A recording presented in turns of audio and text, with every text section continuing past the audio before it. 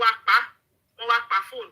Wọ́n nígbà táwọn wá ṣe tán, àwọn wá wo orí phone, àwọn wá rí pé phone àwọn ń sọ bí, you know the screen of the phone, tó máa sọ pé wọ́n náà wá wò pé àwọn wá rí bóyá bí 59 seconds. Àwọn wò ká ìgbà wo làwọn pe woman ni máa Jùmọ̀kẹ́. Wọ́n nígbà táwọn wá wo time táwọn pe woman yẹn, àwọn wá rí pé time tí àwọn ń gbé laga sí gbogbo lọ́wọ́ ni. Wọ́n ní ṣé wọ́n mọ̀ pé nínú wọ́n ní pé ṣé àwọn mọ̀ pé ní fún bí oṣù kan àwọn ò lè lọ church because àwọn wọ́n sí ìyàwó pastor. So these things sometimes we need to be mindful, especially tá bá ń wo show lọ́wọ́. Especially tá bá ń wo show lọ́wọ́, ẹ jọ̀ọ́. Tá bá ń wo show lọ́wọ́, tá bá ti wà pẹ̀lú ọkọ wa, tá bá wà pẹ̀lú ìyàwó wa. Let's put the phone far from us because sometimes you get carried away, you will forget. And you know, small thing, but I can't need to make a mistake. It will bring you, oh my God, what's the life? And the host life here might not know what is going on. And one can request in one look, it's okay. One going to know, oh my Lori. So let us learn. Daniel supposed sweet be melody, but I'm just saying, nobody wants, that thing is an open secret. Nobody wants to see it outside. It can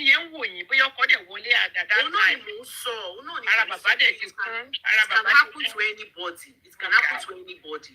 So Tabati were life. I would say Tobati were life. It's not even about Okogongba me.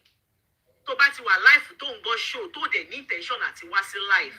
Be mindful. Be mindful so that you don't mistakenly press and they will bring you up. So it's an open secret. Anybody can do whatever. So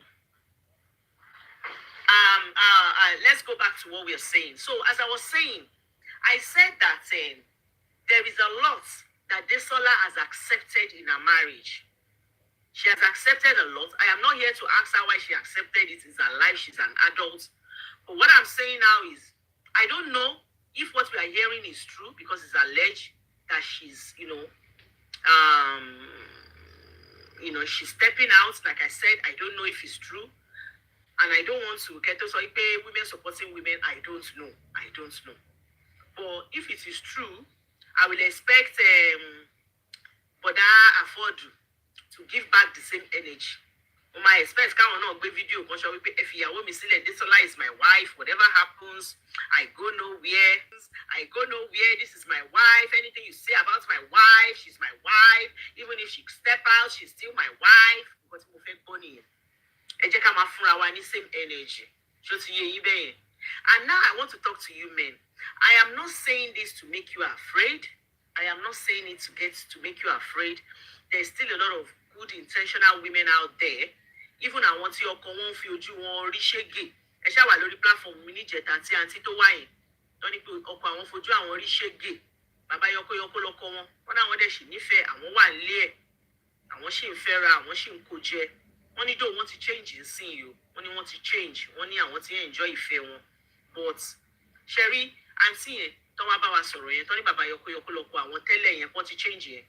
People be ọkọ ṣe jẹ́ bàbá yọkọ gbà kan tá tí yẹn tí bọ̀dá yẹn bá gbọ́ pé wọ́n step out ọkùnrin they are very very selfish. Sisidupe a máa jà lérè jẹ́ sọ kankan kí ni mo sọ a máa jà o Sisidupe we are going to fight.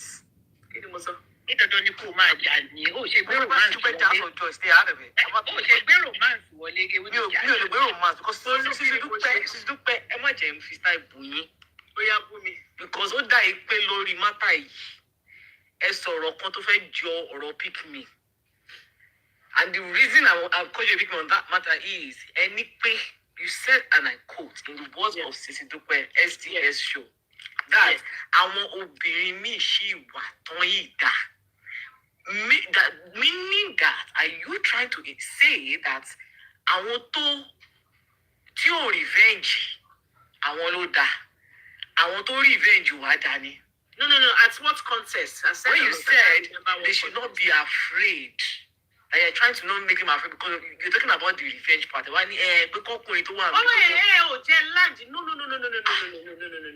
ibi tí mò ń lọ tí mo ṣe ní àwọn obìnrin kan sì dá, you understand, àwọn obìnrin kan sì dá in the sense that any man tó ń cheat on ìyàwó ẹ̀ lójoojúmọ́ ṣó yẹ tíyàwó yẹn tó dẹ̀ ignore, tíyàwó yẹn tó ń kọ́kọ́ yẹn jẹ tí ò mind nǹkan tọ́kọ yẹn ń ṣe, kí ni ọkọ yẹn máa pe Olú? Báwo lọkọ yẹn ṣe máa qualify ìyàwó yẹn tó bá fẹ́ sọ̀rọ̀ ìyàwó yẹn níta?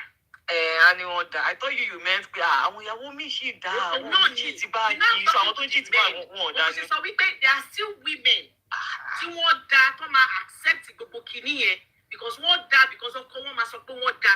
You want to tell me pé ọkọ àǹtí tó wá lọ́jọ́ yẹn tọkọ wọn máa sọ̀rọ̀ wọn ta, African queen, are you talking about? Wife material tọkọ wọn máa sọ̀rọ̀ wọn ta, ọkọ wọn máa ní ìyàwó mi she's this, she's that, because the woman accepts everything they throw at her. But where I'm going is, ó ní àwọn obìnrin ọ̀pọ̀lọpọ̀ tí wọ́n ò dá lọ́wọ́lọ́wọ́ báyìí tó jẹ́ wípé ìgbà tẹ́ ẹ bá fi san fún wọn làwọn náà fi ń san padà. Mo ṣe ní, I'm not saying this to make you afraid, but I'm just telling you the reality of what is happening now. I have told you an auntie that I spoke to last year. Tanti ẹ̀ sọ pé ọkọ àwọn cheat. Wọ́n náà wọ́n dẹ̀ forgive. Wọ́n ní but àwọn ò lè get over it. Wọ́n ní ọkọ àwọn cheat, ó bí àwọn ó ṣe ó mọ̀. Ṣóyé yín? Wọ́n ní later làwọn find out wípé bọ̀dá yẹn sì ṣe pẹ̀lú bó ṣe bí àwọn, wọ́n tún ṣì ń gbáwọ ẹ̀gbẹ́. Wọ́n náà wọ́n wá wò wípé okay o, kí two kó lè gé four.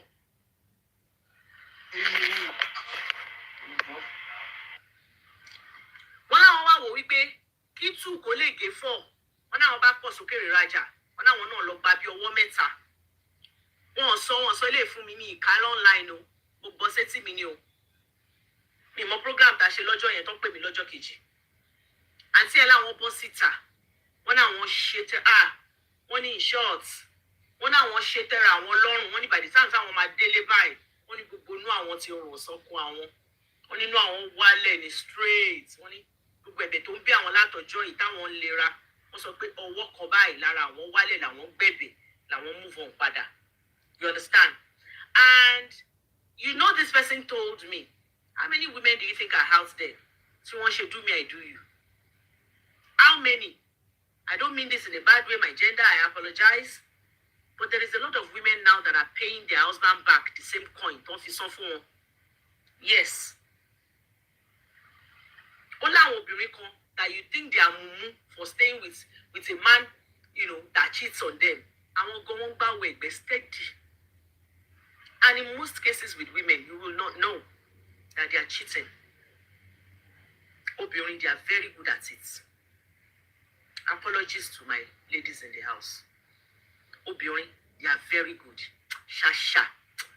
Àfi tí Jésù tó bá rí pé bóyá o deserve ẹ̀ tọ́lọ́run kàn fẹ́ ló máa mú obìnrin tó ń cheat. They want to chop clean mouth. They know they shout. So I am just saying now that ẹ jẹ́ ká máa treat ara wa dáadáa, because things are changing. Don't come and ask me question, is it supposed to be like that? Sisidupe, but it's not supposed to be like that. Fight with your brain. Fight with your keypad. I am just telling you the reality on ground. So men, if you have a woman that is accepting your nonsense, that is accepting your nonsense, that knows that as your thing is coming out of one is entering another. Like I said, I'm not saying it's all, but a lot, they are getting revenge. They are getting side. I want to one post side. One tell àwọn lọ́rùn. Orí TikTok ni mo ti bọ́ sí lady kan sọ pé ọkọ òun fẹ́ lady kan nínú ṣe ma àwọn block of flats. Ní block of flats lòun gbé nílùú Péjú. Orí TikTok ni mo ti bọ́. Ó ní ọkọ òun dẹ̀ fẹ́ àwọn ladies méjì kan ní same block. Different, maybe somebody is living in one, woman is living in one block, another woman is living in one block. Ó sọ pé ọkọ òun fẹ́ obìnrin méjì nínú block of flats táwọn wà. Ó lóun dẹ̀ get to know. Ẹni pé kí la ti ṣe? Wọ́n náà wọ́n náà mú bọ̀bọ̀ kan náà nínú that same nínú block of flats yẹn orí TikTok náà ti sọ.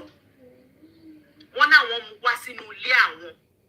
wọ́n ló ṣe àwọn ní kitchen ó ṣe àwọn ní sitting room káwọn tó wá bọ́ sórí matrimonial bed àwọn orí TikTok ni mo ti gbọ́. Wọ́n náà ò ṣe jẹ́ kan yẹn lọ o. Wọ́n ní kó àwọn ṣe ara àwọn wálẹ̀ wọ̀. Wọ́n ní àwọn dẹ̀ move on. Àwọn àtọkọ àwọn wọ́n dẹ̀ ń gbé ìrẹ́pọ̀ padà. Bóyá ó wá rẹ́pọ̀ bí ó rẹ́pọ̀ ó kù sọ́wọ́ yín. So mo kàn ń sọ fún yín ní ẹ̀yin ọkùnrin yìí. Ayé ń yí à ń tọ́ ni o. Ayé ń yí à ń tọ́.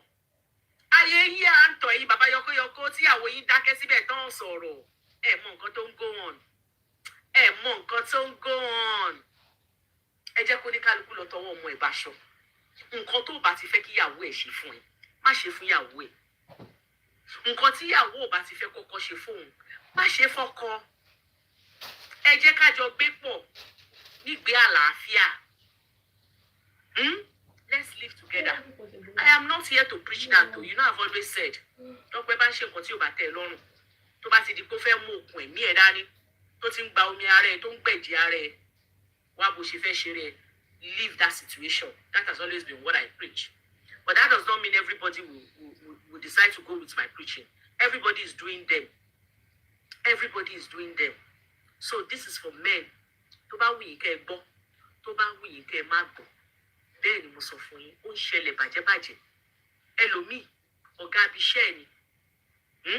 Ẹlòmíì, ẹ jẹ́ kí n fún yín another instance. You know the way some men are cheating.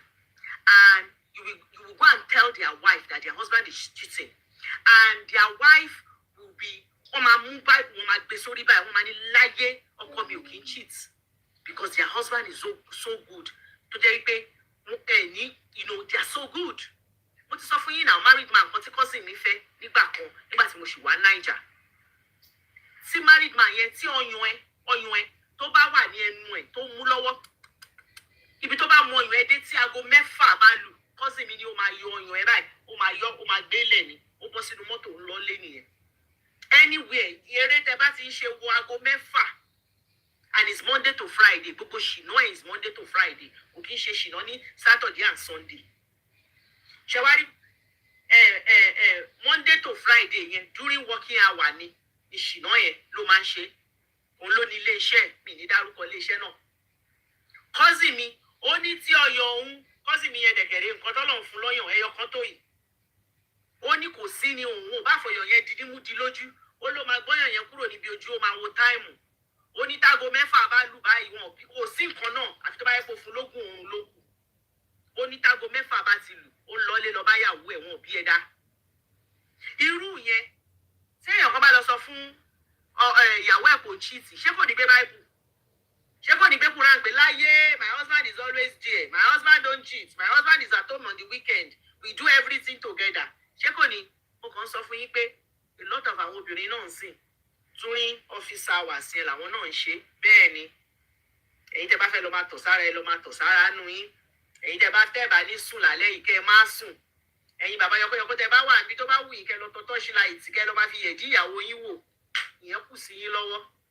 We talk about the Uncle E and Auntie T saga. Èwo ni Uncle E and Auntie T o? Tí lọ ìtìfi sáà ẹ̀sọ́ àti sọ́ńbí. Ọ̀dà ìgbé comment sọ̀rọ̀ lèmi àti tí lọ ìtì sọ comment àsọ. Mi ò mọ yẹn. Báwo ni wọ́n fẹ́ fún mi báyìí? Famous actor tó máa ń kíìsì kiri mi ò fẹ́ sọ orúkọ tó máa ń kíìsì ní movie tẹ́ni ìyàwó ẹ̀ tó lẹ pé every time ló máa ń ṣe podcast nípa marriage ẹ̀ tó máa ń ní òun ní prayer group. Ẹ jẹ́ ká dákẹ́. Mi ìgbà. Ó ti gba match síta. Ẹ má jẹ́ ká lọ síbẹ̀ yẹn mi ò ní gbà. Ó máa gbàdúrà fún bí mo ṣe sọ fún tí nígbà ẹ̀mí burú. Mo ní mo máa gbà ṣe mo ní prayer group. Èmi ò tiẹ̀ ní gbà gbogbo ìsọkúsọ tẹ̀ ń sọ yìí sáwọn kọ́pù yẹn mi ní gbà máa jà fún máa jà fún léjì yẹn mi ò ní gbà gbogbo tẹ̀ ń sọ yìí láyé. Ẹ ṣàwọ̀ helmet àti breastplate of righteousness àti sword ọ̀pẹ̀pẹ̀pẹ̀pẹ̀ta. Mi ní gbà yín láyé kẹ́ ẹ dalé yẹn rú. Ẹ̀yin lẹ́fẹ̀ lọ dáa. Kì í ṣe pé bàbá yọkóyọkó. What God has joined together, let social media not put us under. Kò sí wàhálà. Okay, sister Dúpẹ́, we dey here. We dey àti ìlọ́jú. Má sọ anything. Àní mi ò ní gbàṣẹ. Ẹ má gbà. Mi ní gbà. Ẹjọ́ Sisidupe ẹ kúrò lẹ gbogbo ilé ẹjọ́ tẹ́ bá ti jà sọ yẹ kó bá wọlé o. Tẹ́ bá ti jà sọ jẹ́ tẹ́ bá ti padà wọlé o. Bí inú ìyẹn bí lọ́yọ̀ sẹ́.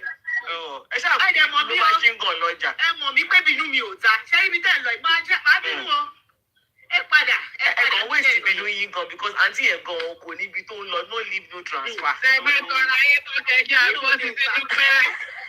Ayé ló fẹ́ yé sí wọn láàrin àdè. Just like èyí tó lọ kúnlẹ̀ ẹ jẹ́ tún sọ ilé ìbóyá ẹ̀ lè decode èyí tó lọ kúnlẹ̀ tó dé pé ìyàwó àtọkọ film industry ni wọ́n ṣe I want to see who will be able to decode it tó dé pé ìgbà tó fẹ́ ṣèyàwó tó ń propose sí tó ń ṣe thanksgiving ó kúnlẹ̀ pé òun ṣúọ̀ pé ọkọ òun láyé ẹ̀ kò cheat rí ọkọ ẹ̀ máa ń ṣe àwọn odógún movies náà òun náà ó fẹnu wa rough a couple of months ago tó ní issue pẹ̀lú actor kan lórí set pé bóyá ó na actor wọn ò na actor Sisidupe ọjà yẹn wọ́n ti sọ ní kọ́mẹ́ǹtì tó kúnlẹ̀ báyìí tó gbé máìkì. But in fairness to Aunty T, in fairness to her, tó bá pick ọ̀rọ̀ ẹ̀ tó bá ń sọ̀rọ̀, it's like she knows that it will happen. So why does she come out every time to say it? Happen.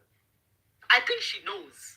She knows now. Didn't you hear the story about the mate? She knows that it's just that propose the marriage. She lè sọ pé mi ò mọ̀ gbà tó máa ṣẹlẹ̀, but she can't tell me she doesn't know. She knows. That's why I said Elijah. She has more or less, even in a way, given permission. Yes.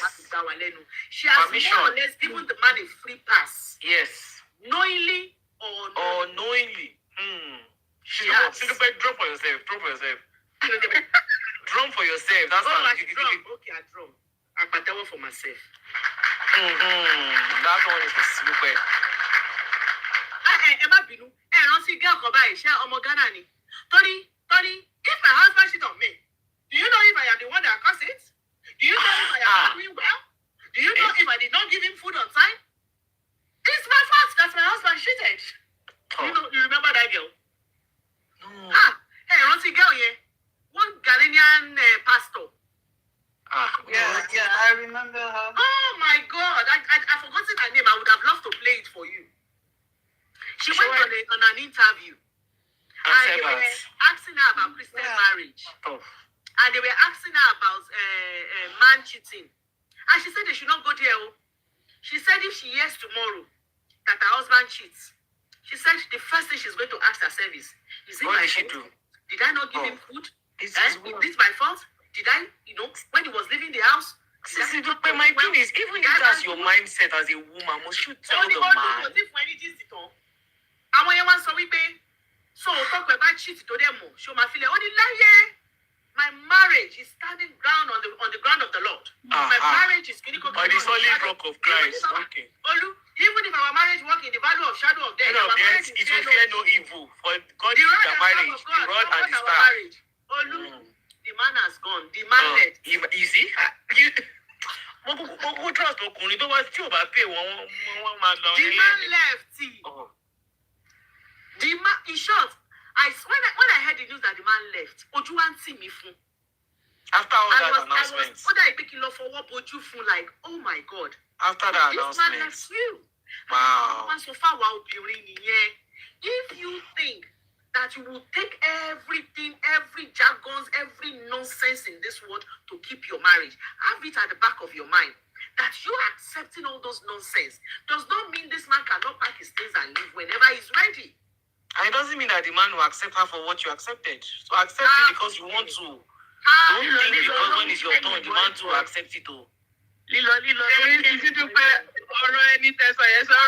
apparently, that time, I've forgotten the name of that lady. I forgot it. Apparently, that time when she gave that interview, in my own opinion, ní time yẹn, ni pé ó ti ní problem pẹ̀lú bọ̀bọ̀ yẹn gan ti fẹ́ lọ, ó kàn wá ṣe interview yẹn just to see if, well, bí òun lè keep him. Nǹkan tó ṣẹlẹ̀ gan nìyẹn because kò pẹ́ tí bọ̀bọ̀ yẹn fi lọ. Kò pẹ́ láti tó ṣe interview yẹn. And the plan is a lot of interview that Mo time. fẹ́ràn ti orúkọ lady yóò dẹ̀ dùn mí. When the man now left Olu, she now sat down in the car. She now said, something has happened. She want to tell people. She now opened the door of her car. She now started. This is how she started. If something is not good for you, let them go.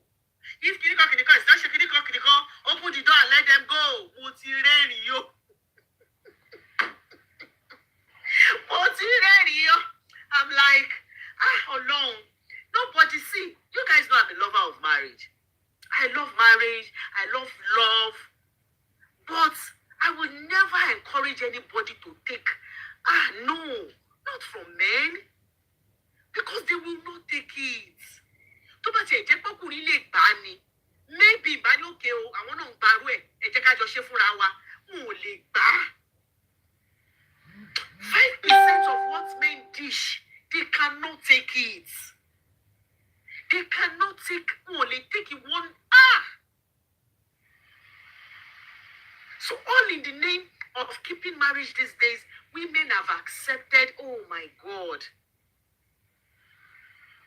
And why do you think we see a situation whereby somebody will leave their marriage and they will say, oh, they are thriving? It's because, Jesus. But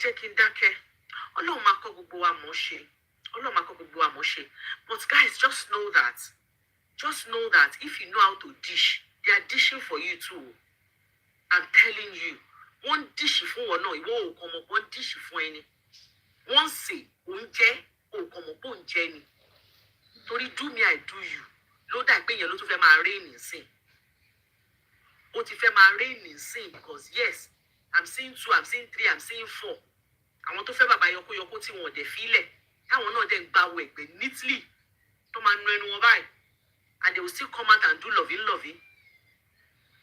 They will come out and still do loving. Let's treat each other right. If your husband is good to you, be good to your husband. If your wife is good to you, be good to your wife. Those things. You know that sister T, I don't know one problem. I don't know if anybody heard the podcast or when the guy said one of the major reasons why he proposed to Sister T, right, was any date. He had proposed to the lady, but she wasn't ready for marriage. Imagine someone saying that. So when this lady came, it just happened to be convenient. Hold on, Olu. Podcast. Oh yes. Oh yes. Yes. He had like a serious relationship. The lady was not ready for marriage. She did not want marriage at that time. That was when I knew that, and I kind of understood why she felt like she constantly had to reassure herself with it, right? I feel like even though she might be putting up this facade of I'm happy, knowing that you were probably an option, or knowing that if he had his way, he would have been with someone else that he preferred, I can understand how that would take an effect. Oh yes, he said it, Timothy. You can Google it. He said it. He had somebody. He had proposed. That one did not want to marry Sisidupe. That was why he married this lady. That was why he married her. He by any more hands of, but you know what? In a way, I can understand. You know, there are times when we don't know that our words and our actions, as much as we all act strong, certain words and actions, especially from thank God, you see, MC Ronnie has said it, right? Certain words or actions from our loved ones can pie a part of us, right? And you find yourself, trying to make up for something, even though I don't think it's his fault. But he said it was live. The anything fair was not ready. I give up. He and I went to the same secondary school. He was SU then in school. Really? Even in this boundary, it was all about, I love the way you love and care for me. Can you hear me like it? If that is all you can tell me, I love the way you love me. I love the way you love me, and that is why you love me. I love the things you do for me. Yeah. You're a very patient person. You cook for us. You take care of the house. You have my children, and that's why they love you. I'm all right. I go back to do it. Okay, let's go back to Kunle Afford. You know, with the Kunle Afford one, the how started with Kinosimpe, Mumbo. Allah help marriage. Allah help marriage. That's all I can say. Good evening, sis. Yes, Go ahead, speak in minutes. No, I just wanted to trip in something. Go ahead. Just like posted something recently. I think people had to call her to order. She had to delete it. She was about to put the whole this thing on fire. She was about to drag so many people. Even just never posted it, not quite long. She said she was going to mention names with proofs and evidence.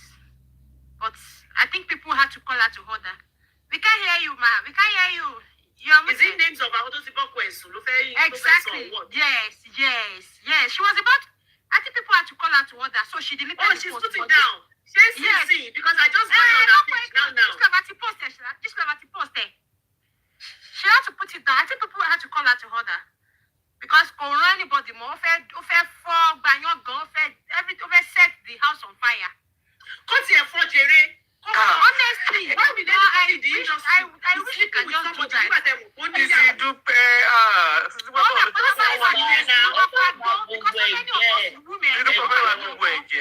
So many of those women, I think what is really wrong. Oh, that may even make it better, Jerry. I'm telling you.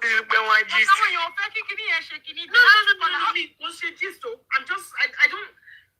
I don't like it.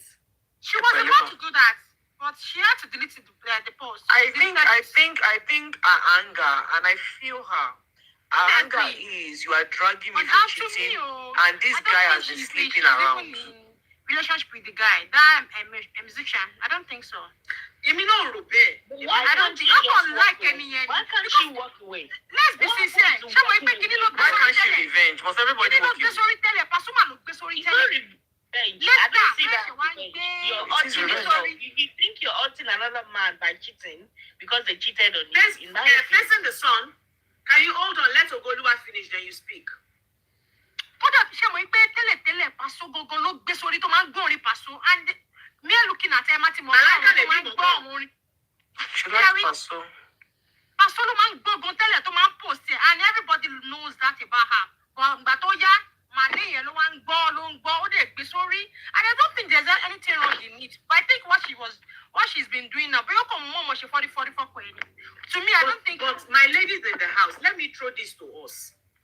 You know, sometimes something might start like, oh, I just like you, I'm a fan of you. But you know, sometimes if you are develop feelings for. Then most of me. Well, you're very I know you. Some people might disagree. Oh, I know myself. It will not happen. They were in that school of thought too. That nothing. It can't go beyond this. That is why boundary is good. But Sherry, mo pé àwọn èèyàn bẹ́ẹ̀ yẹn tó máa fẹ́ ó máa kóòdè. I can't trust anybody. I can't trust nobody because kálukú ló mọ mind ẹ̀. Èmi ò tẹ̀ sọ wípé ó ṣẹlẹ̀ fún Desola, don't get me wrong. But I am saying that generally. Yes, generally. If you're not careful, are we saying there are not exactly that yes happen like that? If you have too much closeness with someone, something you can need happen. To be mindful. Exactly. Of course, you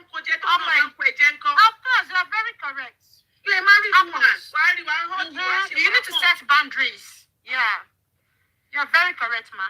No. She didn't. I'm coming. Let me go and look for the gist. She didn't cheat with my life. You see this life, eh? I want to say something. But people are saying that she did it, but which I don't believe. That people are saying someone has to take a picture of her and send it to her husband. I don't believe that she did it, although it is myself, possible. I don't believe it too. None of us are in the room with her if she's going there, so we cannot say for certainty that she did not. But what I think... But this lover said she did it, yes. Is this lover God? As much as something that this lover says, I hold on to God who are... This lover man need enough evidence. No. But unless you saw it with your eyes, you cannot say for a certainty. See, it's not certain. It's not certain. Not certain, yeah. We know it's not certain. But we are talking about yes. So which means only shele. I can't say for sure that this person slept with the person. Or do you know anybody? Or do you know the man? The man told you categorically. All of us will say no, and that's the truth. So we can't say for certainty that this lover has gotten some gist wrong before. Yes. Is it not a human being? Not that I bring this lover gist. Is your family and friends that give this lover gist? Is this lover a ghost? Is this lover a ghost? It's people that are close to you. It's people that are close to you. So the gist might come from a place of jealousy or something. So I can't. I don't always want to say something 100%.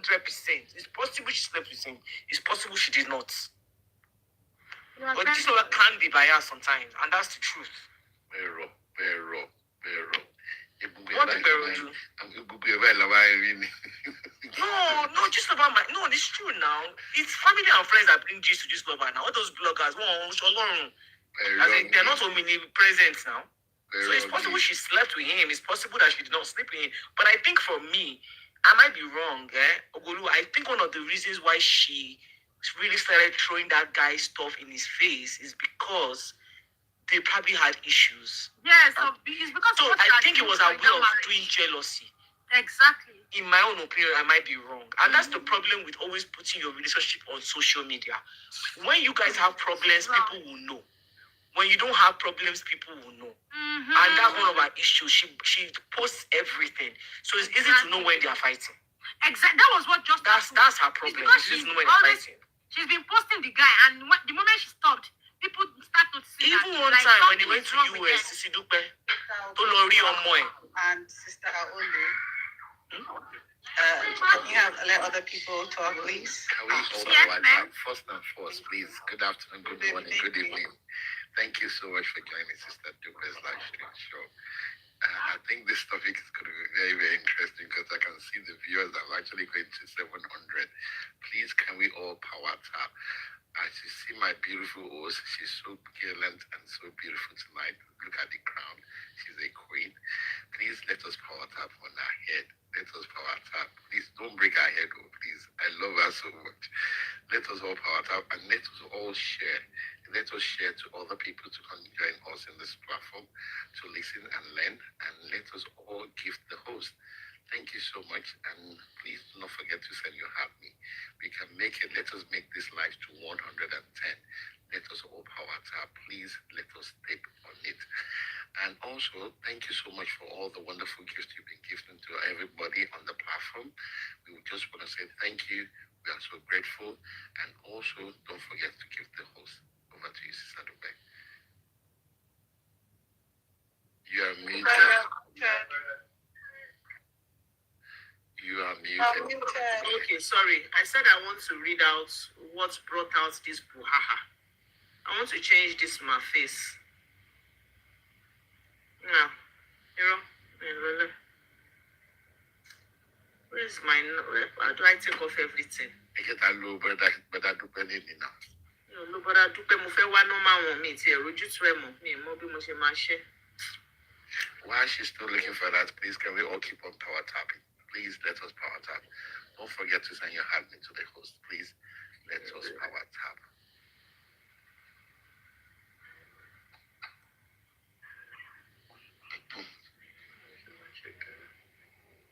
I want to take everything off.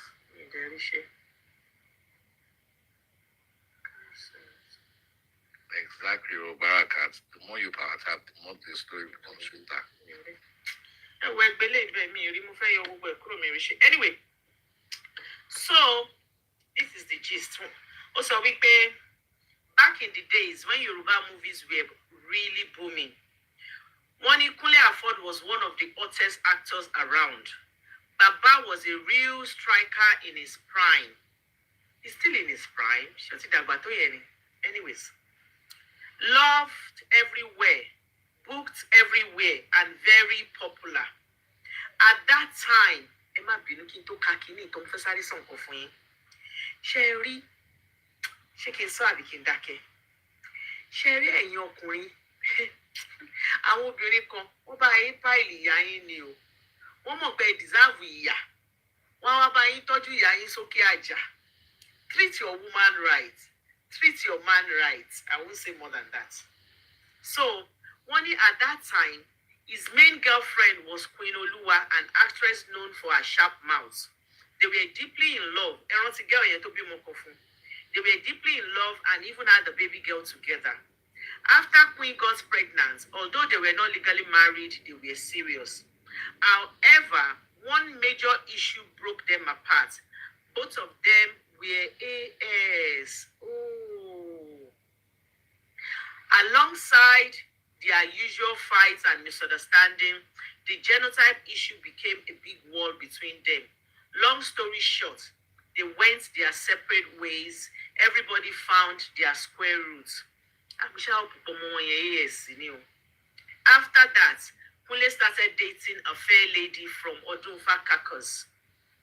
One day, they attended the birthday party together, and that was where Destiny or Wahala introduced Kunle to Desola and her friend.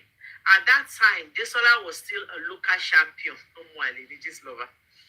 When she saw Kunle at first, she was totally starstruck, as in her body no gree calm down. She was all over Kunle at the party. Before you know it, she asked Kunle out. Ayengba, Ayinshirwe.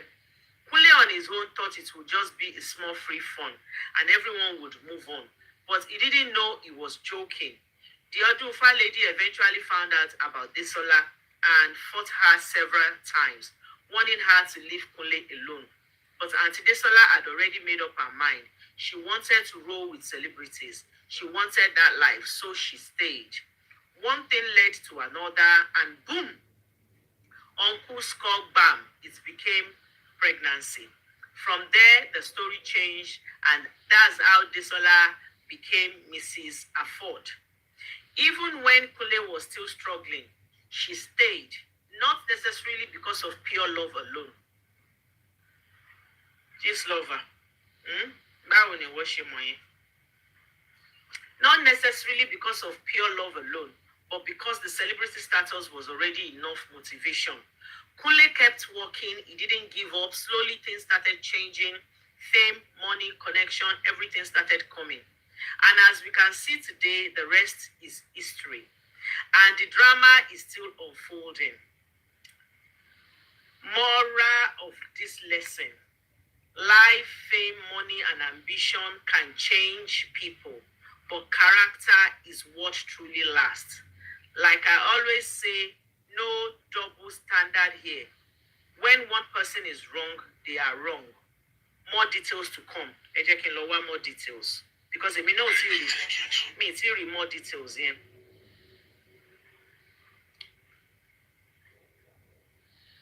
As Kunle's career started picking up, everything began to change. He was getting more attention, more recognition, and of course, more money started entering. With fame came temptation, and before long, Kunle was moving around with different women.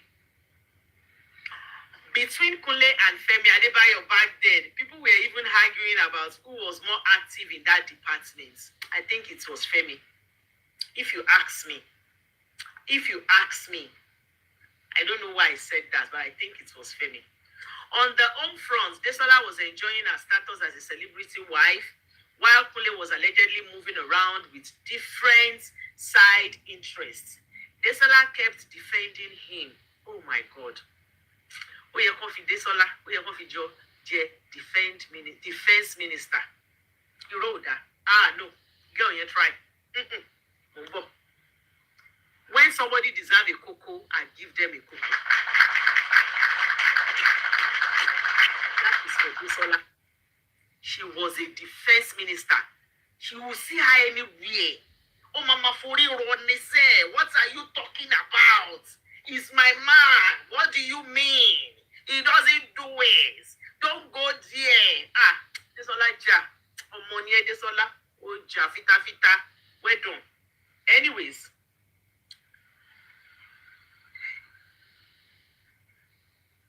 Desola kept defending him, insisting she was the only real wife, that the others were just passerby. Yes, ó máa ń sọ bẹ́ẹ̀.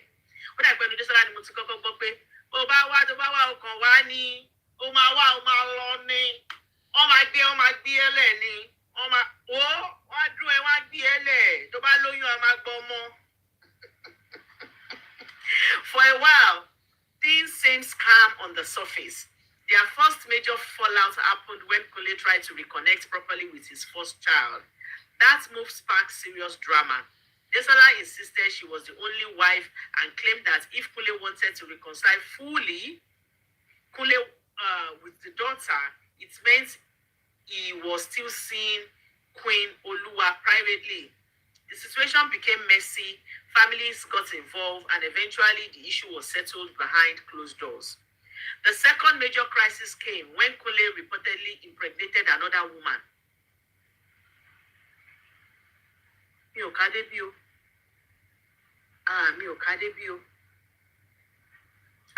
mi ò ká débí o. Ẹ mọ̀ kó mo sọ fún yín pé girl yìí tó fẹ́ fi ṣan jà yìí, is there something she knows that we don't know? Instead of focusing on anger on Kunle, Desola reportedly went after the woman involved, while her own marriage continued to shake under the pressure. After Desola had 3 children, Kunle reportedly confided in a family member that he only wanted 3 kids in total. At that point, he already had 3, 1 girl and 2 boys. But Desola, who wanted to be the one to give Kunle a daughter, kept insisting on having more children. No, Kunle already she be obìnrin ni ọmọ tí girl yẹn bí now. Exactly. So that's wrong to say she wants to be the only one to give him a daughter. The guy already had a daughter. Our argument was simple. Children are blessing. Her husband is a celebrity and showbiz is a long-time game. The kids will be fine. Through all this, Kunle was still allegedly moving around with different women and Desola kept tolerating it.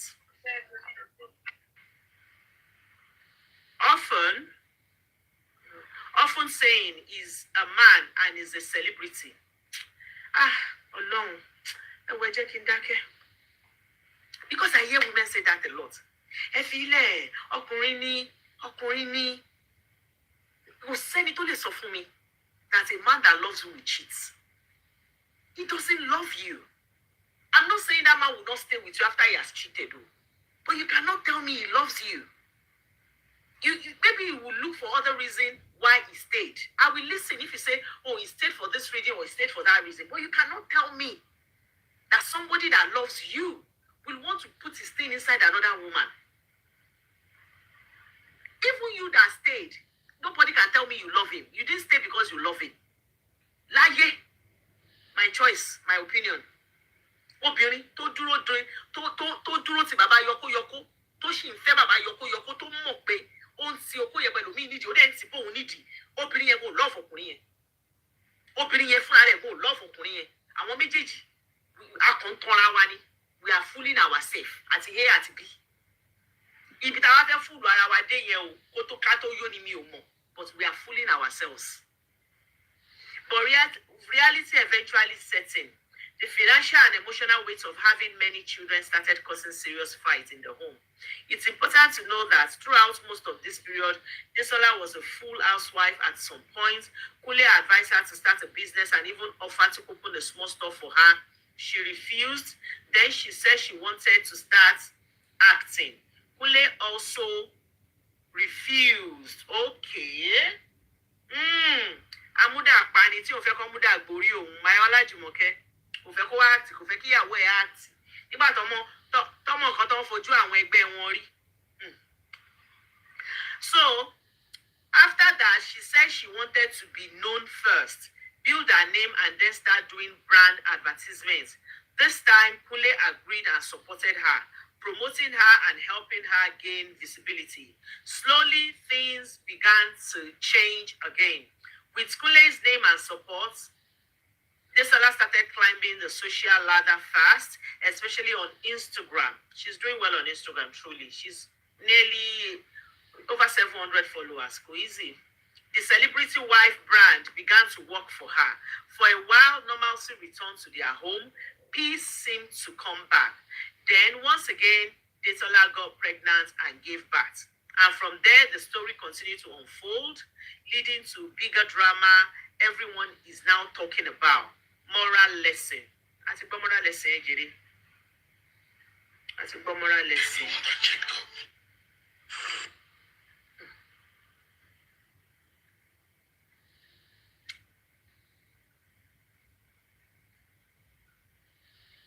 Nara, why did you say that? Why did you say Nadesola fuck up? What did you say?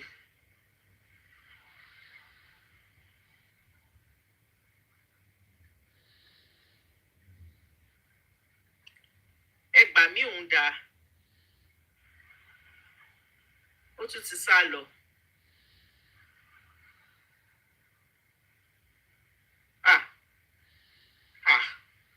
Ṣé wọ́n lògùn fún mi ní báyìí?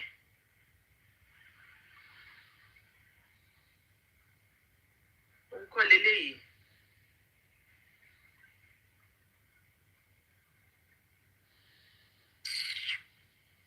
Mi ò rí nǹkan tí mò ń kà mọ́ o.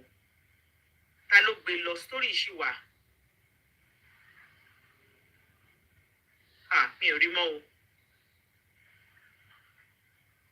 Orí èṣù burú o.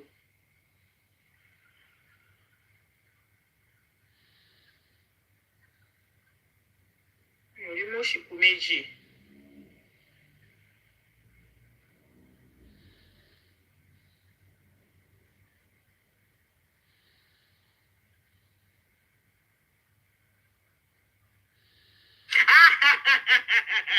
Èmi kẹ̀.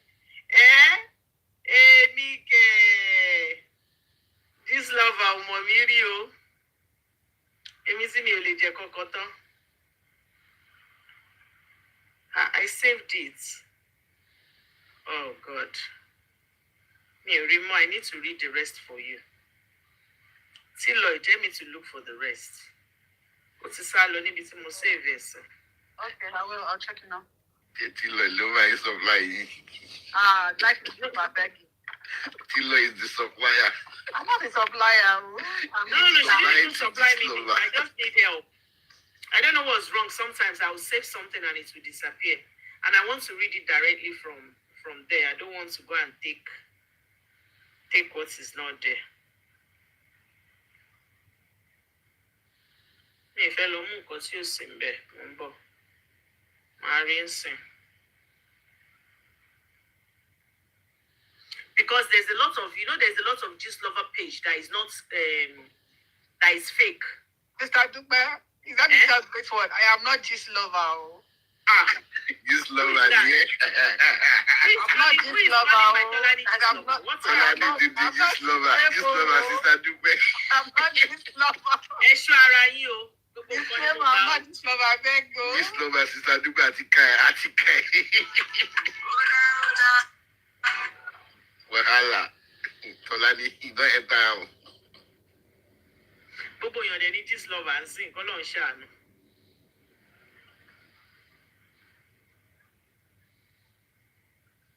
Mo ń rí ń bò mí mi ìfẹ́ kà ń bò mí ni.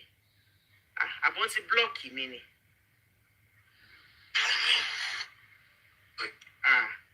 Gbọ́dọ̀ jẹ́ pé wọ́n lè blọ́ọ̀kì mi tá a mọ̀ mí rí tó fẹ́ blọ́ọ̀kì mi báyìí. Queen, on be more forward. No, àbí dúnàádúrà àbí nǹkankan. Èèyàn kan, what kan ló dí ìṣẹ́jì mi náà? Ṣé bí kan náà lèmi náà ṣe ń bọ̀? Tọ́dọ̀ tèmi yẹn kò yọ pé mo fẹ́ bímọ síbẹ̀ ni. Tó bá yọ pé bí mo bímọ síbẹ̀, tọ́lọ́ bá kádàrá pé a máa fẹ́ ra wa máa bímọ, a máa bí. Bọ̀ ìyẹn ṣẹlẹ̀ bó ṣe ṣẹlẹ̀, àwọn dẹ̀ lọ. Èmi dẹ̀ wọnú òfin, pàtẹ́mi dẹ̀ dé, ẹ̀sà, máa rí ó làwa o. A lọ sí anywhere. We died there. We stick there together forever. There is. Ẹ bá ṣe gbé wá ni, àwọn tó bá gbé wá ní dáadáa pé kíní kan, a máa gbà náà. Ẹ̀yin tó bá tún fi bú wá náà, a máa tún fi bú yín padà. Wọ̀ èmi dé sọ́lá Ford. Ó lè Ford gómọ̀. Àjọ púpọ̀ ní 144. Afford lè sọ sí kíní. Tó bá ṣẹ́ mi, Afford bá ṣẹ́ mi. I go crazy, I go mad as in mad délẹ̀. Mo sọ fún ọ pé kó tó fẹ́ sọ́ọ̀lì mo ti dárí jù. I won't lie to you. Only Afford you get to see this video. But why did you forgive even because I love him? Then Afford to tolerate me. Gbogbo nǹkan tí mo ṣe kò sẹ́ni tó lè gbà now. Debbie, ó lè máa afford, but I will not lie. Afford is a good man. Well, he's a good man. He's a good one for me. Èmi ni mo mọ nǹkan tí mo rí lọ́bẹ̀. Tí bá ní pé mo fẹ́ fi bọ̀bọ́ ilẹ̀, based on nǹkan táwọn èèyàn sọ, àbí based on nǹkan tó ṣe. Iṣẹ́ tí as in ìwà àti nǹkan tí mo fẹ́ fi wọ́n lẹ̀ fún yẹn. Ibi tí mo lọ yẹn, same thing náà ni. Ẹ jẹ́ kí n là kí n má pẹ̀pẹ̀. Ẹni pé kí n fi ọkọ̀. Àti Dupe ẹgẹ́ ta gbọ́ tán náà. Ẹgẹ́ ta gbọ́ kìíní ẹ̀ tán náà.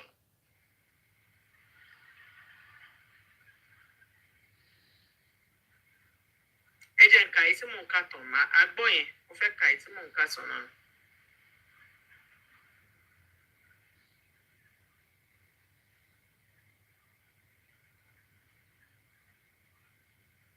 Okay, conclusion lele.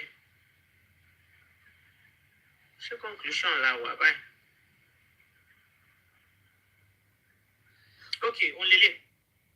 Tọ́lání, ká love you less. So got pregnant again, gave birth, and their last baby, when everyone thought they were done, the celeb wife became a trademark. She won't call the Mutikani. Okay, no, won't call the Mutika. Won't call the Mutika. So the celeb wife became a trademark those days when you want to drag Kule of being an Elepo giveaway. Ah, me mama ko fún orúkọ yẹn ṣá. Ah, Elepo giveaway. Ta ló fún wọn lórúkọ yẹn? Ah, ìyẹn ha ṣe o. Elepo giveaway. Ah, orúkọ yẹn.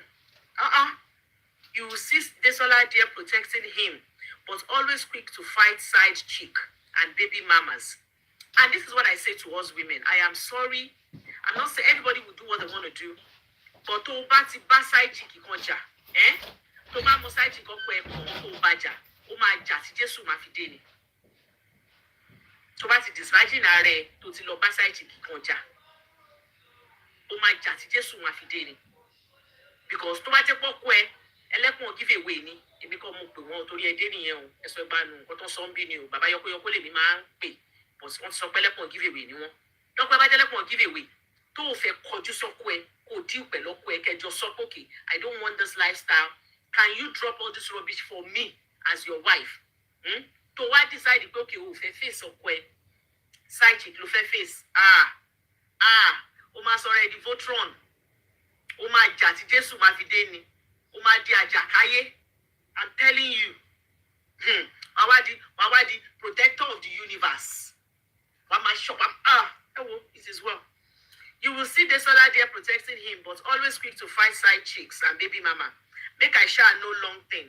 Kule traveled to see his firstborn, and Desola told him not to post about the girl because it's humiliation. That's another thing I want us to talk about. See, Okwe to bati bi musibo mi. Ṣé èèyàn máa gbàdúrà pé kó máa èèyàn ṣáà ní it's not a good thing now. Will you pray that your husband kó máa ní relationship pẹ̀lú ọmọ tó ti bí tẹ́lẹ̀ ni? That's not fair now. As long as Tọ́pẹ́ bá ti respect ẹ as long as Tọ́pẹ́ bá ti respect ẹ Tọ́pẹ́ ò fi ojú ẹ rí rẹ́dẹ̀rẹ́dẹ̀ in the process of having that relationship, why not? Why not? So she talks say make Kule no go before, but that one gets coconut head. She promised she's going to retaliate and start flaunting men. And start flaunting men to pepper in. What started as flaunting then became real all of a sudden. From influencer Desola transition to celebrity driver. I was happy when she started doing that drive. A lot of people were pulling out, why would she do that? Any share is a share. You know, I think she was looking for what to do. She only require maybe that she will not need a lot of capital to start. So for me, all you needed was a car. And to tell people I'm doing this,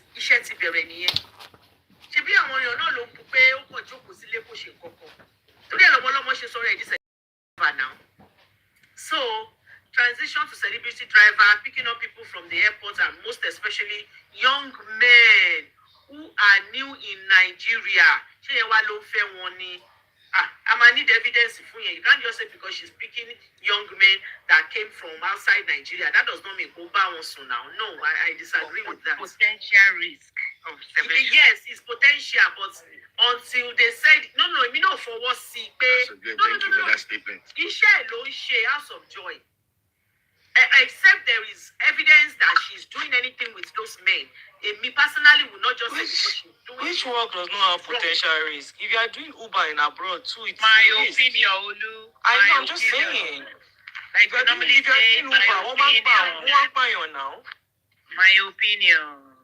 So picking up people from airports and most especially young men who are new in Nigeria, then she got obsessed with a certain Fuji musician known to always ruin homes. Known to always ruin homes. The certain musician, Ejo, which how many home not to ruin?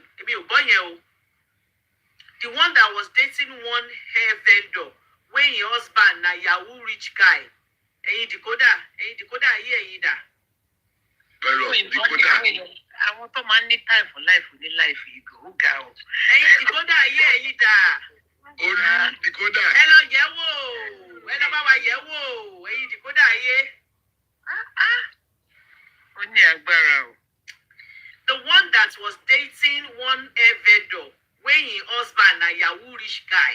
Like play. Desola begin sleep for outside and hiding under a driver job. Assumption. Ọlọ́run á dáríjì wá. Ọlọ́run á Assumption ṣàánú. ni. Ẹ wò gbọ́ tí mo ṣe sọ pé kọ́lọ́run ṣe dáríjì fún wa. Because we can see things on social media and everybody is allowed to make their assumptions. But this girl always documents, because sometimes even as early as 4 o'clock, ó máa ń ṣe short 30 seconds video tó ṣe ń lọ tó ṣe ń bọ̀. Ìgbà míì as at 2 o'clock lóru, depending on who she's picking up, ó máa wà ní airport, ó máa wà nínú mọ́tò ẹ̀, ó máa sùn sínú airport. So let's say she's not making those videos. Anybody can say, oh, Omo, kò súnlé, ibo ló lọ. Because I have seen a lot of her videos. Too low, because of my cut time will see. Okay, reason tó ṣe ń ṣe nìyẹn láti lè justify. Okay, máa rí fídíò yẹn lóòótọ́. I don't even know if it's to justify, but she just does it. Oh my, she maybe you know she's just the only one there. So sometimes I to watch the camera. Camera. Yes. Car park ni mo wà ní. Ìgbà mi ò máa fi 220 and God bless my hustle. So of course, tó bá fẹ́ lọ gbéyàn ní àárọ̀ kùtùkùtù depending on ibi tó wá, let's say ó fẹ́ gbéyàn ní 3 a.m. Naija time. Kó tó kúrò nílé kó tó dọ́nà, ṣé kò ní ti jí ni? Ó lè wà ní ó lè decide gan láti sún airport tó sún hotel tó súnmọ́ airport now just to pick up somebody. I'm just saying, I'm not saying it's a lie and I'm not saying it's true. I am just saying that, sometimes we can just, our assumptions might be wrong. That's just what I'm saying. I don't know. So, also we pay, like play, Desola begin sleep for outside and hiding under a driver job. Kunle begin complain. It was late. Desola started mixing with Lagos socialites. Now, I just started so late because I will forget. This thing called marriage, this institution called marriage, ìgbà wo ló yẹ ká máa wò ṣe fúnra wa? Because ó ṣe mí bí ẹni wípé Desola not listening to Kunle when Kunle started complaining that, this is your job, I don't like it, maybe you're staying out for too long, you're staying out too long. Could that be a way of being rebellious? It is my time to pay you back. I'm just throwing the question out there. Is that a way to say it is my time to pay you back? Because usually, as a wife, if I am doing a job now, that kind of a job that is taking me more away from home, and my husband is saying, I don't like this, will I not look for a way, even if I'm not going to leave the job? I am not saying she should leave it though, before you come for me. But is there not a way as husband and wife that you sit down and look for, probably, mama gbé àwọn client tó bá wá látàwọn ìlú eléyìí, maybe time tó máa dé yìí, kò ní jẹ́ òru, bóyá wọ́n máa dé ní early morning, àbí wọ́n máa dé lálẹ́ tí màá sáré lọ, tí màá sáré dé, ká compromise. Can she not do that? Or, as she wants to get a long time here, okay, it's my time to pay back, I don't know. But there is nothing wrong as couple sometime for us láti jọ wò ṣe fúnra wa. I'm just saying. So, also Kunle began to complain that it was too late. Desola started mixing with Lagos socialites and they encouraged her to live her life. Say wetin omo oni film want to do for her life. That was the beginning of their home tearing apart, allegedly. There was one certain married man based abroad. Desola was very close to the man and his wife. But one thing led to another. She began warm the man's bed, hiding under the guise of driver. In fact, she organized a surprise birthday for the man called Shanta and surprise company self. News started getting to her Ford. Wọ́n ti mú bàbá, wọ́n ti mú ìdà tí bọ̀dá Ford lóye. Jésọ́lá náà ti mú ó ti wá fẹ́ máa lò padà fún bọ̀dá afford tó bá jẹ́ tòótọ́ alleged ní gbogbo eléyìí o ṣe ti rọ́wọ́ mi yẹ́lò ni o. So do we call it payback? Ìtẹ̀tí ìwà dídọ̀ yẹn mi mọ̀ bó. Do we call it payback time or karma or also or Shobolabasha? Afford called her on several occasions to stop flaunting men on her page.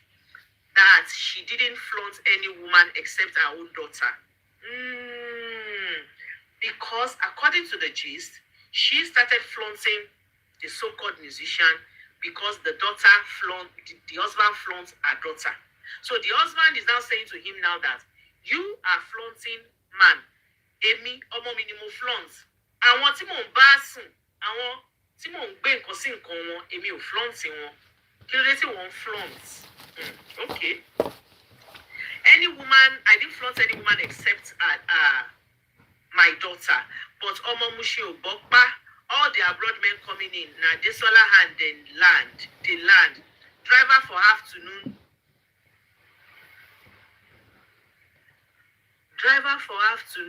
OS for night. I love language na gold. If those ones don't give a small kg of gold, Obuna Dogon, this lover will send to live so. Ìyàwó ilé. Wọ́n lẹ́yìn tẹ́ wá sọ wípé Désọ́lá fẹ́ bà gbogbo ẹ̀jẹ̀. Can you see now? Can you understand? Probably these are all the things tó rí tó fi fẹ́ bà gbogbo nǹkan jẹ́. Who knows? Driver for afternoon, Olosho for night. I love language na gold. If those ones don't give a small kg of gold, Ubona Dugon, anybody can togi see. Jesus. The most embarrassing part be say he gets one certain party where the Fuji guy do. One of the Agbero where they there was filming Desola.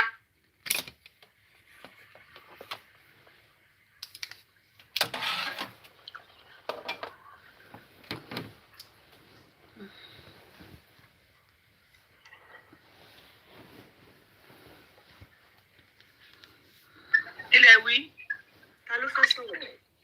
Wọ́n fíìmù ẹ̀ tí wọ́n máa release fíìmù yẹn káwa wò. Àwọn oníranù irọ́ ló pọ̀ jù allegation One of those unfounded allegations. One of those Agbero where they did Adébítí Olúọmọ ni. Desola's breast and it was sent to Kunle. Baba won't buy. I don't know.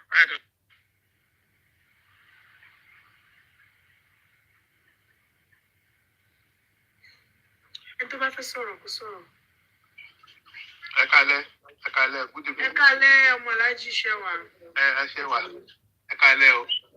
Olú ló kọ́kọ́ jẹ ní sùúrù. Èmi.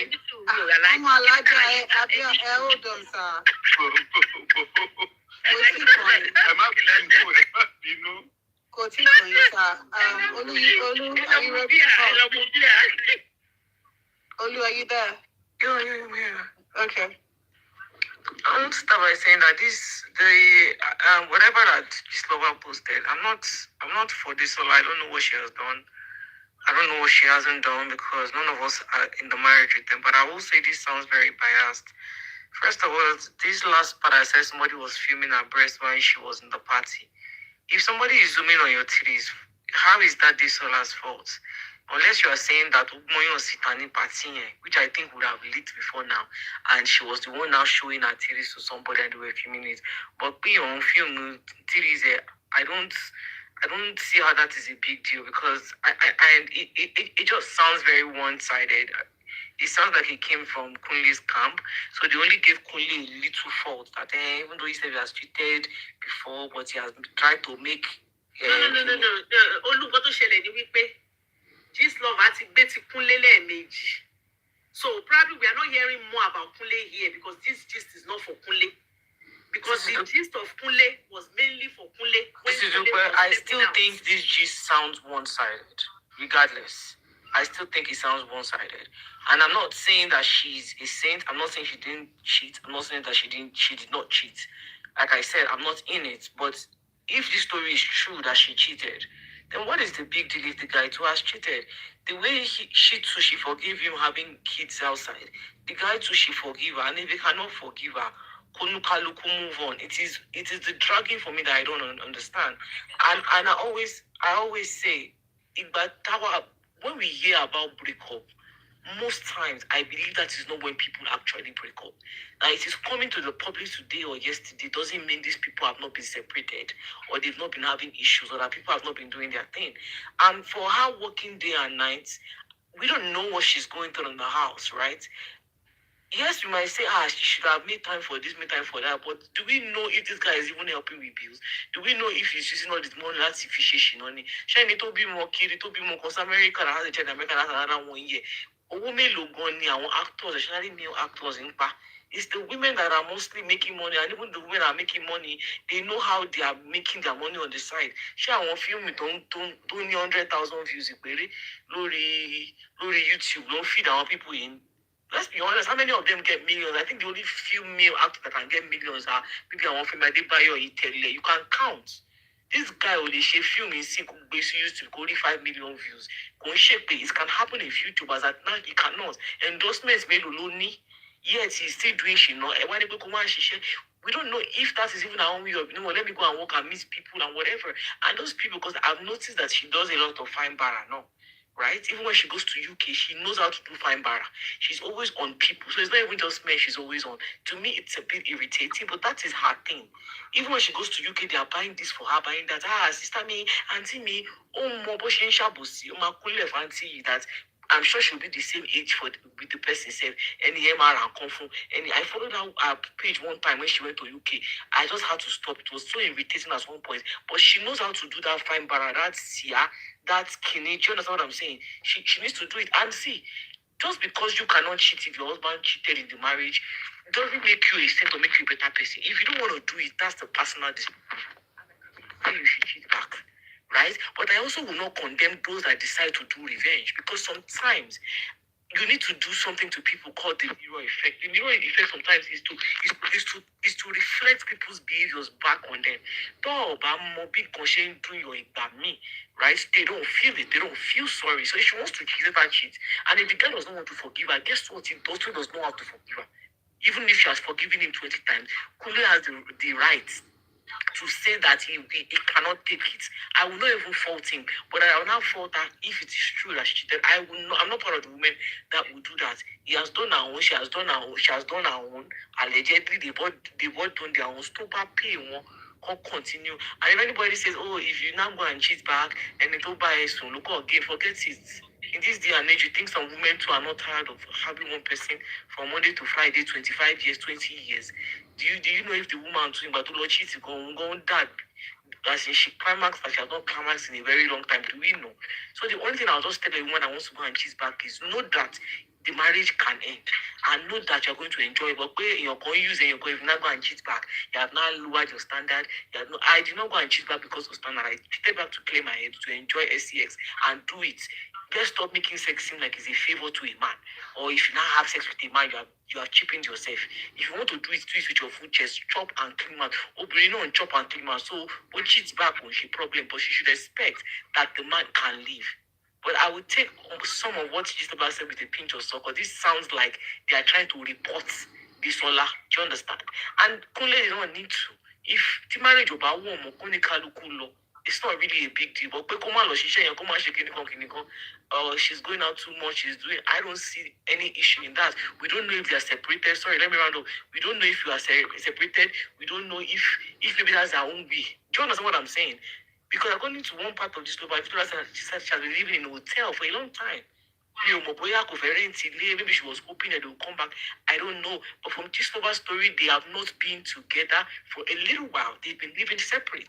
So she might decide to go out every day. Maybe that's her own way of not falling into depression. I don't know. I will need a lot more if they're separate, a lot more if they're trying to get back. So I can't really fault her reaction, her dancing and all. Though I think our friendship with Malika, in my opinion, is a little bit too much. But that's just my opinion. Thank you, Olu. Thank you very much.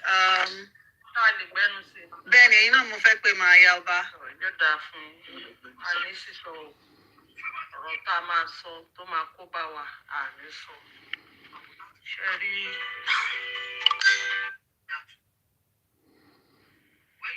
ìdílé yìí àkọ́kọ́ náà, ìdílé tí mo súnmọ́ ni.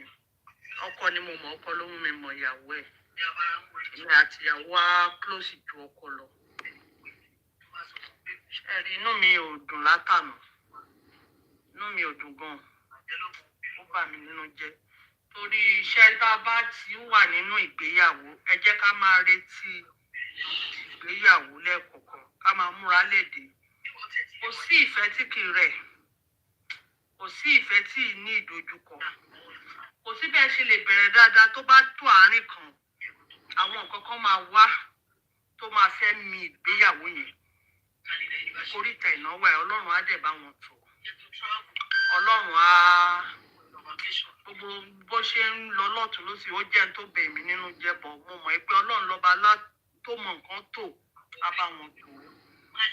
Ẹgbẹ́ mi wá fẹ́ sọ ọ̀rọ̀ wọn ò tọ́ sí mi lẹ́nu bọ̀. Èmi á wá sọ ọ̀rọ̀ ọkùnrin àtobìnrin. Kíní kan mo kàn fẹ́ sọ náà, Désọ́lá ò kó kúrò nínú ilé o. Yá kò kó ẹrù ẹ̀. Ó kàn yẹra ni. Kò kó ẹrù kankan torí ìtàn ń sọ ó kẹrù kúrò lónà òun ò kó ẹrù. Mi àti ẹjọ́ sọ̀rọ̀ lọ́rọ̀ mi. Ṣé ibi tí mo lọ nì? Ọ̀pọ̀lọpọ̀ obìnrin tó dìdàkudà lónìí, ta ló fà á? Ọ̀pọ̀lọpọ̀ obìnrin tó dòkúrò lónìí, ta ló fà á? Ọ̀pọ̀lọpọ̀ obìnrin tó daṣẹ́wó lónìí, ta ló fà á? Mo ṣe lè, mo mú jẹ. Mo ṣe fẹ́lẹ̀ fún tọ̀hún, mo mú jẹ. Pa lónìí, pa lọ́la. Ojú yẹn ò bá fọ́ rabaraba ló máa ń dà. Ṣé rí ẹ̀yin ọkùnrin wa, you can do better. Àwọn ọ̀pọ̀lọpọ̀ obìnrin tẹ́ rí, ẹ jẹ́ kí n sọ kíní kan, ọkùnrin ló ní àárọ̀ o. Ọkùnrin ló sì lọ̀sán, obìnrin ló ní alẹ́. Ọlọ́run jẹ́ kí gbogbo wa rí ọjọ́ alẹ́. Ṣé rí tí nǹkan bá ń dùn tó bá wà ń bẹ̀ lónìí, ṣèyàwó ilé ẹ̀ dáadáa, má jẹ́ kó yàwó ilé ẹ̀ kó rírì kúrì. Torobìnrin tí ẹ ń jẹ́ kó rírì kúrì, ẹ ń kọ́ wọn lóró ni o. Ẹ ń lé wọn lóró, ẹ ń kọ́ wọn lóró, ẹ ń kọ́ bí wọ́n ṣe ṣe yín lọ́jọ́ alẹ́. Ẹ̀yin náà lẹ ń kọ́ wọn. Bẹ́ẹ̀ ṣe fẹ́ kán ṣe lọ́jọ́ alẹ́, ẹ̀yin ọmọ sọ̀fọ̀ ọkùnrin, ẹ̀yin lẹ ń kọ́ àwọn obìnrin. Torobìnrin tó jẹ́ pé orí ìkànnì náà la wà, ta lóríṣiríṣi nǹkan. Ta rí ibi tójú obìnrin. Tóbìnrin bá jáde tọ́pọ̀ ẹ ṣàgbèrè tó sọ pé mi ìbínú, ó ń bínú ẹgbàgbé òṣì. Ń tẹ́ ẹ fẹ́ gbọ́ ló ń sọ fún yín. Obìnrin tó kan ọkọ ẹ̀ tán ní ọkọ ẹ fẹ́ lágbá tó sọ pé mi ìwọ́rì, ó wọ́rì o. Irọ́ ní pa ẹgbàgbé òṣì. Tó bá kó nìkan àtẹlẹ́dẹ̀ á dájókòó, á sunkún ọkàn. Ẹkún ọkàn rẹ̀ ló burú jù láyé. Obìnrin máa sunkún ọkàn. Torí ẹ jọ̀ọ́, tá a bá tiẹ̀ ń ṣe nǹkan, a máa ní ọkùnrin ò lè ṣe kó má ṣèṣe ọkùnrin. Àìmọye ọkùnrin tó ń ṣe ṣìnà náà tó yẹ pé ìyàwó rẹ̀ ní tracy tẹ́lómi adé máa jiyàn pé babalágbájá irọ́ ọkọ mi kíní kan. Ẹ lè para mọ́, ẹ jọ̀ọ́. Ẹ̀yin tẹ́ bá ń ṣe ẹ bá wa para mọ́. Ẹ má jẹ́ kó rí àdó àwọn obìnrin máa rírì kúri torí obìnrin tẹ́ ẹ bá lẹ́ṣẹ̀ máa rí ọ̀pọ̀lọpọ̀ àwọn obìnrin tẹ́lẹ̀ mú délùú òyìnbó tán, wọn gbọ́rọ̀ sí wa lẹ́nu. Wọ́n délùú òyìnbó tó wọ́n yàwọ́, wọ́n ń gbé ẹ̀san ni o. Ọ̀pọ̀lọpọ̀ wọ́n ń gba ẹ̀san torí society táwa ti jáde. Àìmọye nǹkan ọ̀pọ̀lọpọ̀ tẹ́ bá kó 100% obìnrin jọ, àwọn obìnrin tó jẹ́ pé wọ́n sunkún ọkàn ló pọ̀ jù tí wọ́n rí ẹni gbèjà wọn nípasẹ̀ ìkọ́ntì tó ò ní lọ bá wọn kò dàbí ìlú òyìnbó. Tẹ́ẹ̀dẹ̀ ń fojú wọn ráre, ìmí owó ló já. Owó ni ò jẹ́ kó lẹ́nu ọ̀rọ̀. Ọkùnrin ìgbéyàwó ló ń sanwó skul ọmọ ẹ̀ láti ánìwò jẹ́ ń jókòó gbogbo ìríkùrí tí ń bá máa rí jẹ́ ń jókòó síbẹ̀. Torí pé tí tó bá fi lè lọ mọ́ mi lọ́wọ́, tí n bá stop ẹ̀ pẹ̀lú rádaràdá tó ń ṣe, kò ní sanwó skul fíìsì ọmọ mi mọ́. Ẹlòmíì òun ló ń bọ́ ìyàwó ẹ̀, a máa wé pé wo jẹ́ ń gbá kámú pẹ̀lú tó ń ṣe tí mo bá lọ sọ̀rọ̀ kò ní kíní. Irú àwọn obìnrin tẹ́ bá wá mú ọjọ́ ibi tí wọ́n ti nà yẹ́, wọ́n á gbẹ̀san lára yín o.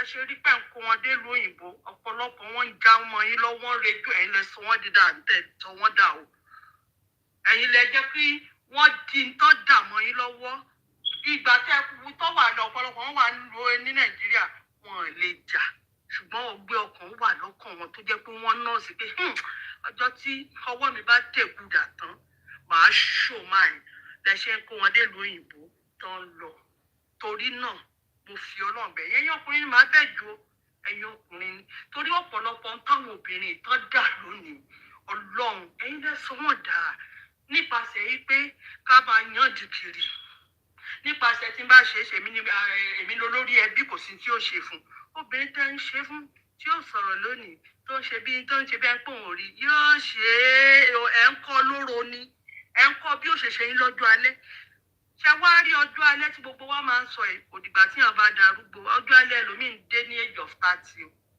ọjọ́ alẹ́ míì ń dé l'age of 40 o àìmọye ẹlòmíì tó jẹ́ pé age of 40 ló ti wà lórí stroke ọjọ́ alẹ́ tí ẹ dé ni o ẹlòmíì ó jẹ́ age of 50 ló ti rí ọjọ́ alẹ́ tí ẹ o torí ẹ jẹ́ ká máa mọ tá à ń ṣe ẹ jọ̀ọ́ torí Ọlọ́run ẹ jẹ́ ká ṣe wáyé lórí ti dé sọ́nà paul má bínú o tẹ bá rí kinní ṣùgbọ́n èèyàn gbọ́dọ̀ má ṣe ṣe nígbà míì tí obìnrin tí ò bá dú ọkọ tó bá ń dú àfojúdi ó lè ju ẹni tó ń dọ́kọ lọ tó ò bá dú ọkọ ṣùgbọ́n tó ń dó kí ni ẹnìkan ó fi mí ṣe tó ń dó tó jẹ́ pé kí wọ́n fẹ́ sọ òun ló burú jù kò sí bọ́kùnrin bá àṣẹṣe kìíní tó àmọ́ obìnrin tó yẹ pẹ̀lú míì inú ilé iwájú ilé ní tí ń dóko tẹ̀dẹ̀ ní rí tracy bí wúmà yẹn ṣe wà níwájú ọlọ́ àtẹ̀yìn Ọlọ́run ló mọ tẹ́nìkan mọ̀kọ́ lọ́ọ́ má fọ̀rọ̀ lọ́rọ̀ gbà lẹ́nu òun àti máa yẹn lè má fẹ́ra ṣùgbọ́n ó dún àfojúdi láàrin yẹn òun gbọ́kọ́ òun mú ọkùnrin ọlọ́kùnrin fọwọ́kọ lọ́rùn ò tiẹ̀ bẹ̀rù orí ara ẹ̀ ò bẹ̀rù orí ara ẹ̀ ó mọ̀ yí pé ògo ló fẹ́ ògo lẹni náà tó ń tẹ̀lé ìyẹn ń ṣe bẹ́ẹ̀ ó fọ náà mi ì lè sọ̀rọ̀ yẹn ó ka tó bá jẹ́ wà ló yẹn tí mi mọ̀ ọlọ́ọ̀ba màá túkàsà bọ̀ mi ì lè sọ púpọ̀ ẹ jọ̀ọ́ ó fọ náà bá bẹ̀ yín yẹn dá àfojúdi lọ́dọ̀ ọ̀pọ̀ obìnrin mi lónìí tó dé èrò pé wọ́n bà tiẹ̀ jẹ́ àfojúdi lódó òdókò yẹn ṣùgbọ́n torí pé ó dún àfojúdi wọ́n dẹ̀ bà tiẹ̀ jẹ́ ìyẹn ṣe bẹ́ẹ̀ èkejì ṣùgbọ́n mo dẹ̀ mọ̀ ẹ́ pé kò pọ́sibù kí wúmà yìí sọ lórí ọmọ tọkọ ti fẹ́ tẹ́lẹ̀ pé oníkọkọ mi ìrù bí àyẹn lè jó òótọ́ tó bá jó òótọ́ ní tí ò dòdà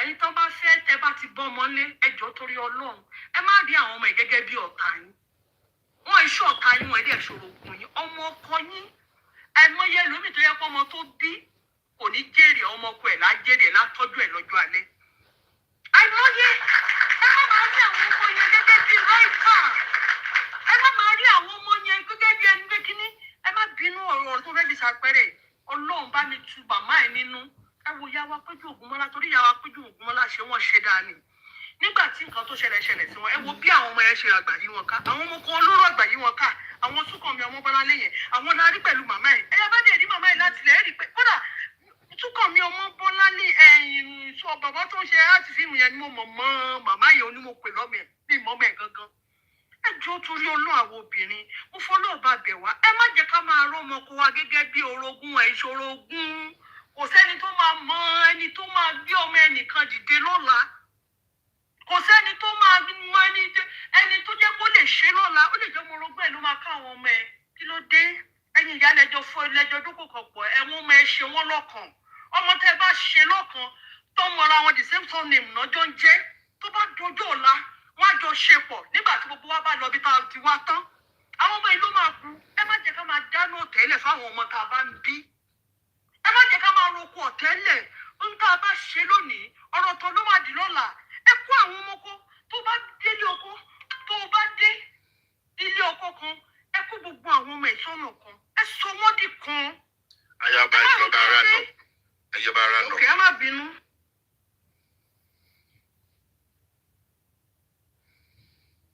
ìbádẹ́ ṣe wọ́n lè kọ́ máa ṣe wọ́n lè wà nínú ẹ̀mí àdé. ẹ jẹ́ kẹ́lẹ́ mi sọ àwa onílé làwà. ẹ ṣe ayaba. Ruthless root. Hello. Thank you. Only to get your box, to get your box, Longest time. Good evening.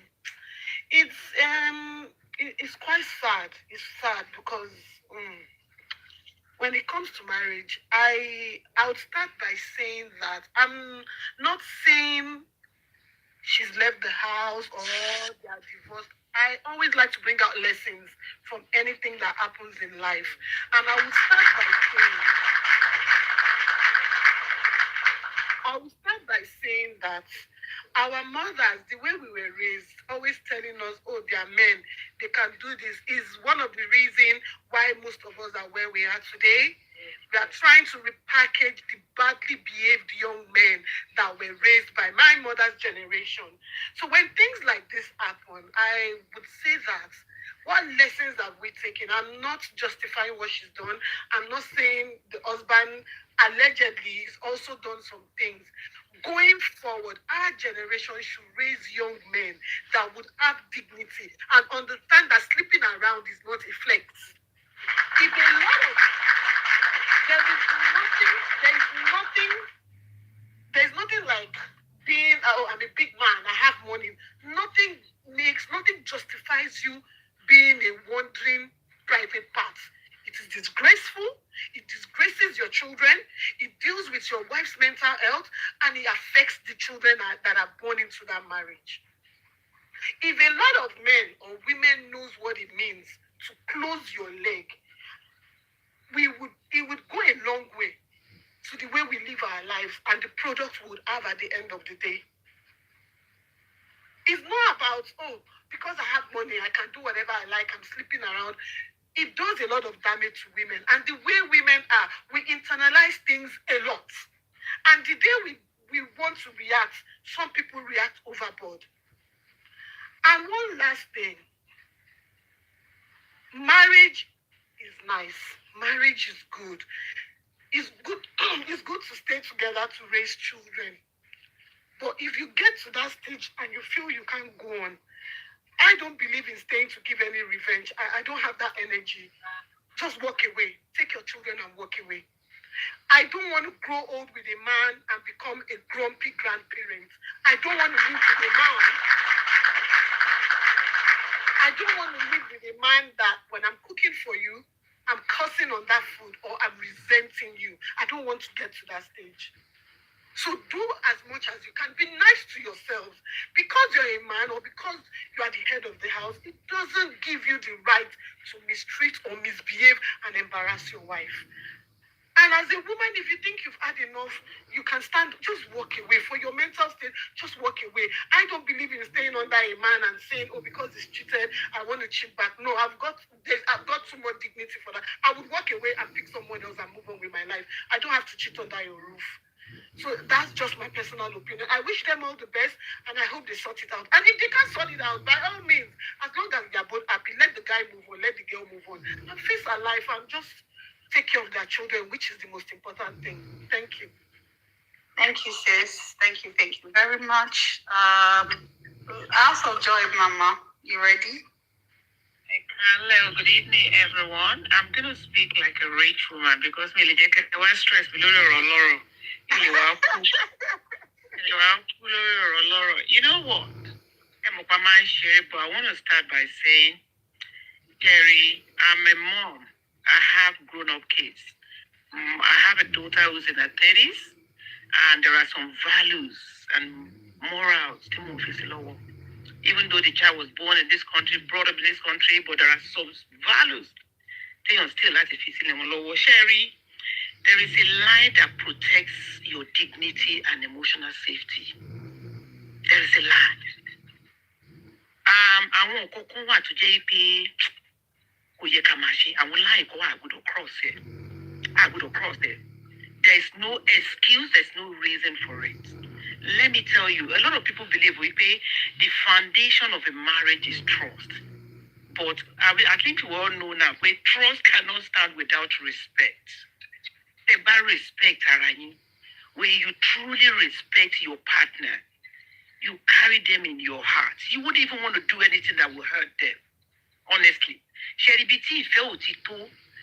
lọkùnrin ti ń step out lóbìnrin ti ń step out tàlọ tẹ bá ń ṣe kinní yẹn àwọn stage tẹ máa bọ́ pátá a máa bọ́ bra o máa bọ́ gbogbo ẹ̀ at that point ìyàwó ẹ̀ ò cross mind ẹ̀ ọkọ ẹ̀ ò cross mind ẹ̀ wípé nǹkan tí mò ń ṣe yìí mo kò tẹ̀ yìí mo kí ni ó dẹ̀ máa hot lágbájá ó dẹ̀ máa hot dámá lágbájá o you know what èmi believe wípé I lack respect fúnra wa òun ló jẹ́ ká máa ṣe gbogbo àwọn nǹkan bẹ́ẹ̀ yẹn and let me tell you the other thing and you rightly said Sisidupe òun ló ti wá sí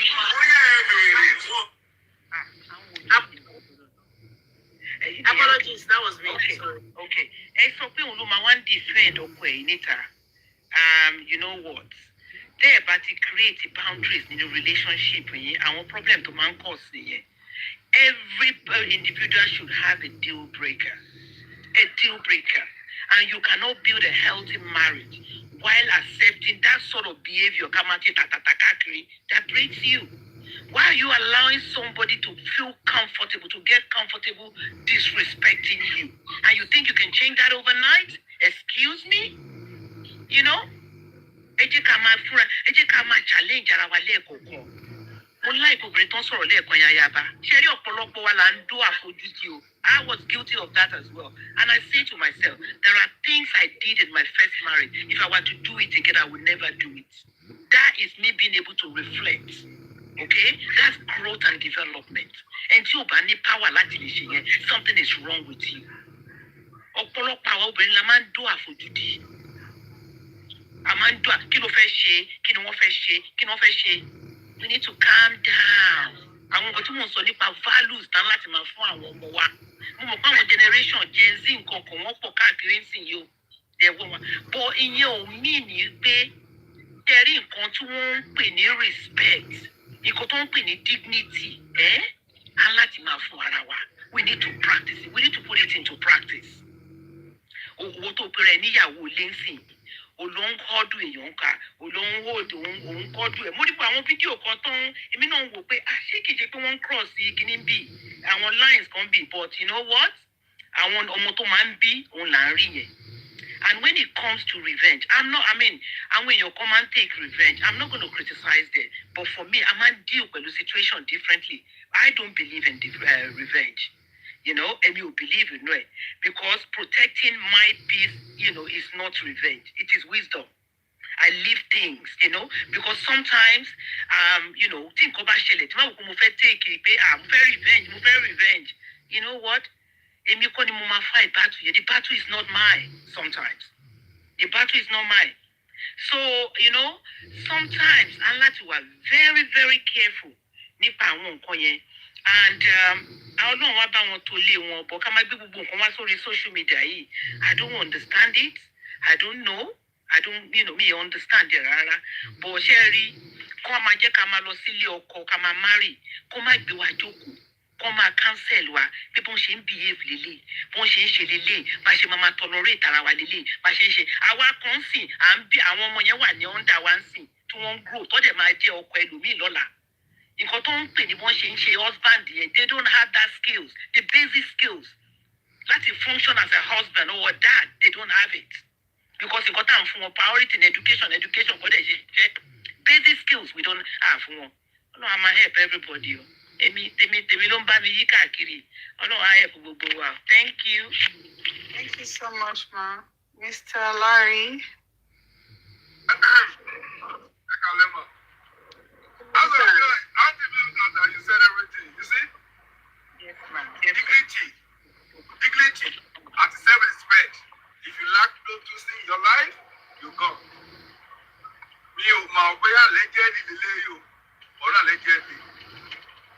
That guy married before, right? He had a child with someone else before. Or you came in, you think you could change him. Impossible. Now I'm just telling you, Cherry, woman against the black marriage. Me so, I pray to my God, whenever I marry against my young man, no, I'm done. You cannot. I saw a video when the interviewer said there was a time on this girl show,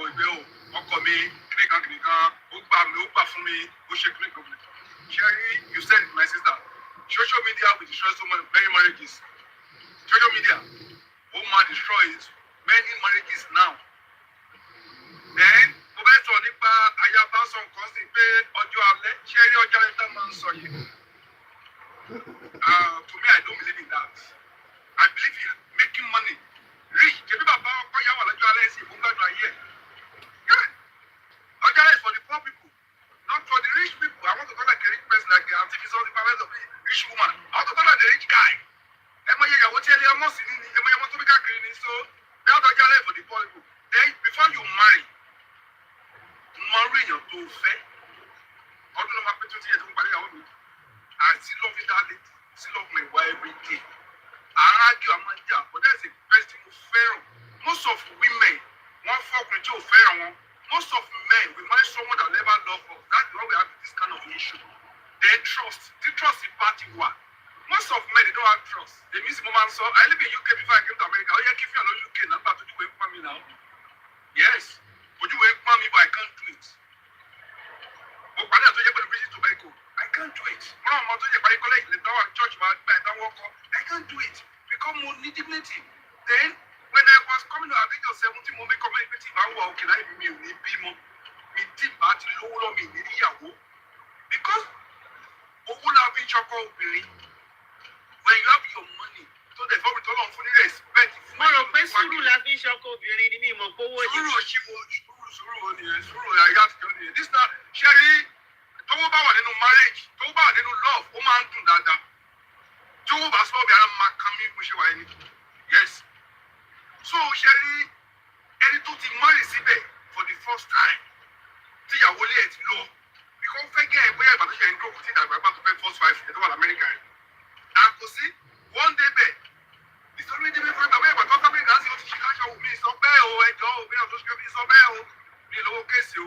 Sóyè mọ̀ ó dẹ̀ lọ sọ́dọ̀ ọmọ títí ẹ̀ afẹ́ Muhammed so kọ́lọ́ ọkọ̀ ṣàánú fún ìgbéyàwó tó wà ń tàn ṣe ṣe rí mo fẹ́ bí àwọn èèyàn ni ẹ má jẹ́ ká máa gbé wọ́ọ̀mù wa sí orí social media we won't destroy so many things then kẹ́rin program tó wà Nàìjíríà yẹn in the next few years ó máa destroy so many o because ìbẹ̀rẹ̀ ti tọrọ pọ̀ lẹ́nu today kí n tó lọ mú wa lórí platform kan lẹ́nu ilé ìgbẹ́ ti bímọ kan so bímọ fún mọ́ tó bẹ́ẹ̀ ti wọ̀ sí undergraduate ló jẹ́ jẹ́ndì ló fẹ́ mọ̀ bọ́ ẹ̀ kò mẹ́kí máa ti níyàwó sílé now after 9 years ó wá pàdé èèyàn kan sí ọkọ tó bá bẹ́ẹ̀ sí pé o ò fẹ́ kí bàbá ọmọ yẹn bá ọmọ yẹn sọ̀rọ̀ mẹ́kọ̀ máa sọ̀rọ̀ tó ń ṣe bọ́ ọmọ yẹn onírìlì ìyàwó ọ̀lẹ́ náà ń gbà òkú ọmọ ọ̀lẹ́ o.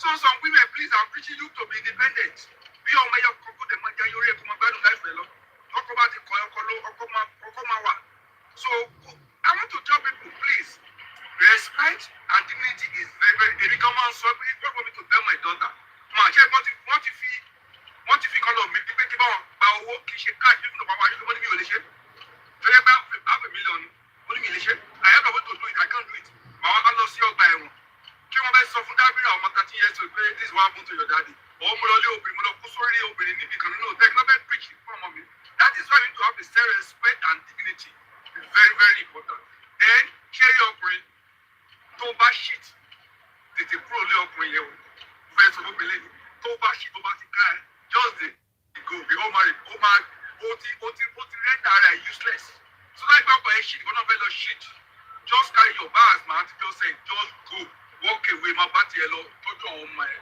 but torí pé kò sí fún wọn financially independent women need to be financially independent men to be financially independent ilé àtọ̀nàwọ̀ ní dàrú so kọ́lọ̀ ṣàánú ni ibi táyé yẹn lọ sí kò yé wa ọba sọ́kọ̀ yẹn àti wáyé nìyẹn àkókò ayé ti dàrú báyìí kò tiẹ̀ wáyé yẹ̀ mọ́ sí báyìí may God bless our ọmọ ìwọ ní dàrú God bless everybody.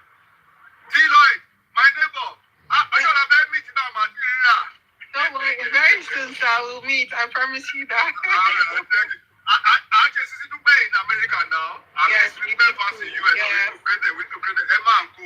Come and meet Lego for one day. We need to bring her to US. Since our Sisidupe. God bless everybody. Let's go. Thank you, Mr. Yeah, Larry. let me meet people. Thank you, sir. Thank you, sir. Thank you, everybody. Life is beautiful. Are you Boss, there? I'm here. Okay, I thought you were quiet. But... No. I said, Okay. I think Mimi Hoyt. All right. Yes, you are next. Is it afterlife is beautiful, or should I talk now? That's what I think. I'm not doing the life is beautiful. All right, sir. Good evening, everyone. So this is an interesting topic, and most of people want to allegedly. So I just want to shed more light on what I know about her.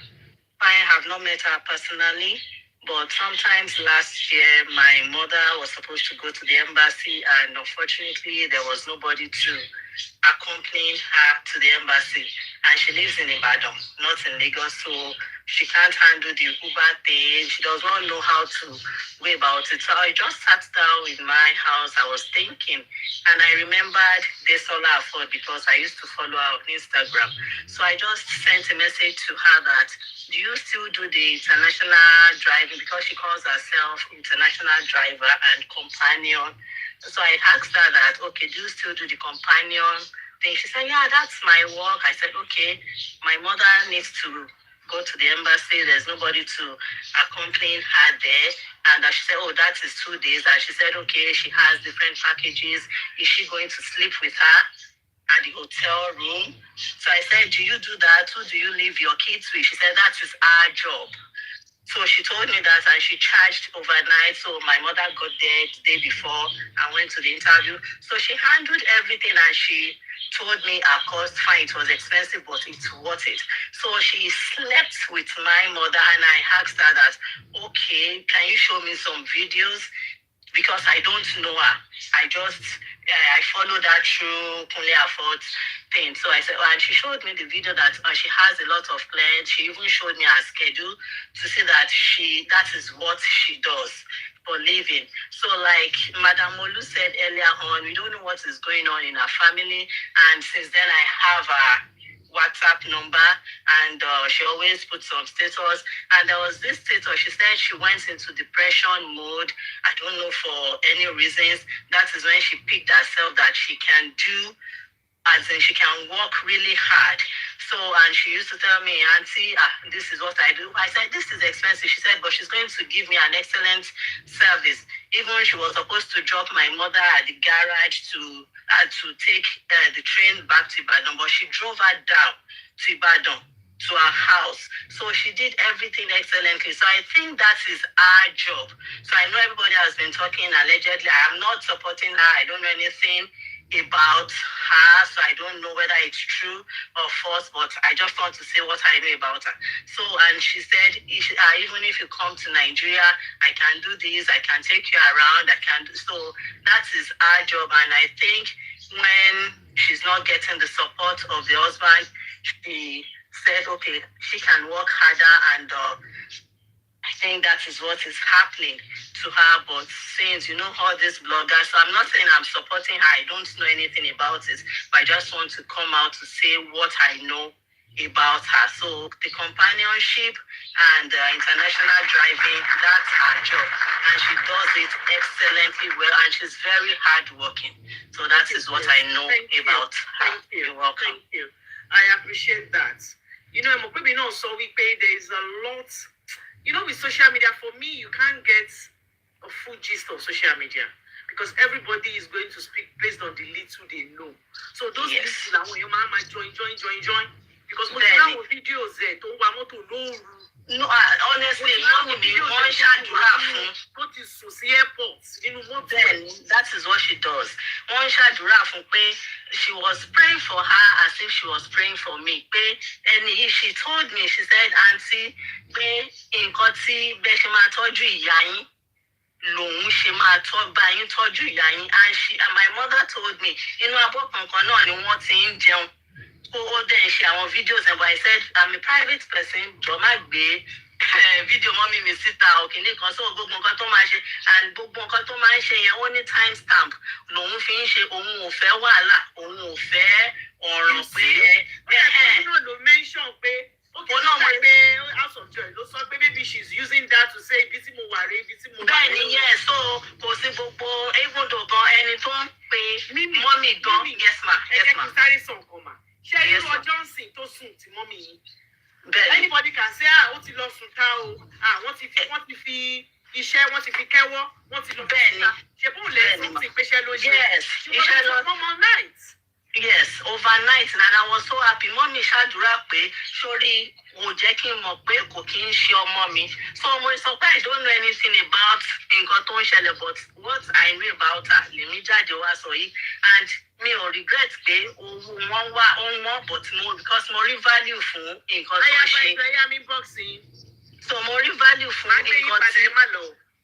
Ẹ má bínú mi nìyẹn Ó má dàbí pé táìmù mi máa ti pé ṣé mo lè máa sọ̀rọ̀ náà. Okay, all right. So mo rí value fún nǹkan tó ń ṣe. Ó wá wò pé bó ṣe ṣe tó wá sọ pé àǹtí kíní o mímì kan lórúkọ mi. Ó ṣàlà àǹtí kí lórúkọ ẹ o. Ẹ̀dẹ̀ ṣe kí lórúkọ pé ẹ̀dẹ̀ fún mi lówó ẹ̀ ṣe. Ó wá accommodation àwọn shortlet yẹn ló gbà fún wọn. Ó sùn pẹ̀lú wọn. Mọ́mì sọ wípé àwọn ò tí ì rí èèyàn tó sùn tí àwọn páwọn jọ sùn lórí bed. Ó fi ara lu àwọn wọn jọ ń jẹun nínú abọ́ kan. Nǹkan tó ń ṣe ó jọ èmi lójú o. That is just it. Lójú o. That is just it. No, ó dà pé mo ẹ̀ kó. Okay, so nǹkan tó ń ṣe ó jọ mí lójú gan. Wọ́n dẹ̀ gbé mọ́mì déwájú ilé. Tó yẹ pé mọ́mì ní láti lọ tún mọ́ wá láti pé wọ́n tọrọ wọ́n fún wọn pé as a gift.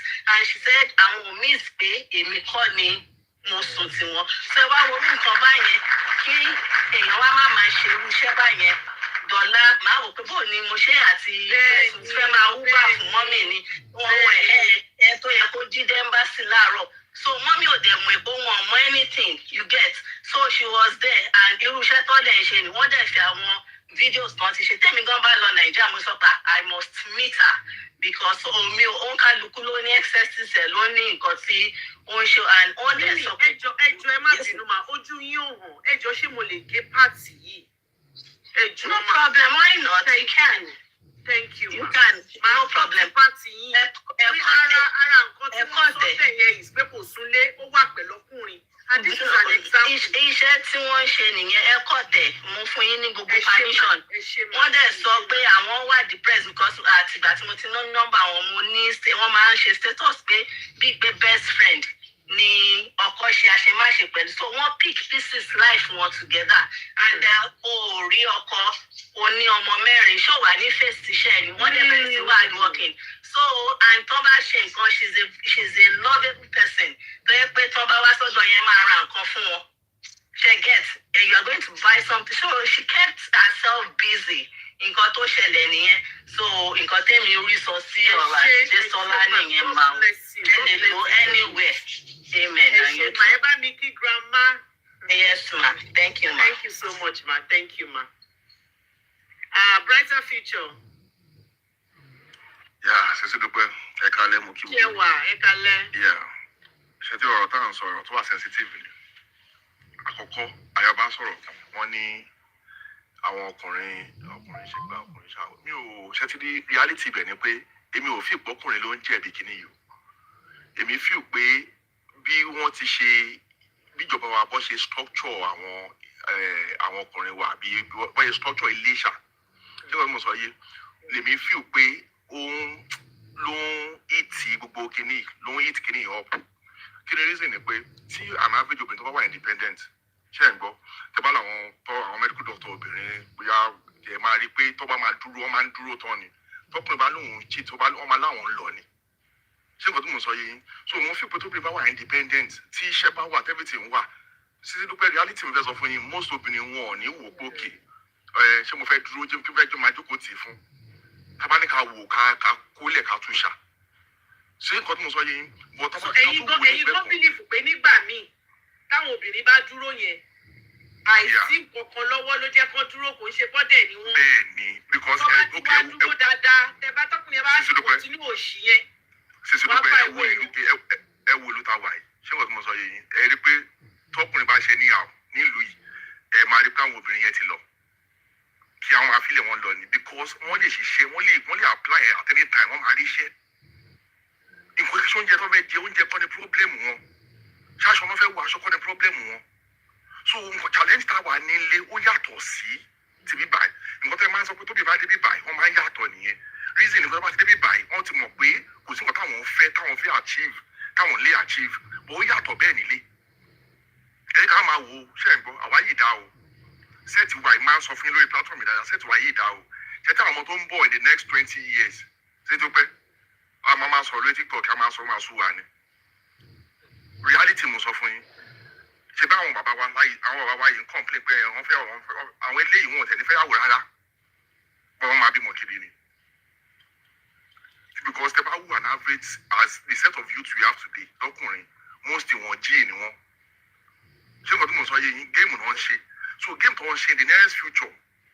Ṣé nǹkan tó mọ̀ sọ mọ̀ nǹkan tó mọ̀ sọ ni? Ṣé nǹkan tó mọ̀ sọ ṣé owó kìíní kún lè afford ìwọ tó lọ fẹ́ celebrity? Ẹ dárúkọ celebrity bíi mẹ́ta mẹ́rin tó wà lóyà síyàwó ẹ̀. Don't let us deceive ourselves. See, ẹni tó wá fẹ́ ọkọ ẹ̀ kó tó di celeb ńkọ́. Ìyẹn yàtọ̀. Mo fẹ́ dárúkọ celebrity kan fún wọn ní Denzel Washington.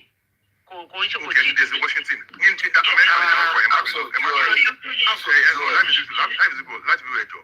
Ẹni dárúkọ yẹn ní ẹ máa gbọ́ ẹni sùn ẹgbẹ́ ẹ̀dá ọ̀yẹ́ kọ̀ọ̀kan. Ẹ máa dárúkọ bíi 10 fún yín tí wọ́n sì ní ọkọ̀ tí wọ́n ya ilé kiri. Màá dárúkọ 20 fún yín. Ṣé àwọn 20 ṣé wọ́n ṣe yàn ni? Do you understand what I'm trying to say? You making excuses for them? No. House of Joy. I'm not making any excuse for anyone. What I'm trying to say is, anybody tó bá jẹ́ celebrity, ṣé ń gbọ́, ẹ fẹ́ ọkọ lọ́kùnrin, lóbìnrin, irú wọn máa wá wọn. That is the basic truth. Take it, leave it. So, ìwọ tí ò bá wà self-disciplined, ibi tó máa ti kó sí pápẹ́ nìyẹn. So, ibi tí màá ti ń sọ̀rọ̀ pé self-discipline tó ti wọlé nìyẹn. So ìwọ tó o bá ti wà self-disciplined gbàgbé ẹ̀ o ti lọ nìyẹn o ti gbọ́dọ̀ lọ nìyẹn. Ṣé nǹkan tí mo sọ yé yín? So oníkálukú pẹ̀lú tọ́jú ẹ̀ tábà máa raise àwọn ọmọ wa. Ṣé nǹkan tí mo sọ yé? Àtọkùnrin o àtobìnrin o. Alájẹ kọ́ mọ̀ pé come you self-discipline ó ṣe kókó kò kí n ṣe owó. Because house of joy àìmú gbàtúmọ̀ àyìnbá máa parí owó ọkùnrin tó bá lówó owó kọ́ ní everything. Kí ni problem? Kí ni problem?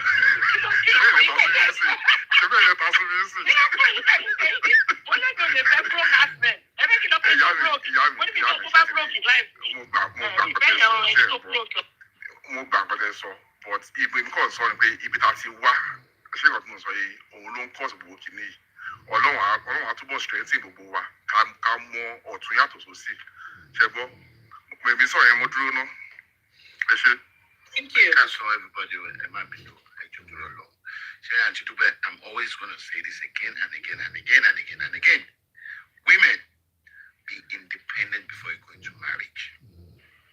Be independent before you go into any relationship.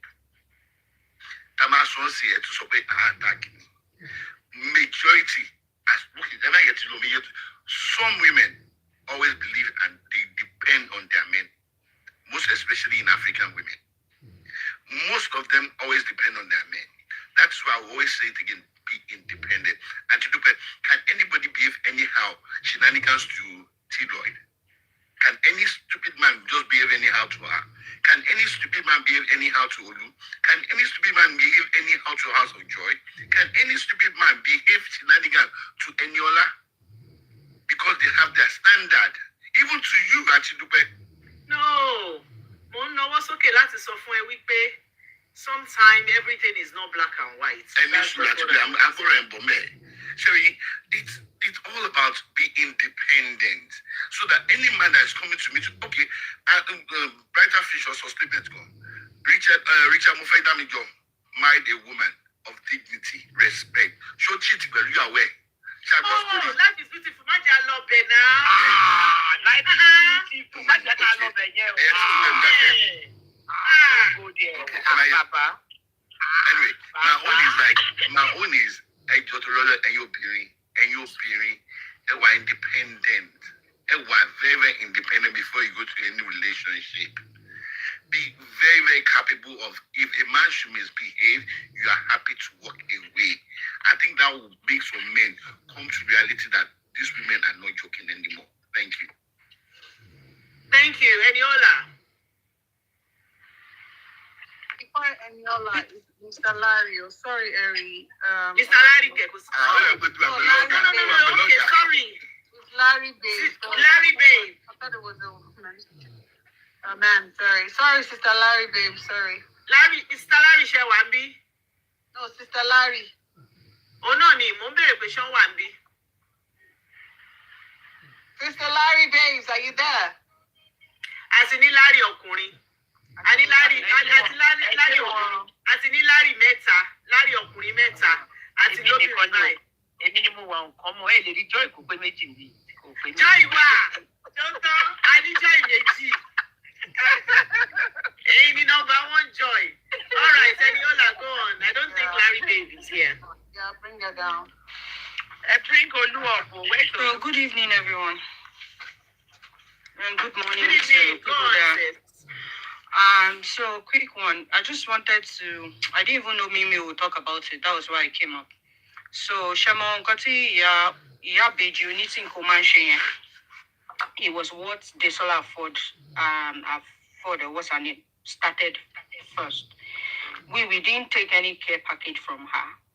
My sister-in-law was going to turn 50, and she insisted that the gold lady that sells to her in Tejo Show Market is the person that Unshifera Lowe. So, they've been conversing over WhatsApp.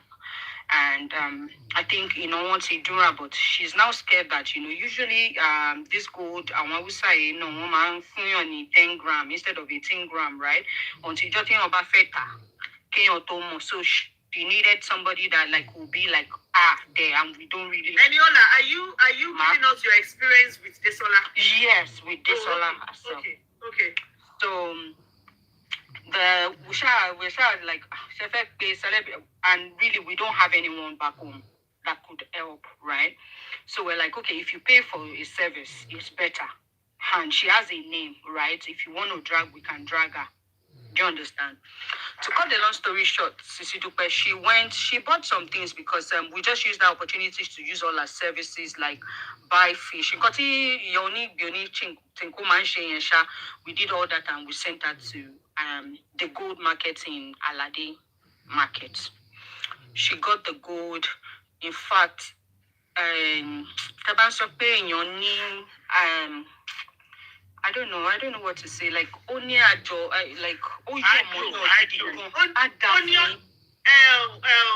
Sister BC, it's not you I want to tag and send your heart to me. I wanted to do a general one. I didn't realize I tagged you. Sorry. You wanted to say she has Oyaya. God bless you, Sisidupe. So that video thing, Terry me post half of it. She's doing it, I think, I don't know, like a backup plan, the way I'm for parents while I see I won't care or me camera space. So that's our own knowledge of saying that's our way of telling you how things are going. God bless you. Like you will not run after this all afford. That's one thing. Like a service, I don't know. Like I won't say if you pay service one because I know more than Bali and Coconle Baron, you don't know. Because you say man badu ya bejo anything koni any time do you understand? Sister Dupe, she took the gold. I'm telling you, that gold was weighing maybe 300 and something gram. I'm telling you, because I was a guy, sister-in-law, me rani clean. Good, and we're going to set to fair water, she party, she book. But to cut the long story short, this all I afford. To lose another any good person, don't introduce us to a new person. This person pick up, make sure it is safe, put it in a safe. My sister-in-law has a safe deposit in the bank, put it there, kiniko. Before she put it there, let me bust your bubble. Otuwa mulo si odotie o pay oni go to see o lo si bank afka pe o lo si Barclays oni go di e wa ba wa won ni be yen pe ko din ko se just to I'm that let me tell you something. Teban notice pe obirin ti oju wo ba ti pon. Like maybe you just need like 5,000 pounds and you are not able to get it, and something just stick in your mind and say you are not hustling enough. We go overboard in hustling. It's just like if your 50th is coming and you already started hiring some things, you'll be 24-hour shift. Last year, you would do it over and over again because you've got a goal. Do you understand? Devsola, she did so much like, oh, I first saw like a family friend because she's always calling. She wants to wear anything because but now if you see safe deposit and we didn't tell her how far anymore because we were just scared that she talks a lot. Come on, lots of kiniko. So it was just the being eja yẹn ló ṣẹ̀ wá bá wa ló bá wa cargo ló bá mi cargo lọ fún wọn níbi tó ń wà. So ti onígòdì àti mo bá ṣe fẹ́ ṣe in the first place not tẹ́lẹ̀. But kí ni mo fẹ́ fàyọ ni pé yes, she might be like me, like if I'm done, I'm dusted, I don't look back. A lot of gbogbo àwọn tèmi bí ti lo service ṣá. Yeah. If I am done, I'm done and dusted, I don't look back. She might not want to move out yet because her leg is not on ground yet. So most of the time when you see women trying to gather their thoughts, trying to gather something, you know, they tell her, even when I was back home, I resigned as a GTB customer care to be a full housewife because my husband was earning so much and there was no reason for me to work. I went to a school that's Koyekin wasted, but I'm just like, well, he brings money home. Now me the cuckoo spend them. And I stayed back home. But when poof come to shove, and I'm like, okay, it's not about learning private school, you have to do it. But it's on this one, don't let me use myself as an example. I've used the service before, and we didn't have any reason to regret it. In fact, we thought that information would be very weak with her. Like, the funny information to she pay okole emorin to she ni ori kini aya ma ma ja pe taba lo funi kini ko to but information was so safe with her that I was like, oh, that's good. Her service was because she, you know, I'm a celebrity, you know, among Nigeria because they have name than you. And life is beautiful, I've said it. If you people are new here, you can tell that the women here, we know what we want. Life is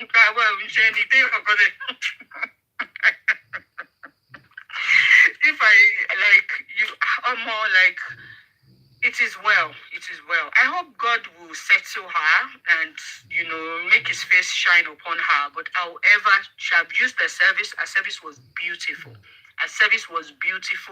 Like, we really enjoyed our service. And me, I don't even follow her on WhatsApp because I mean, save our number and I don't want unnecessary status. But I've used the service and I won't lie to you, it was really nice. Thank you. Thank you.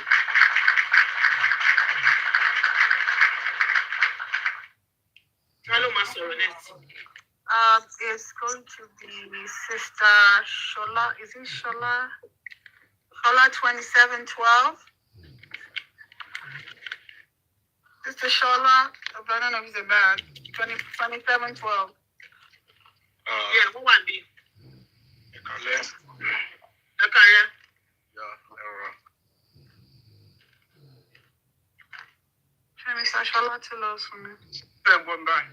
I think going by. All right. First of all, ẹni tí máa kọ́kọ́ kí mo kí ẹni woman kan tó jáde lẹ́ẹ̀kan tó jẹ́ Ayaba. She's a woman of she has a very good wisdom. And mo rí pé àwọn èèyàn sọ̀rọ̀ nípa bó ti gbé nìyẹn sí lóòótọ́ tó ń tajà yẹn Desola or afford. Ṣé rí nǹkan tó ṣẹlẹ̀ á pè ní ìlú gángan ibi tó bá kọ sí ẹ̀ ló máa mọ̀. Ibi tó bá kọ sí ẹ̀ náà ló máa mọ̀. Woman yẹn dẹ̀ sọ kíní kan lẹ́ẹ̀kan wọ́n ní bóbìnrin ọba dọ́kọ tó bá ń dó àfojúdi kò sí láì kò lè win kò sọpọ́n tó fi dá kò lè come out of it no matter bó bá ṣe jẹ́. And àwọn èèyàn dẹ̀ sọ̀rọ̀ pé mo sọ kíní kan nínú write up mi bẹ́ẹ̀ pé ẹnìkan give advice kan wípé kóbìnrin olówó gbogbo púpọ̀ àwa tá a wà ń bí pátápátá èwo ni màmá wa ò rí kan wí àti kejì wí lọ́dọ̀ mọ́ mi dáàdì wa àrùn gbogbo wa láyà bá ṣe yàlé nìyí gbóbìnrin bá mọ yes ọkùnrin rédèrèdè ọkùnrin lèmi náà tí mo dẹ̀ bí ma tó ṣe jẹ́ pé at least I've been married for almost 23 years ọkùnrin rédèrèdè lóbìnrin ẹ máa wà submissive fún tó máa wá tó máa take it for granted tó máa sóbìnrin yẹn di Pressure ẹrú feature ẹjọ yá mi boxing. tó máa sọ dẹrú bọ́ obìnrin náà ní iná kò gbọdọ̀ transgress beyond the bó ṣe yẹ kó ṣe máa mi ò support afford to everybody ló máa afford pé ẹni tí kìíní ọ̀gbẹ́bì kan ni. But woman yẹn náà just like bí wọ́n èèyàn ṣe sọ bí ni a lot even somebody like Pinto pé kì í ṣe internet person gan tí ì ṣe social media kìíní gan mo rí come across a lot of things tó jẹ́ pé tó ń ṣe lórí line kò sí nǹkan tá ń pè nílẹ̀ Yorùbá ọmọ Yorùbá ni kò dẹ̀ sí nǹkan tá ń pè nínú ẹ̀sìn Kristẹni àbẹ̀sìn Muslim tí ó ju àfojúdi lọ. Ìfọ̀ bọ́bá yẹn pé mi ní alámọ̀ rẹ̀ ó ní láti kọ́ máa pè é torí pé kọ́ máa bínú lábí jù everybody máa pa àná orí láì. Mr. Sholasa, kí làwọn nǹkan tí a lè pè láfojúdi when it comes to her? First of all ẹ̀yin náà máa òjò owó tí ń bẹ fún ọkùnrin ojú tó bẹ̀rẹ̀ lọ ẹ̀yin obìnrin gan lẹ́sọ pé ń lọ́mọ oríṣiríṣi ọkùnrin. If somebody like me tí mi ò ṣe ẹ̀ máa rárá tí mi ò dẹ afford ní mò ń wo program ẹ̀ ṣùgbọ́n kì í ṣe pé mo like style ayé ẹ̀. Fírù mi gẹ́gẹ́ fi lè máa jealous pé tọ́kí ló tẹ́lẹ̀ nìyí ìwà ọmọ rí. Fírù mi tọ́ pé mi ò máa rárá fi lè máa jealous káwá sọ pé ọkọ ẹ̀. Meanwhile àwọn friends afford náà máa rí gbogbo nǹkan tó ń ṣe.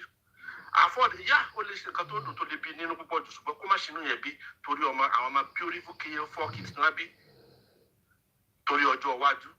Kálukú sọ̀rọ̀ freedom à ń sọ̀rọ̀ pẹ̀tọ́ ọkùnrin olókùnrin olówó kó wà independent gbogbo Amẹ́ríkà ẹsẹ̀ fúnlẹ̀ gbogbo pátápátá púpọ̀ wa táwa ń bí ìlà wà lábroad púpọ̀ wa pátápátá depression ti bẹ́ẹ̀ bí ìṣó wà ní Nàìjíríà ni. Ṣé irú ọmọ tó à ń rí sí níbí yìí? Ṣé irú ọmọ tó à ń rí sí níbí yìí náà láàárín sí Nàìjíríà ní gbogbo I'm sorry to say, ìlú tó apá ń pè ní freedom ni, and I am into kind of a psych ward. Depression ti ń bẹ pẹ̀lú àwọn èèyàn. Depression ti ń bẹ níbí yìí, no. Ẹni ó bá fẹ́ tún lé ẹ̀ sí, mo sọ kíní kan, ìlú gángan ni, nǹkan tó kọjú sí kálukú ọ̀tọ̀ọ̀tọ̀. Ṣé báyìí, gbogbo obìnrin tó bá fi lè ń dó àfojúdi, kò sí problem, kọ́dọ̀ máa tẹ̀ lórí ọmọ ẹ̀. No matter owó tó bá lè ní, I'm sorry to say, and I'm not taking side torí pé kí ni màmá tèmi náà mo máa ká tó go through, and everybody tó wà bí náà kó ló ní pé màmá rẹ̀ máa sọ wà lọ. Mr. Sholasa, yes. ó gbà pẹ̀lú nǹkan tẹ́ sọ yìí o, èmi náà láìkì kí obìnrin máa ṣàfojúdi. Àwọn ọ̀pọ̀lọpọ̀ obìnrin wà lóòótọ́ tó jẹ́ pé wọn ò ṣe ṣìnà pọ̀ wọ́n láfojúdi. So mo gbà pẹ̀lú yín, but mo wá fẹ́ bi yín wípé tí ọkọ bá ń dó obìnrin, tí ọkọ bá ń ṣe ṣìnà tó ń dó obìnrin, tí ìyàwó wá dó àfojúdi, kí lẹ rí sí? Thank you, God bless you, man. Ọkọ tí ń dó ṣe rí obìnrin alákọ̀ọ́kọ́ náà wọ́n ní pé ìyàwó kan níbi tí màá kọ́ fi gbé ọ̀rọ̀ ni pé níyàwó tá a bá fijó fẹ́ ìran ló máa wù lọ. That is pé tọ̀ inú nǹkan tó kọ́ mátà náà báwo ni ẹ ṣe pàdé báwo ni bí wọ́n ṣe bẹ̀rẹ̀ lé ayé ara wọn. Ẹ ṣe èèyàn kan sọ pé àfojúdi kò sí ihò ní àfojúdi téèyàn fẹ́ dó, but ọkùnrin ó ní nǹkan tó ń ti tiẹ̀ bọ̀ ìyàwó àfojúdi ló ń dó. Thank you. Ṣé ibi tí mo lọ tí mo fi lọ sí pé tóbi tí èèyàn kọ́kọ́ bẹ̀rẹ̀ náà irú àwọn tẹ́ lò fà á ṣe case study yìí which is afford. Alákọ̀ọ́kọ́ bóòlù wọn àti Bísọ́lá ṣe pàdé. I love Bísọ́lá. Mo love ẹ̀ pé tọ̀ gbogbo bọ́pọ̀ ẹ̀ ṣe bí ò ṣe dáa tó everybody ń jáde fọ́pọ̀ ẹ̀. There was a time tó yẹ pé ó fárígá tó fight for everybody. But now she is extremely depressed. No matter gbogbo bí sẹ́ni ẹ̀dẹ̀ ti ń pariwo lórí láì yẹn ń sunkún nù yàrá. A recent suicide attack in Nigeria. Mo sọ ẹ̀mẹ́mẹ́mẹ́ ní sọ Yorùbá ṣe so ó dàbí ẹni pé inú ìbànújẹ́ ló wà. Bí ń dà pé tọ̀ nǹkan tó dẹ̀ ti nǹkan tó ó ṣe fún mi màá ṣe fún ẹni ọkùnrin tí ń ṣe ṣìnà ṣe rí bọ́bìnrin bá ní sùúrù tó bá lè ní sùúrù gbogbo nǹkan tọkùnrin ó ṣe pátápátá tí ó ṣe pátápátá ẹni pé ní sùnmọ́ ni mo ti marry for over 20 something years gbogbo nǹkan tí màá bá ṣe ní ṣìnà ilé ṣe ju within 15 years lọ ní ayé mi. Bàbá mi ánsà yìí gúrú mo láìpẹ́. No. Ẹ tún fi táǹkì ọ̀dùn sí. Ẹ láti gbọ́ mi. Ẹ ṣe ṣìnà pé kí. Subhanallah. Subhanallah. ẹ gbọ́ mi no ẹ gbọ́ nǹkan tí mo Mo sọ ń yé gbọ́ yín, Mr. mo ní Ṣọlá. pé tó gbogbo Ẹ ṣùgbọ́n tí jẹ́ màá fi bá wọ́n ṣe lẹ̀ opinion wọn àtọ́kùnrin náà ọba kí ṣe ilé ìjọ torí within Ọlọ́run. Mr. Ṣọlá mo 15 gbọ́ yín. tẹ́ ẹ gbọ́ within 15 to 20 years ni after Bẹ́ẹ̀ni, 20 years ẹgbẹ́ ló ní 15 to 20 years fẹ́ pé. no mo ń sọ fún yín tẹ́ wá rí obìnrin yẹn bá fi lè ní sùúrù ṣe bọ́ ọkùnrin ní ìnà ẹni Kí tí ló wàá wá dé tọkùnrin yẹn náà lè ní sùúrù kíyàwó náà dó àfojúdi fún bíi 10 to 15 years, 20 years yẹn. ok na ṣe rí nǹkan tó dé tó kùnrin òfin lè ní sùúrù ni pé ṣe rí nǹkan tó ṣẹlẹ̀ ní ìsìn náà ìgbà tí Dẹ́tọ́lá fẹ́ máa dó àfojúdi that is why tí wọ́n tá ṣe dẹ̀ fi tú síta everybody wá ń pariwo that is it nǹkan tó fà á nìyẹn. Mr. Ṣọlá, in case you did not follow the story, yes ma'am. ìgbà tí ọkọ ń dó èyí tí ò ní àfojúdi àṣírí ẹ̀ náà tú. Bọ̀dé Sọ́lá ló máa ń ṣe àyà gbàǹgbà fọ́kọ nígbà yẹn tó máa ní irọ́ ọkọ mi ní kí lẹ ní kò lọ anybody tó bá bímọ a máa gbà á ní na my husband. Ó tiẹ̀ sọ nínú kinní kan tí mo play sí. Ó sọ wípé òun àti ẹ̀ life contract ní so gbogbo ìgbà tí ọkọ ẹ̀ ń ṣe ìrìn àwọn ìrìn tí ò bójú mi yẹn. Désọ́lá dúró kí wá ló dé tí bọ̀dá àfọ́ọ̀dù náà lè dúró gidigba fún Désọ́lá báyìí pé ẹ fìyàwó mi lé àfojúdi ló ń dó àfojúdi òníhò ẹ fi lẹ̀. First of all ẹ wo environment wa ẹ sì wo pé tó bí ọba yẹn pé mo bá jẹ́ family aunty Bisola or Miss Bisola or Mrs. Bisola Dasola èmi máa jẹ́ kó sọ fún ní pé tó kó jọ nítorí tọ́lọ́run kó ní sùúrù torí woman yẹn gbogbo ẹ̀yin tẹ́ lẹ́ẹ̀mọ́ please and please go closer to her she is depressed now gbogbo eléyìí tó ń ṣe yẹn ó kàn ń ṣe pé obìnrin tó ẹkú yọ palẹ̀kùn yóò máa sọkún ní kọ̀rọ̀ ni ẹjọ́ nítorí tó ọkùnrin bá ṣe ọkùnrin ní bọ́kùnrin kóbìnrin ọ̀tá ọ̀tọ̀ rẹ̀ kóbìnrin ọ̀tá ọ̀tọ̀ rẹ̀ omi máa kún lẹ́yìn ìṣèjọ nìkan lọ. I will tell you kọjọ nítorí tọ́lọ́ àfojúdi yẹn kó stop ẹ̀ kọ́dẹ̀ tọrọ àforíjì torí àwọn ọmọ ẹ̀ ṣe tó bá fi lè di lọ́la nǹkan tí mo sọ yìí àhàmì fíktìmù nǹkan tí mo jẹ́ nìyẹn tí mo lè pè tọ̀ bíbí mi bàbá yẹn padà àfọ́ọ̀dù padà máa fàyè lọ́lẹ̀ tó máa padà máa bẹ Dẹ́tọ́lá ní máa bí gbọ́n pé Sọ́lá ní máa bà. Pé tó bá ní sùúrù. Tó bá ní sùúrù yẹn. Bọ̀dá àfọ́ọ̀dù sì máa wá bẹ́ẹ̀. Òun ló padà máa yílẹ̀ tó pé òun kankan ló máa bẹ àwọn ọmọ yẹn fún. Òun ló máa bẹ àwọn ọmọ wọn fún pé tẹ̀jọ́ dàpẹ̀ sànù bàbá yín mo ti dáríjì. Ṣùgbọ́n tí o bá ní sùúrù yẹn kò ní ever ní privilege yẹn. I'm sorry. Ẹ ṣé Mr. Ṣọlá. Ẹ ṣé gan, thank you. Ẹja mi bọ́ ẹjọ́. Ẹ bá wa advice bọ̀dá Kúnlé Mr. Ṣọlá ẹ bá wa advice. Wọ́n ní ṣe ẹ̀ ní anything láti sọ fún Mr. Kúnlé Àfọ̀dù. Ẹ ní kankan láti bá wọn sọ ni. Sẹ́ẹ̀rí Kúnlé Àfọ̀dù torí mo lè pé mo jù lọ lọ́jọ́ orí. Sẹ́ẹ̀rí Àfọ̀dù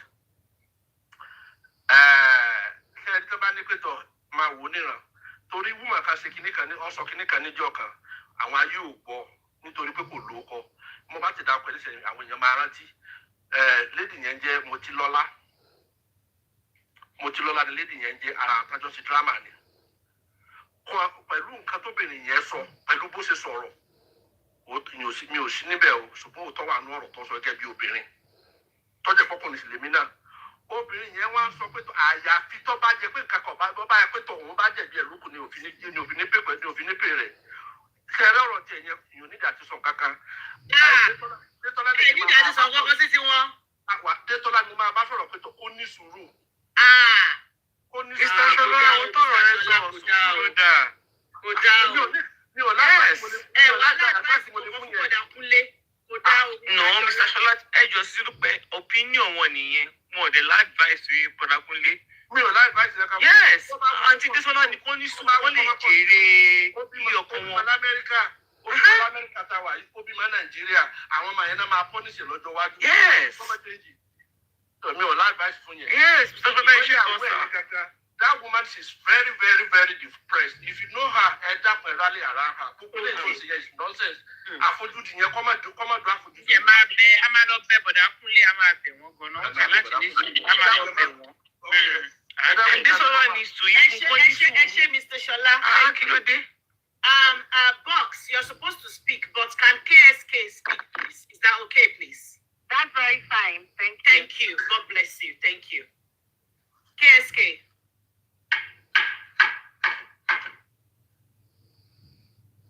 KSK, can you unmute your mic, please?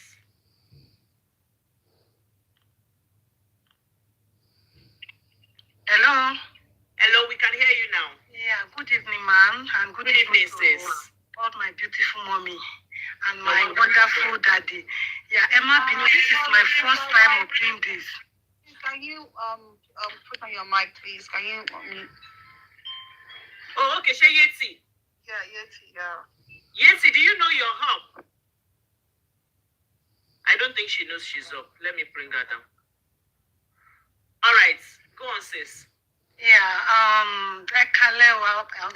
Any first time,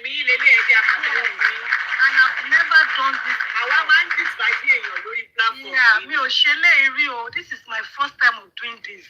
Don't worry, Yeah. you're all right. Yeah, I love your show. I love your show. Thank you. Because I'm a business person. I have a clothing store in Maryland. Yeah, Sherry ọ̀rọ̀ lady ten, so I don't want to mi ò fẹ́ sọ nípa marriage, but nǹkan tí mò ń gbàdúrà ni pé kí àánú kó fún un lórí ìgbéyàwó ẹ̀. Amen. Yeah, I think I have it. I can say the last lady, woman tó sọ̀rọ̀ nípa gold yẹn, òun ló jẹ́ kí n fẹ́ sọ̀rọ̀ tí mo ní kẹ́ fi gbé mi wá síbi torí mi ò ṣerú nǹkan báyìí rí. So 2 years ago, mo máa ń fáwọn èèyàn lówó ní Nàìjà. So mo wá wò pé ṣé ká ní kí n tún lò. Mo ṣáà gẹ́ẹ̀tì nọ́mbà ẹ̀, mo send message sí lórí Instagram. And mo dẹ̀ send owó sí Desola. To my surprise, this lady, ó ṣe kíní yẹn ó wà transparent. Bó ṣe ń fowó yẹn sínú envelope ló ń di pé ẹni yóò 10,000 ní KSK, ó tún post it. But there's something that really touched me. Nígbà tí mo torí mo tẹ́ mọ̀ pé táìmù wọn yàtọ̀ sí táìmù wa ń bì báyìí. So there's a day tí mo wá pe Desola, ó ní mọ́mí ẹ̀jọ̀ mo fọlọ́run bẹ̀yìn ọkọ mi wà dádì wà ń bì báyìí mi ò ní lè sọ̀rọ̀ wọ́n máa bínú. I'm telling you, I was like this lady. She's a very, very. Oh, man, bẹ̀rù ni, ó máa ń bẹ̀rù. Á ní ẹjọ́ máa ṣé mo lè pè yín láàárọ̀ la. Ọkọ mi wà ń bí, mi fẹ́ kó bínú, mi fẹ́ kó bínú. You know, the little time tí mo mọ lady yẹn, mi ò mọ. I don't want to talk about their marriage, but nǹkan tẹ́mi ṣáà ń sọ ni pé kí àánú kó fún un lórí ìgbéyàwó wọn. She's a very transparent lady. She's very honest. The little time tí mo ní kó bá mi ṣe nǹkan fáwọn èèyàn ní Nàìjíríà, I'm telling you. So that's the only thing I just want to say. Thank you. Thank you. I should go on. God bless. Thank you. See, I appreciate everybody coming out to say what they know, how their relationship with her. And why I say that is because in tí ò dá ní pé èèyàn ó máa ń travel. When you come online to say bad things about somebody, it travels faster than the good things. So I appreciate everybody saying, okay, especially àti tí wọ́n sọ pé ó bá wọn sùn tí mọ́mí àwọn yẹn fún odindi ọjọ́ méjì. Because anybody can take that ọjọ́ méjì and say, ìyàwó ilé, ó ti lọ sùn síbì kan, ó ti lọ ṣe síbì kan, òun láti yẹn sọ. She was sleeping. Kò tún ṣe wípé bóyá ó fi mọ́mí wọn sí yàrá kan, ó wà ní yàrá kan, dépò tamania, bóyá èèyàn kan wà pẹ̀lú ẹ̀ ní yàrá tó wà. She was sleeping in the same room.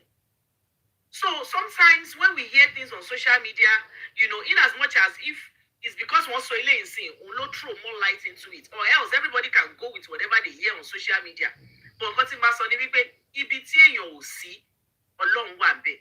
Ọlọ́run kó jọ kó máa sọ̀rọ̀, kó máa gbà, kó máa sọ̀rọ̀ fún wa níbi tí a bá ti lè sọ̀rọ̀. Because lọ́dọ̀ ti tèmi báyìí, I am not saying Desola is saint o, kó tó di ẹ̀sọ́ ẹgbàá nu. I am just talking based on one of the allegations of her not sleeping at home, sleeping around, and at least we have seen not one, not two, not three people saying, okay, she has had to work for me at odd times. Iṣẹ́ ìlú ń ṣe. Ọlọ́run á ṣàforíjì fún gbogbo wa. Ta ló máa sọ̀rọ̀ next? Ẹ ṣeun gan kí ẹ ṣe mà. Mo ní kí ẹ ṣe. Sister Books. Thank you, ma. Sister Books, thank you for bringing me up. I just started following you last week. And once I'm driving home, I will just turn on and I'm on. Thank you. My Tammy.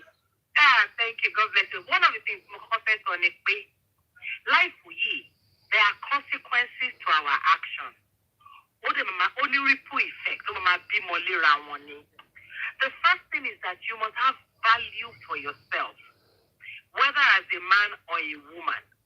Even in our day-to-day interaction with our colleagues, friends, in Kotobatika, and that's natural.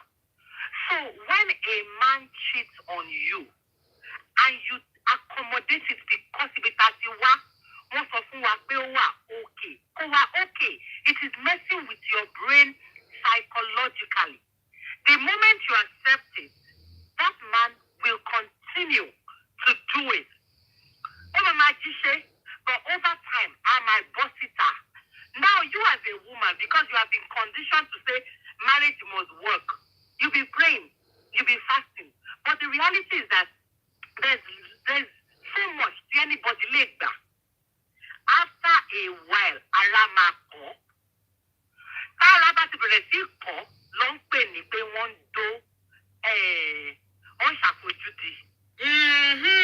Àti nǹkan yẹn ti fẹ́ rebel. Bẹ́ẹ̀ni. Kí wùwà bẹ́yẹn tẹ́lẹ̀. Àwọn ní kò bẹ́ẹ̀ni ó ń ṣàfojúdi. Ara ẹ ti ń kọ́ ni.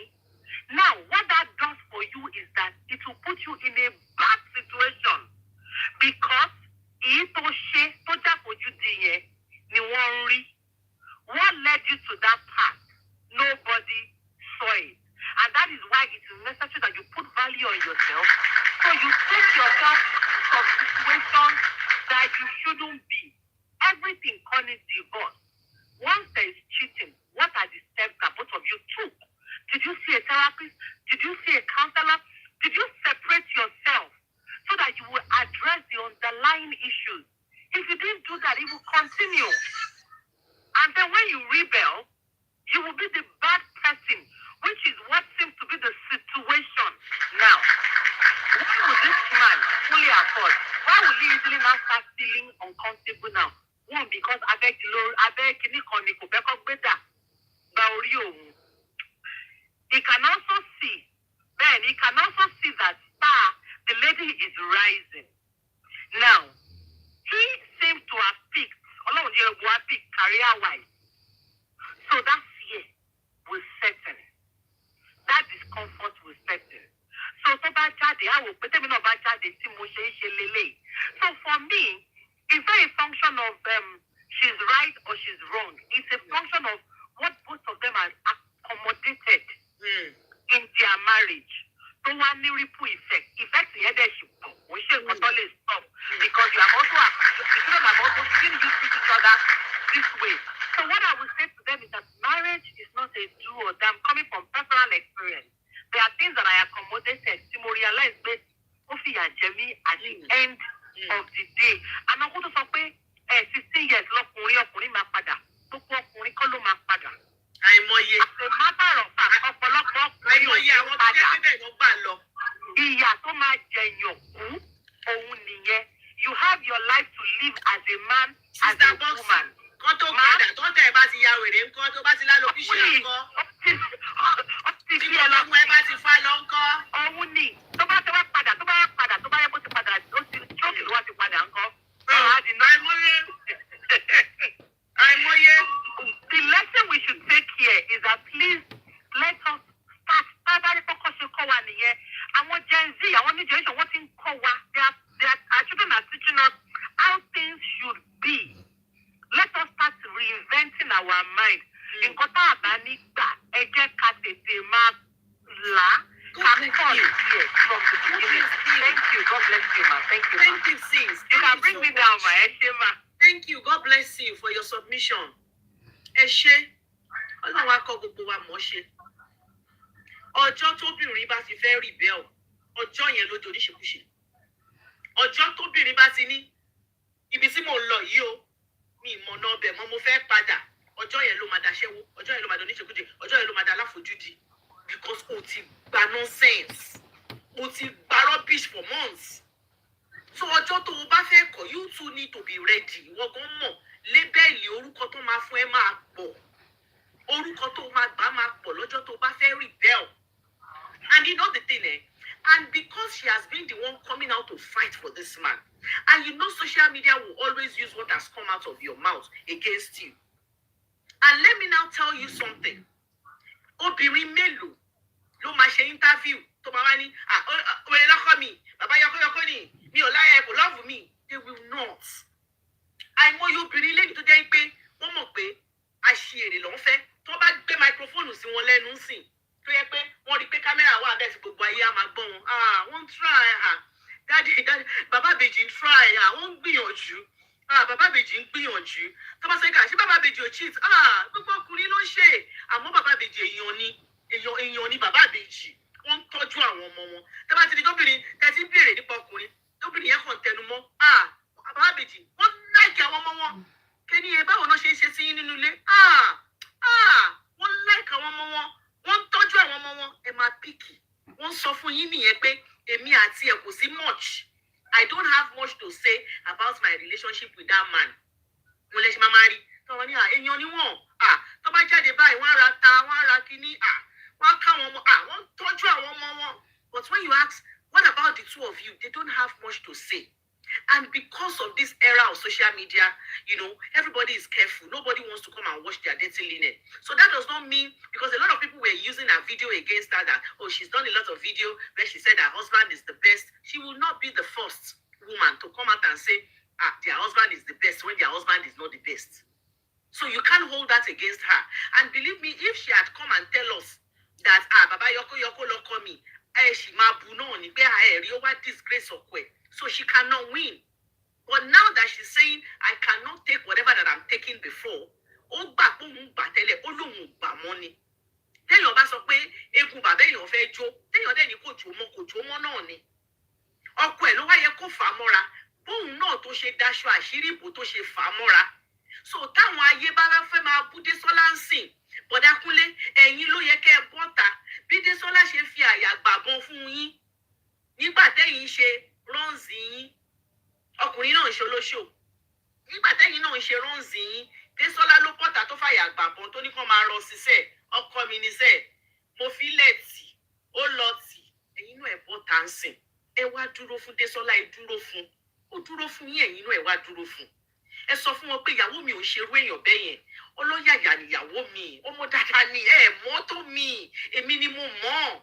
Come and do the same, because she did that for you. Severally, she did it for you. Nobody knows what's going on, but I am talking about what we saw on social media. The fact that if I are the fact that if I rubbish for one tenth of rubbish, they will not take it. Take it or leave it. Oh, bad rosibe to fire up to di aláàbò ara. Okoda láàbò ara, ẹgbẹ́ ẹ̀ lóbìnrin tó bá gbé ló máa gbà kọjá.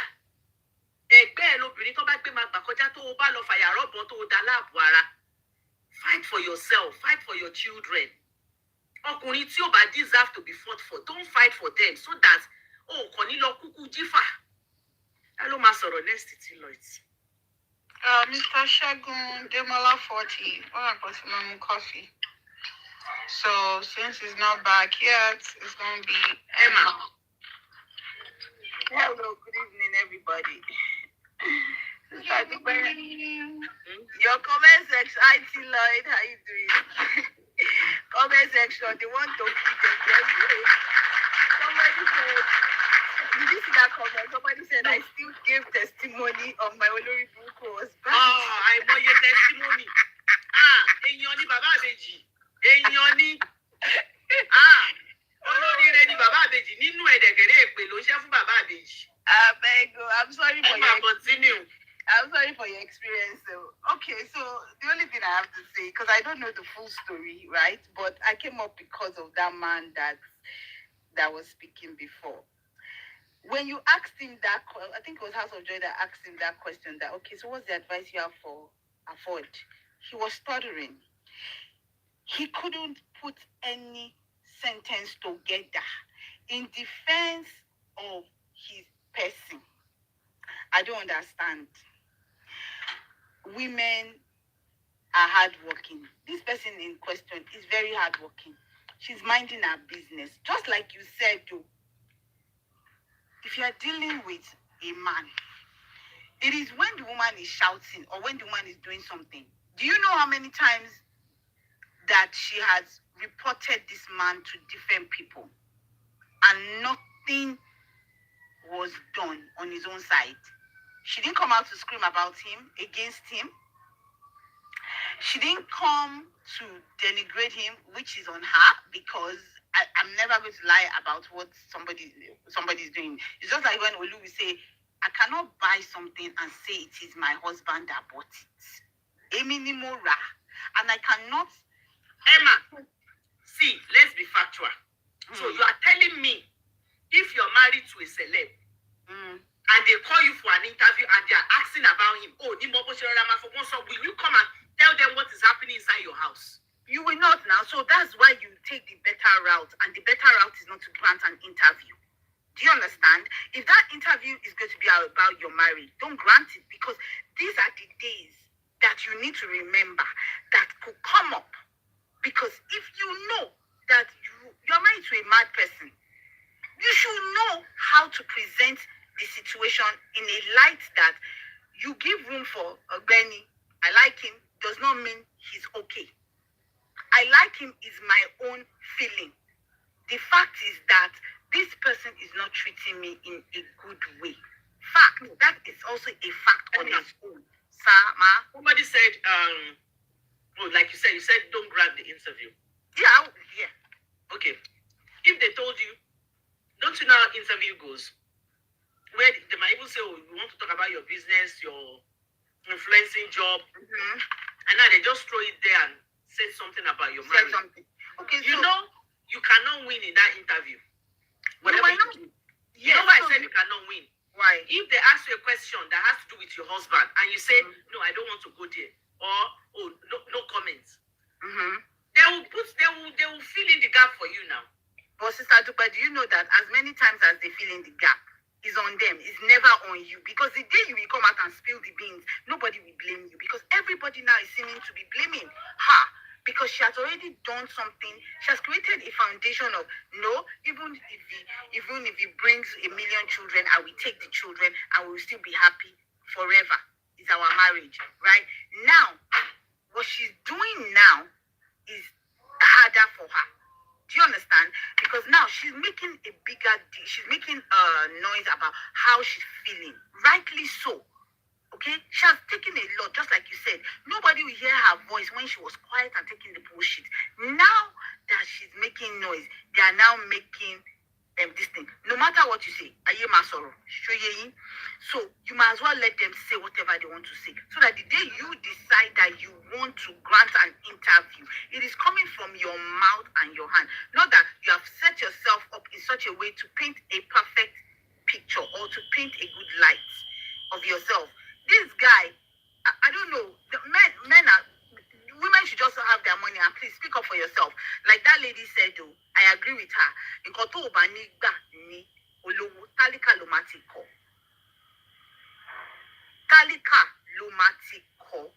That's my own. You need to put your foot down on certain things. Does not mean they might not change or they might change. Just make sure that at least they know your character for this. That's what I'm saying.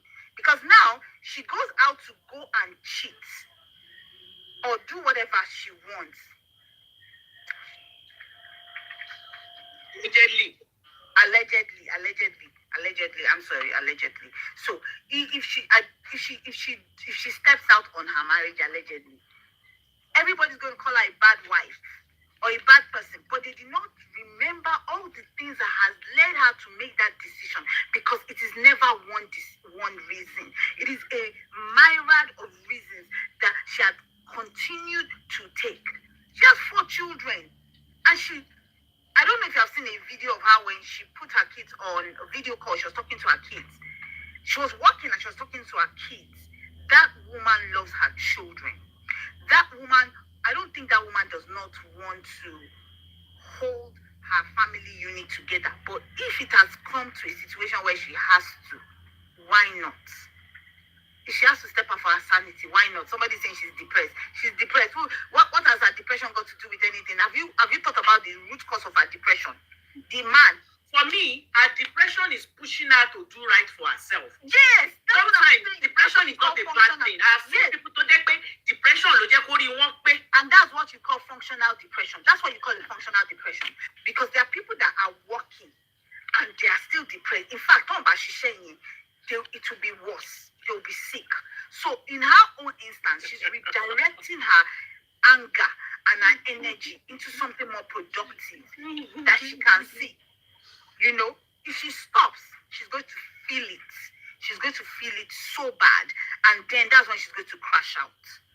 So my own is women should continue to make their money and don't lie to yourself about what you are feeling. Say exactly what it is. Do not take the bullet for a man that will not take a bullet for you. That's my own. Thank you. Thank you, my Emma. Next, it's Slick Cherry. Yeah. Say Slick Cherry. Ẹ jọ̀ọ́ ẹ má gbàgbé láti bá mi patronize ìyá àbèjì o. Àwọn náà wà ní comment section yẹn. Fún gbogbo oúnjẹ tẹ́ bá nídìí láti Naija.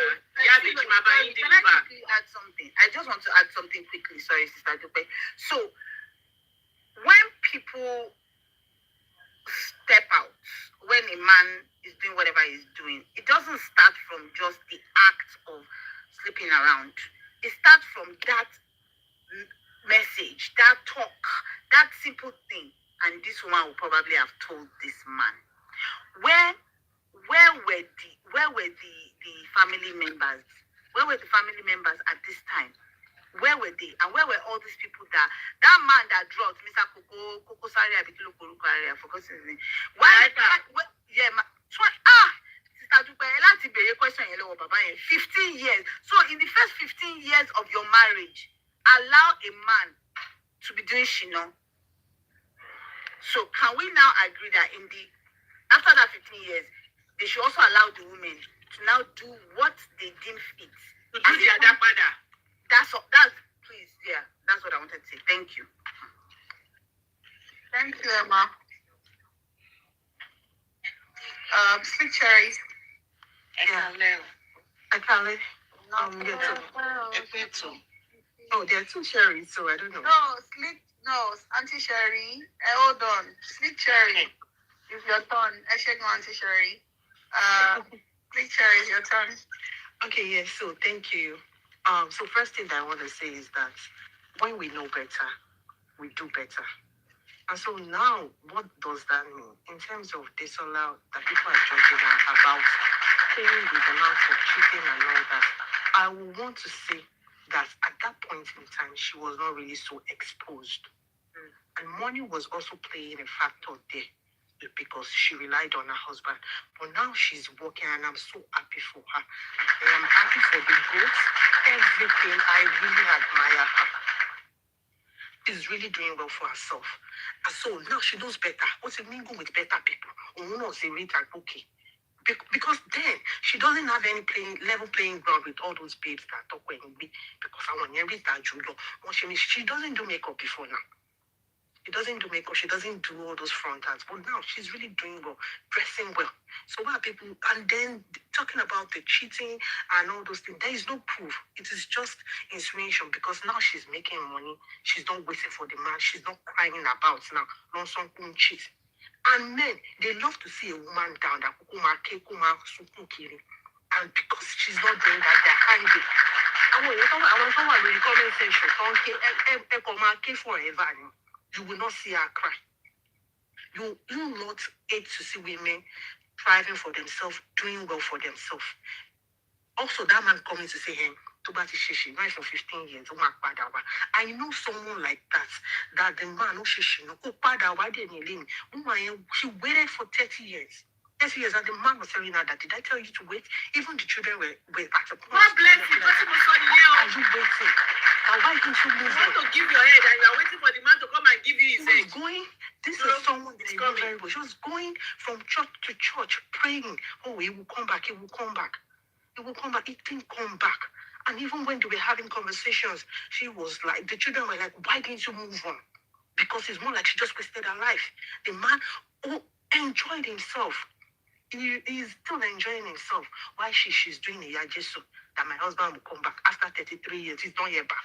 So all those bullshit of he will come back. So the woman should be the door, the back will. And like my mom used to say, and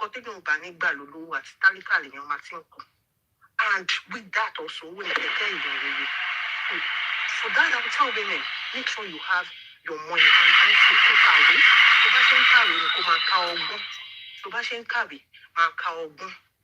So the people that are blaming her now, I know that I want to say we should be easy on her because at that time she was not really exposed. But now she's exposed. And she's learning that, oh no, there's some bullshit I shouldn't take again. There are some things I shouldn't take again. She's not coming outside to come and say, oh, Shele, because the man is not seeing the reaction that he wants from her. She doesn't care again now. Like, whatever you want to do, I'm making my money. I'm not waiting for you again. One Johnson, okay. Why is he crying? He has been doing it since. I remember that time Motulola had the guts to call out Desola and insult her. If you see the way people used to insult her, talk down on her, oh mama boo, they'll call her low like this and that. Now she's doing well for herself. Why are they angry? Is there a proof? And they say because she's enjoying herself now, like she's making herself happy, they are angry. And I will tell people, live your life, enjoy your life for yourself, not because of anybody. Because whether you do or you don't do, they will judge you. Oh my judges. So I will say, make sure you live your life at your own terms. Enjoy yourself. See all these men, they don't care.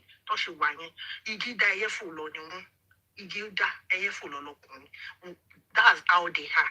They don't care. They only care about themselves. They are very selfish. So you should make sure you're selfish about yourself. Make sure you're selfish about the decision that you are going to take. I'm not saying that you should cheat or whatever, but be selfish about whatever you want to do. Be selfish about whatever you want to do. You will not say a man stay with Ubinin, so you have nothing going for yourself. If the solar does not have anything going for herself, they will not be saying the man is depressed. If she was just there, not doing anything, you will not see them saying the man is depressed or anything. Oh man, she mama talk down on her. So why is it now that they are not insulting her? So but people should listen with that double standard that they have. Why are they angry now? I don't know. And well, all those people that are crying, you won't cry forever.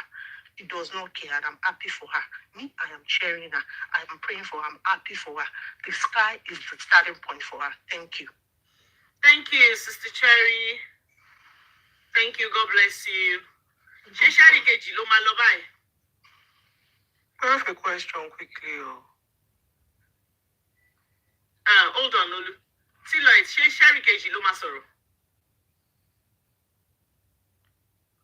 All right, Olu, go on. Sister Dupe, what did you say? Mo ní ṣé Cherry Keji ló máa sọ̀rọ̀. Yes, ma. All right. Olu. Oh, she's hanging. Olu. Oh. Why did I think you were hanging? Is it my face? I think I was. I did. I just saw it on the other kidney now. I'll ask later. Sorry, I have to pick this. Okay, all right. Sherry. Thanks for having me in your platform. You're welcome, ma. Not really my own opinion. Pronounce the Sherry. Sherry. Okay, it's Sherry. Because of the white people, Sherry fat, I now short it to Sherry. Okay. My own opinion, only different from others. Oh, it's okay. We welcome all opinion. To me ò fẹ́ so much nípa ọ̀rọ̀ tí wọn, but màá tún sọ bákan. Ní tèmi, Désọlá ti try nínú marriage yẹn, but bó ṣe ti wá ń gbé bọ̀, tó bá jẹ́ èmi ni, obìnrin tó bá ti níṣẹ́ lọ́wọ́. Ṣé ẹ̀gbọ́n nǹkan tó sọ, wọ́n ní tó bá jẹ́ èmi ni, opinion wọn nìyẹn, ẹ continue. Tí mo ti níṣẹ́ tí mo fi ń feed ara mi, tí mo dẹ̀ fi ń take care àwọn ọmọ mi.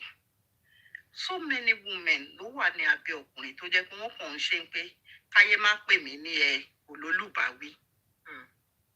Kò ń ṣe pé gbogbo obìnrin tó wà lábẹ́ ọkọ ló ní ọkọ ń pé nítorí ọkọ ń take care wọn. Because nǹkan tèmi rí ọmọ mẹ́rin, ọkùnrin tún náà mẹ́rẹ̀ẹ̀rin.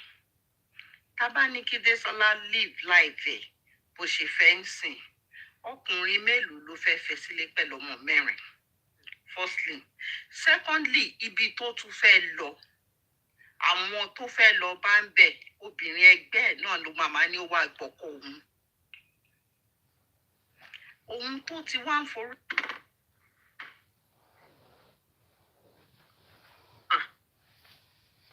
Sherry. This network on. Oh. Request the father. She's not here. No, she's not. I can't Okay, see she's her. back. She's back. When I put network, Lojai. Seems so. Okay. Tó ti wá ń forí ti irú nǹkan bẹ́ẹ̀ yẹ, wàá try láti protect ààrẹ kọkùnrin yẹn má kó àìsàn bẹ́ẹ̀. Kò wá ń ṣe orí bíbẹ́ kọ́ ni oògùn inú rírun ṣé mo gbòwe yẹ. Because ọmọ ní tóbìnrin bá ń dún àfojúdi ń gbà mí, ó worst ju obìnrin míì tó ń yàlè lọ. I could remember nínú fídíò kan mo notice mi mọ̀ bóyá ẹlòmíì mọ̀ mo kò notice. Ṣé mo mostly ibi tán ti bẹ̀rẹ̀ pẹ̀lú ẹ̀ ní ti Màláíkà. Ní pé closeness wọn ti pọ̀ jù. Ó wá ní show kan tí Màláíkà ń ṣe tí ọkọ ẹ̀ tó lọ bẹ̀. Bí Afford ṣe ń náwó fún Màláíkà tó ń ṣe gbogbo ẹ̀ kò jọ bí pé Màláíkà ń snob ẹ̀. Tó dẹ̀ wà obvious bẹ́ẹ̀ mi ṣe sọ mo tún rí one other person kan tó sọ same thing. Kódà ní time yẹn TNT gan gbé ń pé respect tó ń fún Màláíkà ó ju respect tó ń fún ọkọ ilé ẹ̀ lọ. Ẹ jẹ́ ká tún wò ó ní aspect bòmíì pé ọkọ ẹ̀ fẹ́ growth fún ni náà. Aṣáàrọ́kùnrin mi tó ń ṣèrànù tí ò tún fẹ́ growth fún ìyàwó ẹ̀. Ó filẹ̀ kó free kó lo normal life ẹ̀. But understanding tó ti jọ fi ń bára wọn lò yẹ òun ni kò bá try láti manage. Kó má wà depressed mi ìgbà ń pẹ́ kọ́bìnrin wà depressed nítorí ọkùnrin. Ó ṣe nǹkan tó máa múnú ara ẹ̀ dùn fún rẹ̀. Nǹkan tó dẹ̀ máa lè jẹ́ pé future àwọn ọmọ ẹ̀ tó ń tì torí àwọn ọmọ ẹ̀ jẹ́ ìyà yẹ. Á padà jèrè àwọn ọmọ yẹn lọ́jọ́ ọ̀la. Opinion tèmi nìyẹn. Thank you, ma. You're welcome, ma. Thank you. Ta ló máa sọ̀rọ̀ next? Yes, okay. It's Sister Okwe. Sister Okwe, are you there? Sister Okwe, are you there? Bẹ́ẹ̀ni o, ṣé ń gbọ́ mi? Yes. I'm going. I'm inboxing Sister Sherry. Continue, Sister Okwe. Okay, number one. First thing tí mo kọ́kọ́ fẹ́ sọ ni pé mo feel pé gbogbo issues tá a ní, especially gbogbo nǹkan tá à ń sọ yìí o. It's not it's tí bá tá ẹ̀ bí ọmọ understand nǹkan tí mo sọ máa yẹ yín. Mo feel pé it comes from religion. There are things that we have normalized, and reason that we normalize it is because of religion. So now, mo fẹ́ go into history. Now, tẹ́lẹ̀, before Abrahamic religions came to us, ká sọ pé ìṣẹ̀ṣe everybody ń ṣe àbí? And so but everybody ń ṣe ìṣẹ̀ṣe yẹn. A ò ní heaven. There's nothing we were looking forward to. We're not looking forward to Aljana, Abi, heaven. And so because we're not looking forward to it, and ṣayé ni ká tó ṣọ̀run, bó ṣe máa ń sọ́lẹ̀ Yorùbá nìyẹn. Báyé là kọ́ ṣe ká tó ṣọ̀run. So it is not strange for us to see people that àwọn set great grandmothers wa tó jẹ́ pé wọ́n bímọ fún multiple husbands. Àwọn Yorùbá women don't stay in a place tí ò benefit wọn in the past until tí Abrahamic religions tó dé. Kò séyàn kankan tó máa jókòó síbi tó jẹ́ pé wọ́n ti ń nà àbí you will hear that somebody bí yóò bímọ méje ó bí fẹ́yàn méjì ó kọ́kọ́ lọ ó lọ fẹ́yàn kan ó wá kúrò bẹ́ẹ̀ ó wá lọ bímọ fẹ́yàn kan ó tún wá padà wá sọ́dọ̀ first person yẹn that was how it was. Kò sí nǹkan tó ń pè ní wípé jókòó síbẹ̀ ṣáà máa pamper àti everything. I think the first thing, I don't have anything to say to afford or anything. I think the first thing is that people need to decenter religion. Mi mo bóyá máa ń wo Hamzat Oríyọmí. Tí Hamzat Oríyọmí táwọn èèyàn máa wá sọ́dọ̀ Hamzat Oríyọmí tí wọ́n máa sọ wípé èèyàn kan máa ń fi rẹ́rìn wípé àwọn Ìbàdàn women pé kí ni wọ́n máa ń fi sí stew wọn tó jẹ́ wípé ọkùnrin méjì lè wà kó wá máa jà lórí obìnrin kan. Yes, wọ́n máa ń ṣe bẹ́ẹ̀ Hamzat Oríyọmí. Yes. Tẹ́ bá ń pẹ́ máa wo Hamzat Oríyọmí. That is the regular behaviour tí Yorùbá women ní kí wọ́n tó fún wọn ní Abrahamic religions yẹn. And it is attitude tó jẹ́ kó jẹ́ kó center ara wọn ni. Nígbà tó ń sọ kínní èèyàn kan wá make an example tí èèyàn yẹn make ni wípé great grandfather ẹ̀ lẹ́yìn tó ti bí tí òun àti great grandmother ẹ̀ ti bímọ méjì that great grandfather left the great-grandmother, and went away for like 10 years. Ó lọ bímọ síbòmíì. By the time tó máa fi padà wá, great-grandmother yẹn ti bímọ méjì within that 10 years. So àwọn méjèèjì tó máa fi padà wá, bí àwọn wá tó wá bímọ kan sí. So wọ́n kó gbọ́ ọmọ yẹn pọ̀, wọ́n tọ́. A ò rí pé big deal ní tẹ́lẹ̀tẹ́lẹ̀. Ṣé nǹkan tí mi mọ̀ bí àgbọ̀ tí mò ń sọ yìí? So yé wa gbogbo ọ̀rọ̀ wípé ó ní ìdàtí farada, you need to decenter religion. That is the first thing. Èèyàn kan máa ń kọ́ lọ fún 15 years. You remove 15 years from your own age. Add 15 years to your age. So yóò dàbí ẹni pé gbogbo wa mọ ìṣirò báyìí. So bó ṣe rí nìyẹn. So somebody will go away for a very, very long time. Wọ́n wá máa padà wá. Ìgbà tó ń padà wá yẹn, they are not coming back most of the time because they saw the light, or they just feel like, oh, ìyàwó mi tó ti ń dúró dè mí látọjọ́ yìí. No, bóyá wọ́n ti broke, bóyá wọ́n ti sick, wọ́n ti ní bíi cancer, àbí wọ́n ti ní kíní kan, ó ní kọ̀ọ̀kan tó ṣe wọ́n tó fi wọ́n kọ̀ fún wa. Kò sí náà bí wọ́n kọ́kọ́ bóyá pálá ti yòrò. Ó ní kọ̀ọ̀kan tó ṣẹlẹ̀ tó fi padà wá, kì í ṣe pé wọ́n kàn déédéé discover. So now it comes across as if it's a big deal to us now. But there's this part where we want people, especially women, to stay in situations that do not benefit them. And I am going to blame Abrahamic religions on it.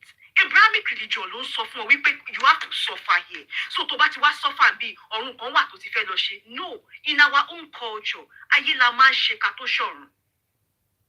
And mo feel pé tí àwọn èèyàn tó má ti bẹ̀rẹ̀ sí decenter religion, and I want you to look at it like red light. Èèyàn tó bá ràn red light, tó wá mọ̀ pé tóun bá ràn red light, kò sí nǹkan kan tó máa ṣe òun. Ṣé kò ní continue àti máa ràn red light yẹn? Bẹ́ẹ̀ni. Bí life ṣe rí exactly. Bẹ́ẹ̀ni. There are no consequences for your actions. Bẹ́ẹ̀ni, consequences ló máa mú wa change ìgbà ló máa mú wa change. You will continue to do the same thing over and over and over and over and over again. So now, ara àwọn ọmọ 15 years old tó ń jọ́kùnrin tó ń wo nǹkan tó ń ṣẹlẹ̀. Ara àwọn ọmọ 18 years old tó jọ́kùnrin tó ń wo nǹkan tó ń ṣẹlẹ̀. So it means that they are going to continue to perpetuate the same cycle over and over and over again. So again, nǹkan tí mo fẹ́ sọ is decenter religion. Just decenter religion. And everybody needs to know. Kò séèyàn tí ò mọ̀ nǹkan tí ò dá o. Kò séèyàn wa tí ò mọ̀ nǹkan tí ò dá. Àtèèyàn tó ń sọ̀rọ̀ 15 years. Àtèèyàn tó ń sọ̀rọ̀ kìíní. Kéèyàn yẹn náà kó fi dọ́rọ̀ ẹ̀ wò náà. Kó fi dọ́rọ̀ ẹ̀ wò. That's all I have to say. Thank you, Sisope. Ẹ jọ̀ọ́ ẹ má gbàgbé láti bá mi patronize Ìyá Ìbejì. Nọ́mbà wọn ló wà ní background mi yẹn. Any oúnjẹ tẹ́ bá fẹ́, Ìyá Ìbejì will deliver it to your doorstep wherever you are. Call her, she will tell you foods that can get to your country. And if you have Agbalagba or family members in Nigeria that you want Ìyá Ìbejì, call Ìyá Ìbejì. Anything you need in Nigeria, just call Ìyá Ìbejì. She will be there for you. And thank you to everyone that have been calling and using our services. God bless you. Oúnjẹ Ìyá Ìbejì dàgùn, very neat. Ẹ try èdè wọn, ẹ lè rí. Ẹ wá wọ́n ti máa ń ṣàkán tó tà. Ṣé gbọ́ rí? Ẹ bá ti rẹwà lọ́wọ́ Ìyá Ìbejì ẹ kàn ṣán kẹ́ẹ̀dá lé náà ni. Kò sí nǹkan tó ń jókúta. She's very good at what she does. Ẹ bá mi patronize wọn. Engineer ṣe wà bẹ́ẹ̀. Oh, Sister Dupe is not engineer. It's Oh, Moremi.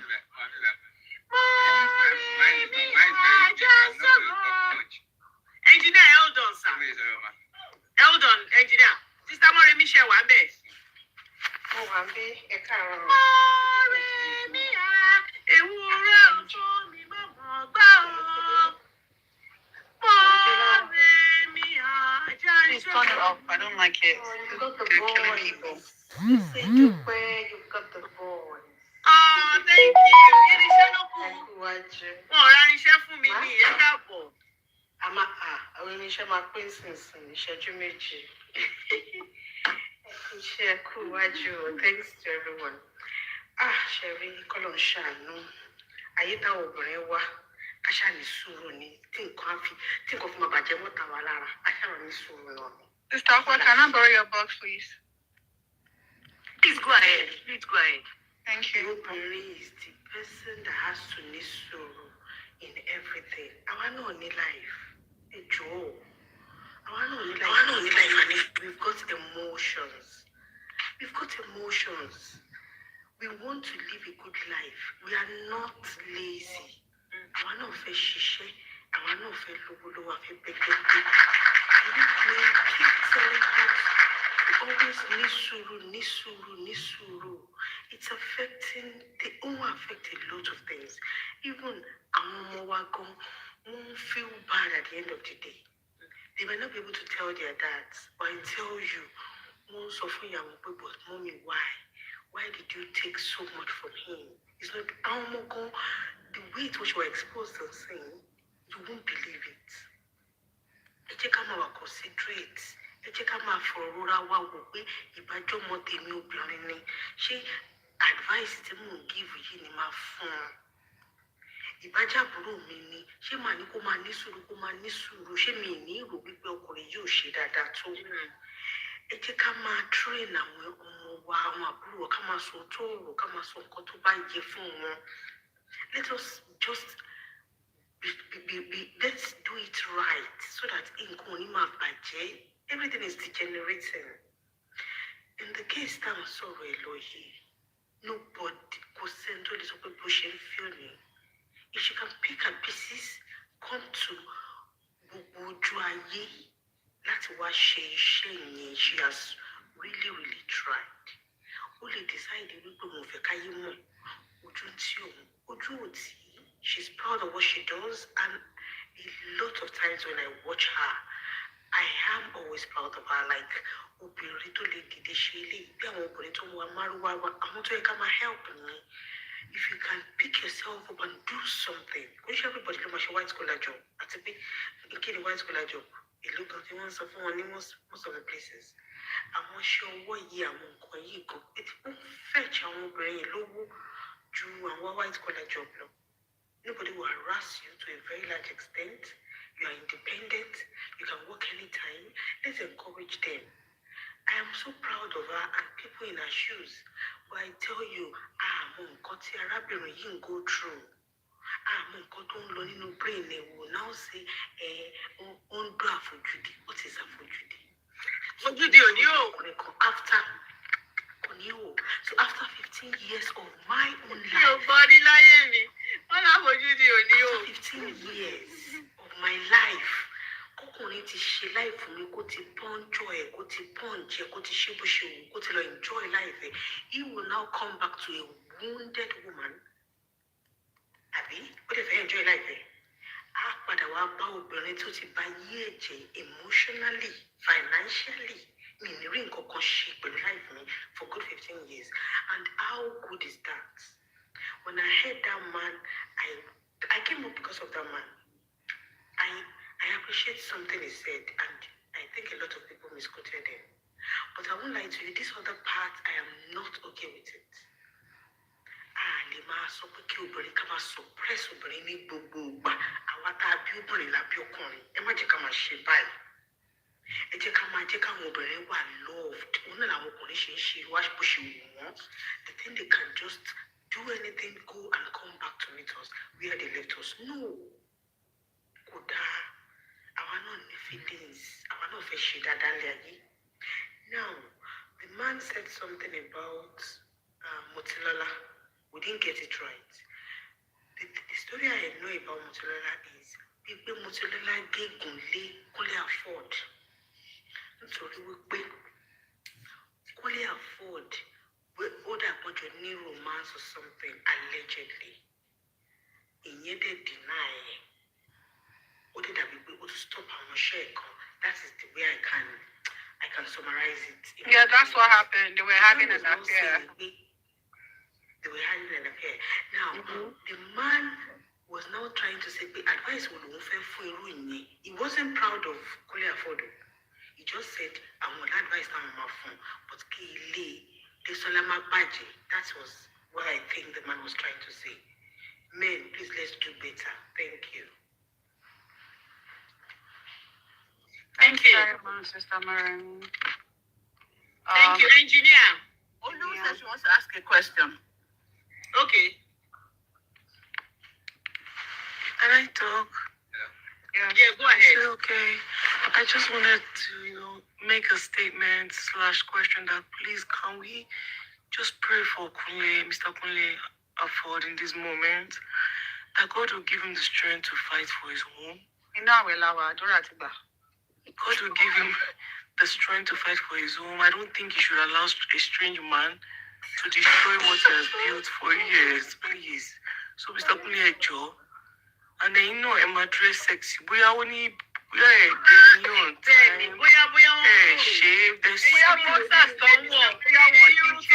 he needs to look inwards. Maybe you're not changing boxers. He's not changing Yes, boxers. ẹ má jẹ́ kí ara àtakò da relationship yìí jẹ́ in them and hold Ẹ má jẹ́ kí that's why you're the ṣùgbọ́n head. Ẹ jọ Mr. Kule.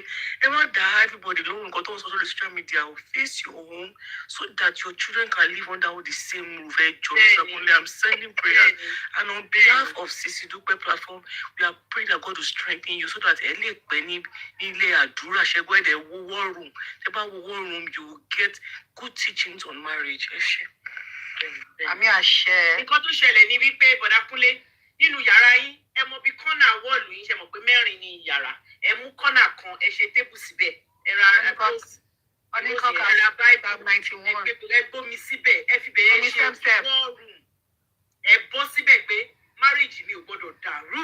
Àmì Jésù. Désọ́lá ò lọ bí kankan ìwọ ìyàwó mi ilé mi ò gbọ́dọ̀ dàrú ẹ máa ṣe ní ẹ̀mẹ́ta lójúmọ́ fún ìyàwó yín. Sister Dupe, I'm very angry right now because how is Olu saying all those things and this is all you have to say? You're supposed to add the 70-day prayers on it. 70-day fasting. Wọ́n ní kẹ́ ẹ gbààwẹ̀ ọlọ́jọ́ méje. Ìyàwó kò sí nǹkan tí yóò gbọ́dọ̀ ṣe fún marriage ẹ̀. And he's supposed to know that even if his wife goes out, at least she's coming back to you. Ilé ló ń bọ̀. Ilé ló máa bá yín. Àdìpọ̀dínta wá dẹ̀ wọlé. Àpéyàn ṣe ṣìnà fẹ́rẹ́fẹ́ omi ìpèrè kò lọ́ọ̀bù. Ṣìnà bí ń tẹ ẹ̀jẹ̀ wá kí ló dé tó yìí. Ẹni wọ́n ní ká o.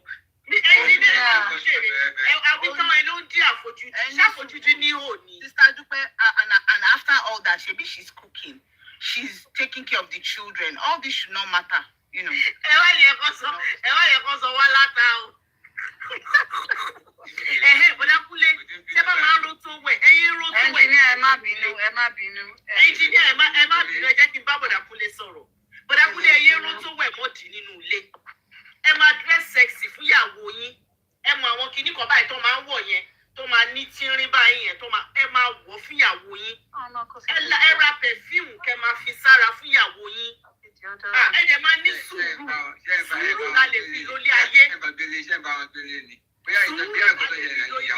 Ẹ ní sùúrù fún ìyàwó yín. Ẹnjìníà à ń gbọ́ yín. Kò sí òkúta tí sùúrù ò lè ṣe jìnnà. Bí sùúrù ò lè ṣe jìnnà. Ẹ wò ó. Ẹnjìníà à ń gbọ́ yín. Sister Dupe, can you hear me? Yes. Ẹ má bínú ẹnjìníà, first come first serve ni ẹ má bínú. Ẹ continue.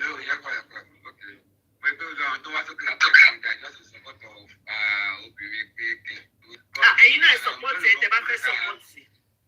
I will stand for the man on the Ẹ ṣé bàbá mi. from my own point of view and because tó kọjú sí wá sẹ́lòmíì àbí èyí ló kọ sí ẹlòmíì yàn. Bẹ́ẹ̀ni. Because to me, I'm not much of putting my talking to our family online, but it's online like this. For this one, but it's also what I want to say, you can send request. And I will come from this angle like, obìnrin ké come on near me dáríjì. What I mean dáríjì is that let's say you've had this man before, but you know you work with if you want to live at that moment, leave. You understand me? Know that deep inside you, you didn't forgive him, and you're living in the same room with him, and you're acting as if everything is fine. Engineer, blah blah. I love that submission. If you want to leave. At that point, tó o bá ti dúró nìyẹn. Ìyàwó mi kan wá lórí láti kó máa gbọ́ ni. I'm not even hiding anything. This is a fact. You understand me? Not that, although I'm going to a commercial now, I think to a local whatever is so direct.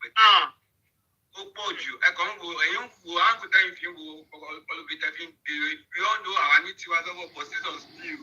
We have so many things we can't come here and talk. Bẹ́ẹ̀ni. It's not today we had rumors about this so-called woman having an affair with this person. This man have never for once come online, debunk or whoever said anything about this lady in question. It's not a baby. What am I telling you? What time in here? But let me now beat the year. Go to allow me now. It's time for me to now. Engineer, ṣé mo lè béèrè question kan lọ́wọ́ yín, sir? It might be a question again. You might just use that to talk to me again. So, Okay, sir. Sir. so I think she not took time that maybe then she was not buoyant enough financially, or probably she's thinking of what the people say. But deep inside her, she know this man is doing this and that, but she kept it to herself like that. Then you know, we are almost to be more motivated. But this person is going to like to marry. She have never only conscious of post or not like that. But you're in the midst of this person, you always like that. Oh, the billions already be joke. Oh, the bill of me, the bill of me, the bill of me, tell me so you go on. Mi ò rò pé mo Désọ́lá o, tẹ́ bá ọ̀rọ̀ tẹ́ ń sọ yìí kò ń ṣe ti Désọ́lá. Tẹ́ bá mọ̀, ẹ máa mọ̀ wípé ó gbé ọkọ ẹ̀rù until recently. Irọ́ ò dáa. Ó gbé ọkọ ẹ̀rù bíi mọ́ínmọ́ín ni. Until recently ni ò gbèrú mọ́ náà. When you mean recently, are you talking this year or last year? No, not this year. Until when I say recently, until she stopped. They've been married for a long time. So to stop with the last year. Láti má gbé ọkọ yẹn. She just feel this is the high time for her to like she don't okay, what's okay, you understand me? If you're going to be at work, and then she might not have enough then, but now she's exposed. Now she's made it so remember to issue shop what the man tell my you going to I'm going to man and to me now I don't think the man is could have been material thing you could have been raining sorry to stay. Like it's not the man. I'm talking about the man now. It's not. And so nítorí pọ́pọ́ ọ̀rẹ́ ni mọ́ ló ṣe fẹ́ lọ. Oh, it might not be. No, I'm not saying it should not be. It might be raining, but could that be that? Could that be ti tẹ́lẹ̀ mọ́? Could that be ti tẹ́lẹ̀ mọ́? Then and then she's always proud that celebrity organization. That's where the word celebrity. So tẹ́ bá fẹ́ fún Bọ̀dá Kúnlé la advice wo lẹ máa fún wọn pẹ̀lú gbogbo nǹkan tó ń ṣẹlẹ̀. That's it. Máa fún wọn náà ni giving. Ìyàwó ẹ̀ náà ni. She's not good me. Like you don't even need. I don't allow people to just interfere. Come on, found your lawyer so. I think what they back. I tell you.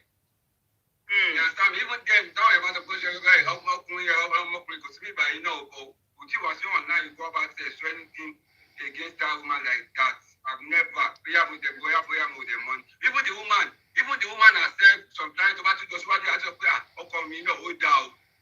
There was an interview that I saw that she even still praised the man. But to me, deeply inside her, she's not completely. She didn't completely forgive this man based on what have happened.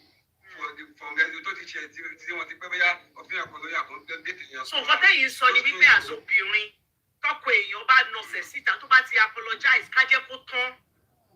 Bí tó bá jẹ́ kó tán jẹ́ kó finish the bed. Tó bá fẹ́ kó tán kó máa lọ. Let's know your stand. Let's know your don't pretend. Mo tẹ̀ mo gba sí yín níbẹ̀ yẹn náà torí èèyàn obìnrin ò pretend. Èèyàn obìnrin ṣe é gbọ́. Àwọn ọkùnrin ò kí pretend. Àwọn ọlọ́kùnrin máa ṣe ló máa mọ̀ ló máa tẹ̀ wá lórí mọ́lẹ̀ a máa pretend síbẹ̀. Men don't pretend. You do rubbish, you rubbish. You can't be claiming you are married and they kept seeing you here, they kept seeing you here, and you are still saying, you let me tell you, and you are capping this person. No, it's not done that way. And she got some of the no, ìgbà tẹ́ sọ pé àṣà lobìnrin yẹn ṣé Bọ̀dá Kúnlé ò mọ̀ pa àṣà ni kókó. When I mean àṣà is that you know the word àṣà means that she's not kò ṣe dandan pé ó wà exposed náà kò tí dàbí ó àti àkúnṣe kínní náà. Ìgbẹ́ kò ṣọwọ́ get inside ní gbogbo ìgbà yẹn náà. Ẹ̀bọ̀ ṣùgbọ́n rí bẹ́ẹ̀ no but Mr. Kúnlé rí bẹ́ẹ̀ kó tó fẹ́ náà. No, tí Lloyd tó bá sọ then we can say they both saw each other kan tó fẹ́ ra wọn that's the truth. Wọ́n ti rí that one now yes now. I'm not disputing that fact. Even the woman in question said in one of the interviews that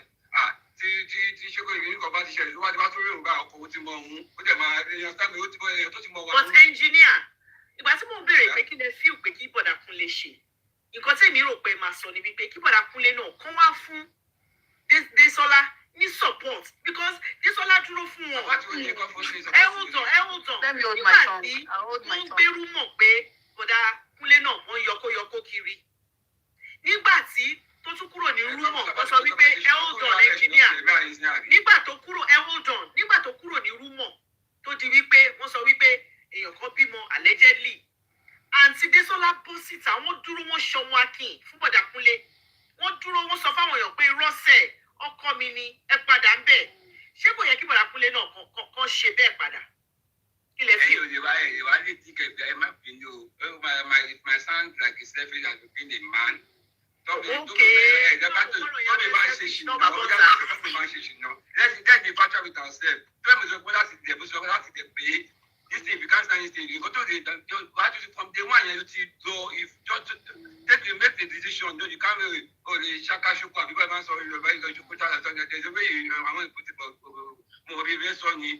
Go to, okay, emotion, not your own mission, no, come to my blame. If you think it that way, let's see who's going to do at the end of the day. It's a miss already. Is this mindset that drives me crazy?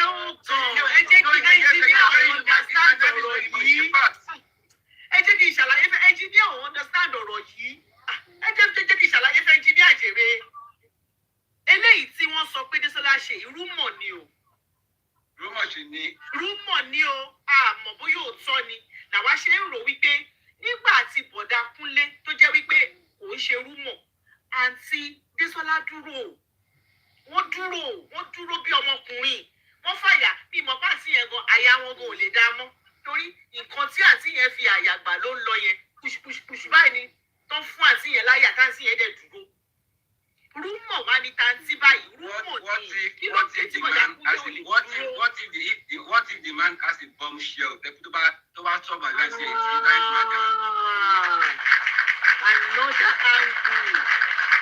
Another angle. Nàìjíríà gbé wọlé yìí o.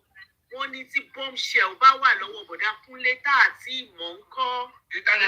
Ní bombshell tí wọ́n ti nípa Mr. Kúnlé ń kọ́. Ó wù Désọ́lá láti má lo bombshell tiẹ̀ ní bọ̀dá Kúnlé bá fẹ́ lo bombshell tí wọ́n kò sí nǹkan tó fi ń ṣe yẹn náà. Èmi náà ní bombshell nípa Sisidupe. Wọ́n yẹ bombshell. Everybody. Ẹlẹ́dàá tèmi náà ní bombshell. Nineteen bombshell ló kọ sí. ó lè máa sọ̀rọ̀ dọ̀la but bí a tó ṣe kò tó máa ṣe kò tó wọ́ sí ju obìnrin ló lè máa sọ dọ̀la. Ṣé mo ní tí òun ẹni yìí jọ?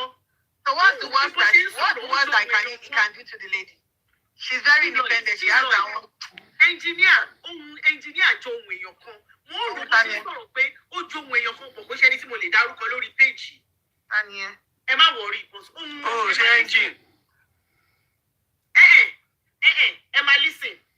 Ẹ máa listen dáadáa. Wọ́n wò pé engineer wọ́n wò pé mo mọ̀ yín. Wọ́n wò pé mo mọ̀ yín. Oh, bó ti mọ bọ̀dá tó ń gbé Canada. Àwọn kan. Mọ̀mísí Adéọlá mi ò mọ̀ yín rí o bó ni Mọ̀mísí Adéọlá ti wá o mi ò mọ̀ wọ́n o. Mọ̀mísí Adéọlá rí láyé mi o. Ọjọ́ kúlà fọ́. Mọ̀mísí Adéọlá rí o mi ò mọ̀ fly free rí láyé mi o mi ò mọ̀ wọ́n méjì. But Mr. Engineer, ẹ ti sọ ṣìnà ọkùnrin ló yàtọ̀ sí ṣìnà obìnrin. Ẹ ṣe Mr. Engine. Ẹ ṣe sà, ẹ wò ó fẹ́ ká mọ̀ pé perspective àti angle tó ní kálukú ti ń Ó yàtọ̀. ọ̀tọ̀ọ̀tọ̀ ni. Ọ̀tọ̀ọ̀tọ̀ lógún. Sisidupe. Ọmọ Dásọ́lá, I love that name. Àṣebọ́rọ̀ àwọn namesake àwọn tá a sọ̀rọ̀. Ọmọ Dásọ́lá. Good evening, everybody. Good evening, sis. My first time. The reason why I joined is because of Mrs. Sherry. Before then, kí tó lọ síbẹ̀ yẹn, ìbọ̀bọ̀ dá ọkùnrin tó sọ̀kalẹ̀. So ọkùnrin tó ń ṣe àgbèrè tó ń kí okó ẹ̀ bọ̀ different things kò kí ń ṣe àṣà. Àṣà ni. Ọkùnrin is àṣà. Obìnrin is àṣà. Àṣà. Ẹ̀ṣẹ̀ tí the other person ṣẹ̀, kò náà ni the other person. Kò sí ìkọ̀kọ̀ tó yàtọ̀ níwájú Ọlọ́run. Adultery is yeah, àtọ̀tọ̀. But one thing I want to mention is that in Nigeria, apart from religion, the cultural aspect too. won't affect marriage àti ìbáṣe ọkùnrin àti obìnrin. Because most women in Nigeria, generally, we are, like most of them, including our mothers were marginalized. To think that, torí pé mo jóbìnrin, àwọn kankan wà certain things I cannot do. I have to money láti surrender because I have children. Ẹ jọ̀ọ́ nítorí Ọlọ́run, gbàtí gbogbo wọn bọ̀ nílé ayé wa ní everybody mú destiny ẹ̀ wá, àtẹ̀lé ọwọ́ wa, nǹkan tá a máa jẹ́ lé ayé yìí máa wà. Why do I have to get married and be marginalized? Why do I have to get married and be suppressed? All in the name of pé mo lọ́mọ o. So tí máa hùwà kan nísìnyí mi ò gbọ́dọ̀ jájú because of àwọn ọmọ mi. Mi ò gbọ́dọ̀ ṣe báyìí nítorí àwọn ọmọ mi. Àwọn ọmọ wáyé wọn láti wá live.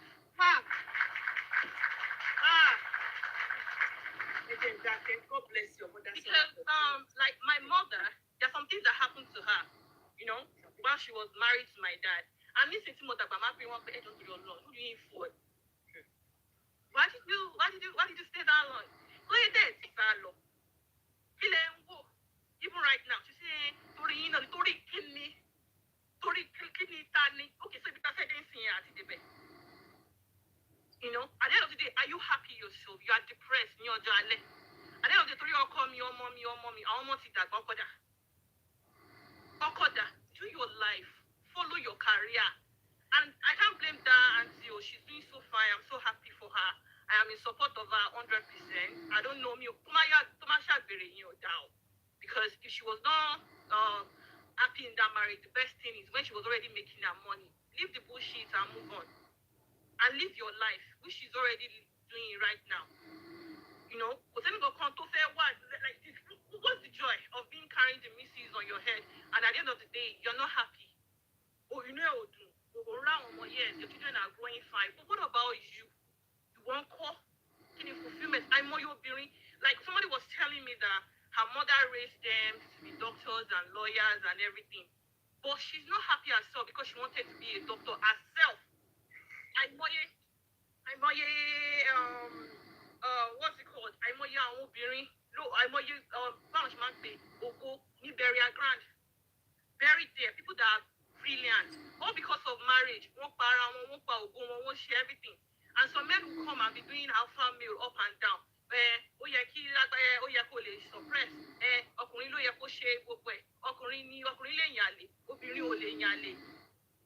The impact at the end of the day, who is going to bear it? You die with heart attack, you die with depression. At the end of the day,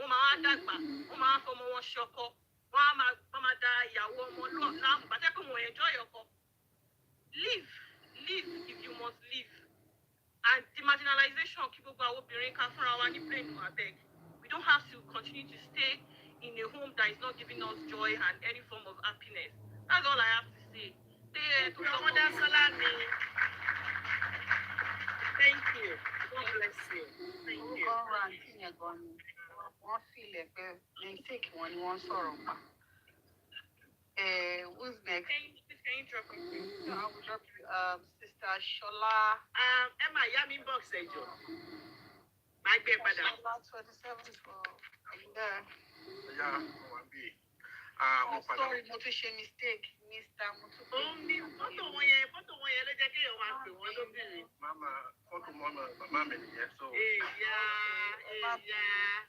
I apologize. Apologies, sir. Nǹkan tí mo kọ́kọ́ fẹ́ clear ni pé 15 years tí àwọn èèyàn ń tẹnu mọ́ yẹn. Nǹkan tí mo mean ni pé gbogbo agbára tọkùn yẹn ní wàhálà tó fẹ́ ṣe within 15 years ni ìyà tó dẹ̀ máa wá tó máa dúró dè ó máa ọrú ọkùnrin bẹ́ẹ̀ wọ́n máa lọ. Ẹ bá mi protect Mr. Shola o. Mi ò try láti pé Kúnlé mi ò hate ẹ̀ torí mo máa wo program ẹ̀ ṣùgbọ́n mi ò like ìgbé ayé tó ń gbé. Wọ́n máa pé obìnrin ló pọ̀ ń bí yìí. Obìnrin sí ní I can see a lot of you guys are talking with emotional ẹ̀fín sọ̀rọ̀. That is obìnrin. Ẹ̀dẹ̀ gbọ́n kan tí màá yẹn sọ. Máa tó sọ̀rọ̀ tánìsì. Mo máa pé most of you don't like it. Òdodo nìyẹn. Kí lẹ́yìn fi sọ̀rọ̀? Ọlọ́run dẹ̀ wá mú ẹ̀yin ò lè emotion kí lẹ́yìn ń lò. Ọlọ́run mú àǹtí Dítọ́lá ọkùnrin mẹ́rin lóní kó bínú ma níwọ̀n. Ọlọ́run mú ọkùnrin mẹ́rin lóní gbogbo àwa táwa ń bí lé ní àwọn ìyá tó jìyà yẹn àwọn náà tọ́jú wa tó wá fi wà báyìí lé ní sùúrù tán sì ní náà fi lè wà báyìí ẹ jẹ́ ká ní sùúrù ẹ ju ẹja mi olóòtú. All right, sir. Ta ló máa sọ̀rọ̀ next?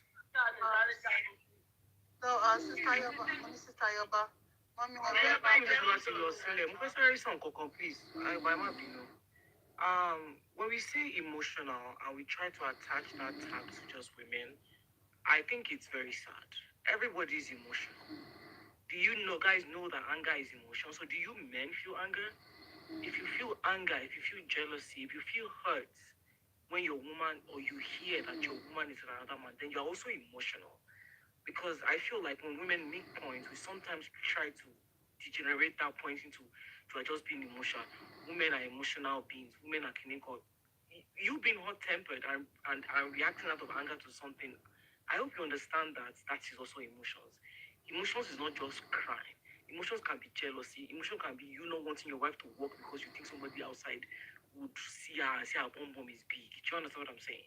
So when we call out things, or when women make a point and we say, oh, you are being emotional, I don't understand. Do men not have feelings? You guys don't get angry? You guys don't feel hurt at the thought of another man getting on your wife? If you have those feelings, then my darling, you're also emotional. We are all emotional. All the men that caused war in history, even Hitler self, that decided to conquer the whole world, do you think he was not emotional? He just did not have good emotional intelligence, because which same person wants to rule the whole world? Do you understand what I'm saying? Kim Jong-un that wants everybody to be clapping for him, and he's the only one that can rule. Do you think that's not a very highly emotional man? There's a difference between emotional intelligence, knowing how to control your emotions, and being everybody's emotional. So when women talk about, say, oh, those women are being emotional, I feel like it's code for they're just talking, they don't understand what they're saying, or they're just being, let's stop insulting women with that word. Anything, stand, conscious, emotional.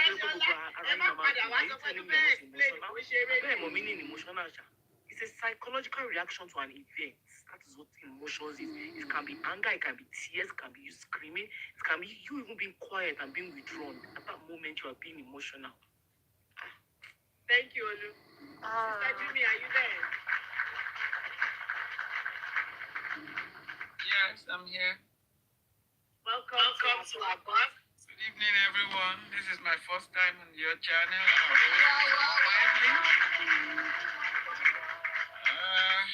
I'll say thank you to all the Gen Zs in Nigeria right now, bringing out the awareness to everybody. I like the point that Olu bring out the other time about any kind of kongbawe, any kind of church, call us okay. One need pastor, one need àwọn aláfáà kó tẹ̀ jáládùúrà ni gbogbo báwa obìnrin ṣe máa sá kiri àwọn máa gbàdúrà yẹn pé ọlọ́run bá mi bọ́ sọ́kàn ọkọ mi jésù gbà mí tán máa ní ká ló máa gbàdúrà sùúrù ni I'm in that generation.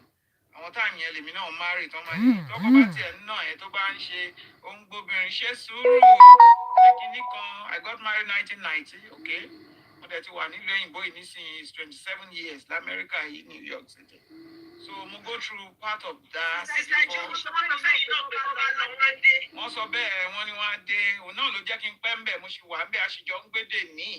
But tó bá yẹ pé mi ò gbarú ẹ̀kọ́ yẹn tí n bá wà ní the group Gen Z, I'm telling you I will have gone.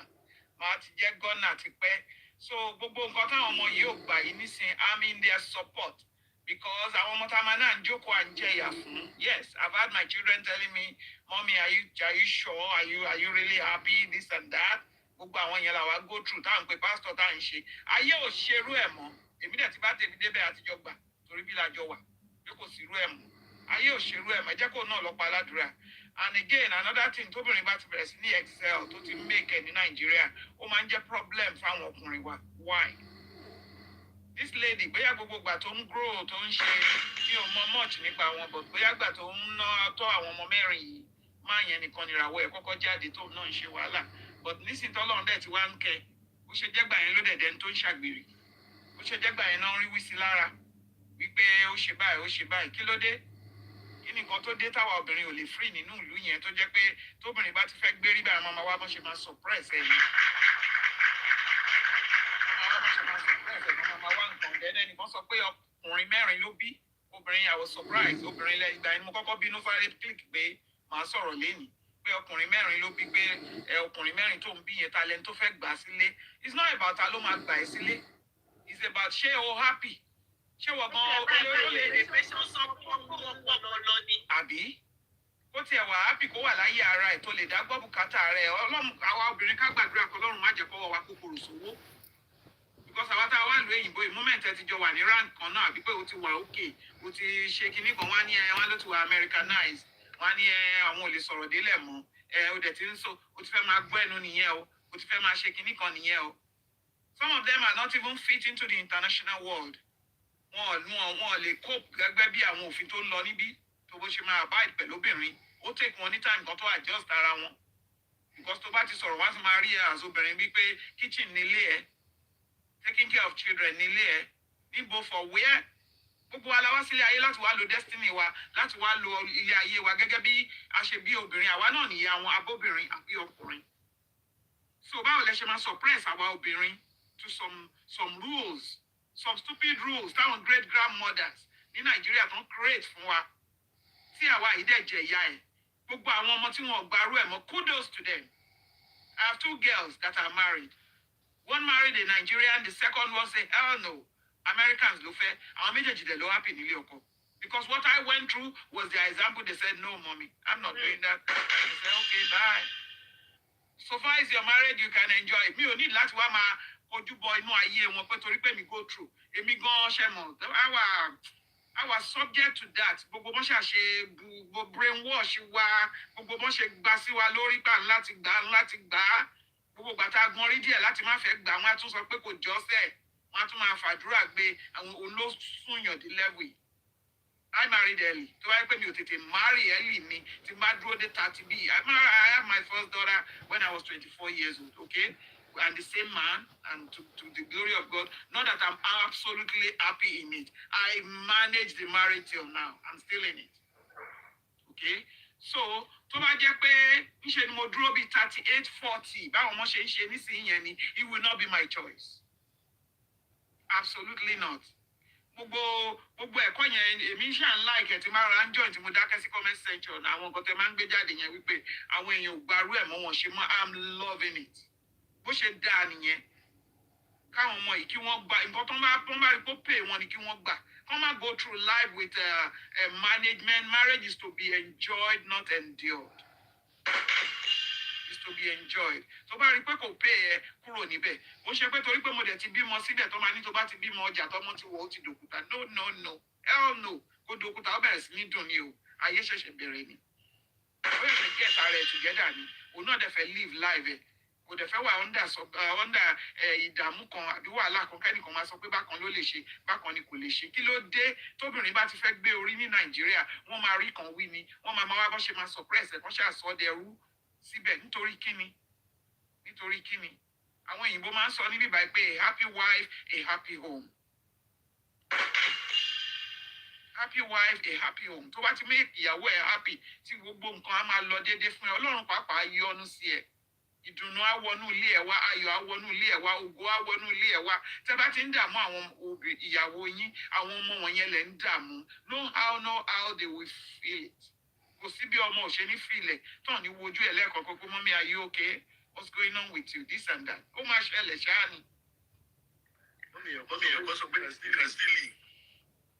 You can still live. Yeah, ẹ máa ń sọ bẹ́ẹ̀ pé you can still live. Ó máa easy fún yín o ẹ̀yin ọkùnrin.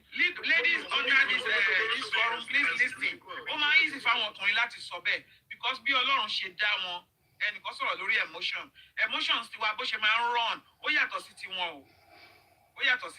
You can still live. Ṣé mo bá ti bímọ síbẹ̀? Ṣé mo nǹkan tí body wa go through ní 9 months? Ṣé mo gbogbo nǹkan tá a go through nígbà tá a fọmọ lóyún ní ọyàn tá à ń tọ́jú ọmọ títí tọ́mọ fi dàgbà? Wàá tún wá go through gbogbo yẹn. Ẹlòmíì ò wà circumstances ló máa ń jẹ́ kéèyàn lè sáré live. Ó lè wà financially not stable enough to live. Ó lè jẹ́ pé bóyá ẹlòmíì á máa wo àwọn ọmọ yẹn á máa ní àwọn ọmọ even though gbogbo àwọn ọmọ máa dàgbà nísìnyí wọn á ní mọ́mì kí ló ta ló ní kẹ́ ẹ dúró dé àwọn ò lè gbárù eléyìí ń tà wọ́n. So a topic for another day ni pé you can still live yẹn. Àwọn ọmọbìnrin àwọn ọmọ ti sìn yín o wọn ti ẹ̀ràn ẹniṣẹ́ wọn ti live. Yes àwọn gan ọ̀ràn yín wọn ti live. So àwa tá ti lò ó kọjá yìí náà lè sọ̀rọ̀ ẹ̀ fún pé yóò lè lọ tó bá wù ẹ́ yẹn. wọ́n máa ní ìwọ náà ṣe sọ bẹ́ẹ̀ fún ìyàwó ẹ̀ ò bá má sọ bẹ́ẹ̀ fún yàn ṣe bẹ́ẹ̀ yẹn sọ̀rọ̀ kò dáa ìyẹn kò sọ bẹ́ẹ̀ yẹn fún ìyàwó ẹ̀ àwọn ọmọ yẹn ò tiẹ̀ ràn yín nísìn and I'm not telling them to.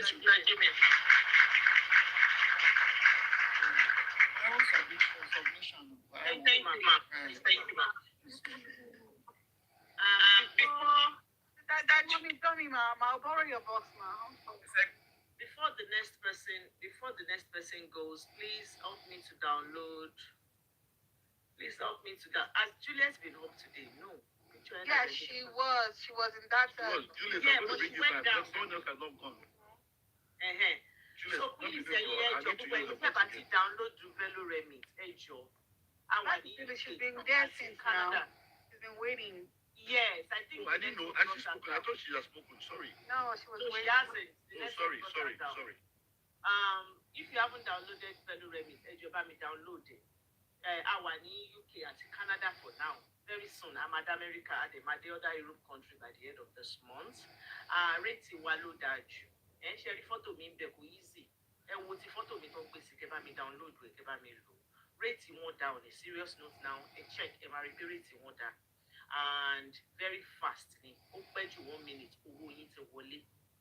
Don't will be okay. Try it. They check it. Me get to look. My mobile pay. Just then. Ìyá ọ̀kẹ́rẹ́ ni ìyá. Ṣé ìyá ọ̀kẹ́rẹ́ ni? Okay, mo rò pé ìyá ọ̀kẹ́rẹ́ ni. Anyway, ẹ bá mi download ẹ má gbàgbé tẹ bá download ẹ bá mi fi Sisidupe sí. Sisidupe yẹn náà máa fi mọ̀ pé ọ̀dọ̀ mi lẹ ti wá. Tẹ bá wá fi Sisidupe sí. Tẹ bá send 100, wọ́n á fún yín ní 10. Which means pé tẹ bá fẹ́ send owó next, ó máa jẹ́ -10. But you will need to use Sisidupe as your referral code for you to be able to get the 10. Ejo, ẹ bá mi download, ẹ lè download wọn ní App Store. Ẹ bá ti download the enter gbogbo details yín, tẹ dẹ̀ lo referral code Sisidupe. Ẹ bá ti send the minimum of 100, ẹ máa gba 10 padà. Ta ló yẹ kó sọ̀rọ̀ because Juliet ti wà bí tẹ́lẹ̀. Ẹjọ́ ẹ jẹ́ ká jẹ́ kí Juliet sọ̀rọ̀. She's been here before, network ló já wọn. It's actually the next before it dropped. Okay, Sister Juliet, unmute your mic, please. I should Sisidupe Kweto. Yes, ma'am. Everybody. Contribution me fún ti Kúnlé Afod ó yàtọ̀ díẹ̀ sí nǹkan everybody sọ. Yes, ma'am. Story wọn kì í ṣe new story nǹkan tá a ti ń wò ti pẹ́ ni. Tẹ́ bá rí ìyàwó Kúnlé Afod láti bẹ̀rẹ̀ òun ló wá Kúnlé Afod. Láti bẹ̀rẹ̀. Ìfẹ́ yẹn ti wà one-sided láti bẹ̀rẹ̀. Láti bẹ̀rẹ̀ ó rí Kúnlé Afod ti wà ní sinimá ó ti ń ṣe fíìmù ó ti ń ṣe lifestyle kì í ṣe new lifestyle ó rí bí Kúnlé Afod ṣe rí òun ló wà ìgbà yẹn gan Kúnlé Afod ò fẹ́ òun ló wà tó ó sọ ní interview kì í ṣe pé ó fi pamọ́ títí tí Kúnlé Afod fi fún ní attention tó fi fẹ́ra dùn ní so kì í ṣe nǹkan tó jẹ́ pé Kúnlé Afod ò fara pamọ́ fún so nǹkan tí mi ò sọpọ́tì ìwà Kúnlé mi ì dẹ̀ sọpọ́tì ìyàwó ẹ̀ náà nǹkan téèyàn bá ti mọ̀ pé èèyàn ò lè gbà má wulẹ̀ torí ìbò. Then ó tún torí ìbò tán ó tún rí wà kò ṣe pé Kúnlé Afod change mi ì mọ reason táwọn èèyàn rò bíi pé o lè change ẹlòmíì ìwọ fún rẹ for example ìwọ fún rẹ nǹkan tó bá fẹ́ change kò easy àmì ìgbà tí màá bẹ̀rẹ̀ sí ṣe gym ìgbà wo ni mo bẹ̀rẹ̀ kò easy láti change ìwọ fún rẹ báwo ló ṣe rò bí pé o lè change ẹlòmíì tó ti dàgbà ìwà tó ti use mọ́ kí ló fún ẹ ní impression pé tó bá marry ẹnìyẹn wà lè change ẹnìyẹn tó jẹ́ pé ìwọ fún rẹ gan àti change ìwà ti ara ẹ gan wà very difficult ìgbà tí Kúnlé Afod gbé ṣe ẹ̀dẹ́ tí gbogbo orúmọ̀ gbó ń tẹ̀lé àwọn obìnrin ó tún jáde ó tún bo ìwà burúkú mọ́lẹ̀ àwọn obìnrin míì tó jẹ́ pé ìgbà yẹn tó bá sọ̀rọ̀ ó jẹ́ káwọn obìnrin yẹn dàbí pé marriage tí wọ́n ní ó wà òkè. So mi ò support ìyàwó mi ò dẹ̀ support Kúnlé but in this situation máa sọ pé wọ́n mọ̀ bí wọ́n ṣe settle ọ̀rọ̀ ara wọn kì í ṣe every time ẹ̀ máa sá it's not the time you spread your destiny outside so they know how they solve their problem nǹkan tó ti ṣẹlẹ̀ tó bá lè èmi feel pé irú kìíní ó ti bẹ̀ kì í ṣe pé ó mọ everything nǹkan tó máa mi ò fi pé torí cheating ló fẹ́ fi kúrò ní ọ̀dọ̀ Kúnlé a sì ní torí inside life la wà gbogbo story tó wà ta a sì ní story tó jẹ́ pé public eye wò mọ̀ sí. Oh, definitely. kì í ṣe òní ní Kúnlé tí ń cheat so it can't be for cheating kì í ṣe òní Kúnlé cheat kó tó fẹ́ ó fẹ́ ó tún cheat ó tún kú wọ́n tẹ̀. ó fẹ́ as a cheater allegedly. tó kì í ṣe òní my own is irú this situation tó bá jẹ́ pé ó ti dé bóyá DB wà involved or is life threatening ẹ lè ṣe pamọ́ kó kúrò ń bẹ̀ kì í ṣe everything ni wà á tà síta tí everybody máa tẹnu sí marriage yìí torí àwọn ọmọ torí ọ̀la. But in fairness to her on this one òun kọ́ ló gbé nǹkan kan jáde o. So she didn't bring anything about her life síta. Òun kọ́ ló gbé jáde. Ó ti wà ń tà already. èmi ní pé any issue táwọn méjèèjì bá ní wọ́n lè resolve quietly táwọn méjèèjì ò bá lè dúró mọ́ marriage is not by force wọ́n lè separate quietly and because gbogbo drama yìí now the whole world is putting out in their issues á wà lórí internet àwọn ọmọ máa gbọ́ sí is marriage àwa kò máa sọ̀rọ̀ a máa lọ bọ́ at the end of it ọ̀rọ̀ àwọn ọmọ yẹn ló máa jìyà gbogbo kìíní yìí jù then nǹkan tẹ́yìn ò bá lè endure wá ti rí gbogbo red flag ó gbogbo from the beginning ó máa wà ń bẹ̀ tó o bá rí àwọn ará ilé ẹ̀ máa rí wọ́n máa bẹ̀ sọ so nǹkan tó bá ti mọ̀ pé ò lè endure má wulẹ̀ torí bọ̀ then tó bá torí bọ̀ me my opinion may be different from everybody tó bá torí bọ̀ there are some situations if it's not life threatening tó bá torí bọ̀ ṣe tán. Ẹni tó bá forí tì dópin la ó gbàlà. No, it's not but at the same time mi ò sọ if it's not life threatening mi ò support the situation táwọn èèyàn máa ní pé over any small thing jáde kúrò bẹ́ẹ̀ orí bíbẹ́ kọ́ ni oògùn orí fífọ́. Orí fífọ́. There are some things in marriage that you still have to endure. À ń lọ bí iṣẹ́ gan ìgbà míì àárín nǹkan tí ò wá òkè níbi iṣẹ́ à ń ní sùúrù pẹ̀lú àwọn tí ò kí ń jẹ́ fámìlì wa à ń ní sùúrù à ń gbójú kúrò bọ́ tó bá ti jẹ́ tọkọ àbí tó ti jẹ́ ìyàwó iṣan wa máa le gbogbo right gbogbo everything máa le so èmi sì mo sì wà ní mi kì í ṣe old school but at the same time kì í ṣe Gen Z ló máa kọ́ mi èmi ní as in àwọn tó máa kọ́ mi ní marriage ṣe Gen Z. Tẹ́ bá sọ wípé tí ò bá ṣe life threatening so tí ò bá so ẹ sọ wípé tó bá ṣe wípé wọ́n ti fẹ́ gbẹ̀mí ẹ̀ then you should stay there. Tí ò bá ṣe any issue ní marriage tí ò bá ti jọ mọ́ pé life threatening to me it can be resolved but life threatening èèyàn tó wà láyé ló máa resolve marriage problem. And your own marriage problem is not the first. Tó bá ní problem ní marriage, wà ní problem ní another thing. Problem is issues of life. It has to do with men. Tó bá ṣe Bísọ́lá fẹ́ àbí ìyàwó Kúnlé fẹ́ sọ pé tó bá kúrò lọ́dọ̀ Kúnlé because of cheating. Ṣó lè fọwọ́ sọ̀yà pé tí tó máa fi kúrò ní ayé ìkó sẹ́yìn tó máa gún un. Èyí tó dẹ̀ máa gún òní jẹ́ another married man. So àwọn kìíní yẹn there's more to the story. There's more to the story, but I know there's a way they can resolve family. Come on, they can resolve family issues. Tó bá mọ̀ pé o lè dúró mọ́, lọ jẹ́jẹ́. Don't disturb. And tó bá mọ̀ pé family ò wà okay, ọkọ ẹ̀ ń ṣèṣekúṣe, má wá síta máa bò kó máa dàbí pé àwọn yòókù tó ní issue ní family wọn, àwọn ni ò wà okay. Torí ìgbà tó ń bo Kúnlé mọ́ tó ń jáde tó ń sọ̀rọ̀ Kúnlé ní dáadáa tó dẹ̀ mọ̀ pé nǹkan tí Kúnlé ń ṣe ò wà òkè ó dẹ̀ ń bo ìwà burúkú níta obìnrin míì ó ti short obìnrin míì. Sister Juliet ẹ lọ wájú ẹ lọ ẹ̀yìn ẹni pé tí ò bá ti wà life threatening kó dúró síbẹ̀ kó pé gbogbo marriage ló ní kíní what if that's her own way of láti dúró síbẹ̀ láti protect marriage yẹn ṣé yìí fẹ́ kó bọ́ síta kó wá sọ pé wàhálà wà ní.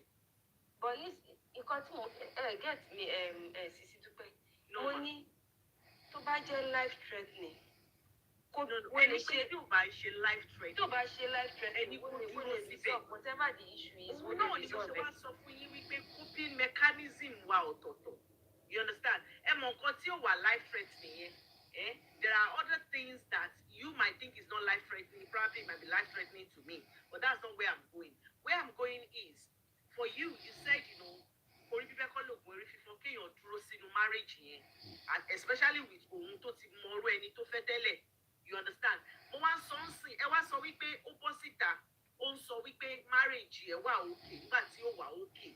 I'm now saying to you pé tá a bá sọ wípé kó dúró síbẹ̀ because ó ti rí kó tó fẹ́, what do we expect her to come and say outside? Period tó ń jáde tó ń sọ ń pa Kúnlé, let's be very honest, that period òun ló gbé kíní ẹ̀ sórí ara ẹ̀. Nobody, no, there was no particular, even Kule himself didn't ask her go and defend me. Do you live with them? Why would you say Kule? But our internet lands on now. No. We don't know. We don't know what discussion they had. Èmi àtẹ̀yàn kan ti argue wẹ̀rí that. You don't know asọ́kọ́ ti yàwó. Wọ́n lè jọ jókòó kọjọ sọ. Kó sọ fún ìyàwó ẹgbẹ́ àkílà fẹ́ ṣe sí gbogbo nǹkan tó ń lọ yìí. Ó dáa, àbí go and do this. She won't go and do interview without the husband's consent. And the husband knew she's going to do interview now. Kule that we have seen now that can tell her, oh, don't do this, don't do that. If Kule, like you think Kule will tell her, don't do that interview and she will go and do it. Of course, Kule knows about the interview. So you cannot say she just went and did the interview without the husband knowing about it. I disagree. We don't, I'm not, see, Auntie Juliet, Emi ò sọ pé ń parọ́. Let me know, right? But I'm saying that you cannot confidently say that, oh, she went and do the interview just for herself. The husband does not know about it. That's what I'm going. Maybe I think you send it to more confirm. But we cannot say, but this all that time, but I will say yes. But this all will not go and do interview. See, afford. Láti bẹ̀rẹ̀ ni Desola ti jẹ́ strong woman. She's very independent. There was never a time she was depending on Kule even for money. She's very independent. She's very independent. I didn't know you know them like that. I was about to ask that same question. Does she know them personally? Àtìgbà tó ti ń ṣe Uber tó máa ń gbé láti Lagos to Ibadan, I just follow their story. That's why I can talk about them.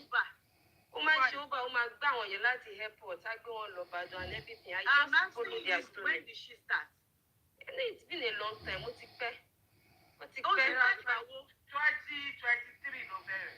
Ó ti pẹ́, so I've been following them. It's not today. No. 2023 No, you said ó ti pẹ́ like it's 10 years. No, you like she's never been independent on her own. Ó ti pẹ́ now. It's not recent thing. Kò ṣe Uber mọ́ now. Kò ṣe Uber mọ́. Ó ti pẹ́. Because mo kàn try sọ pé even when Kule was popular, she was still independent.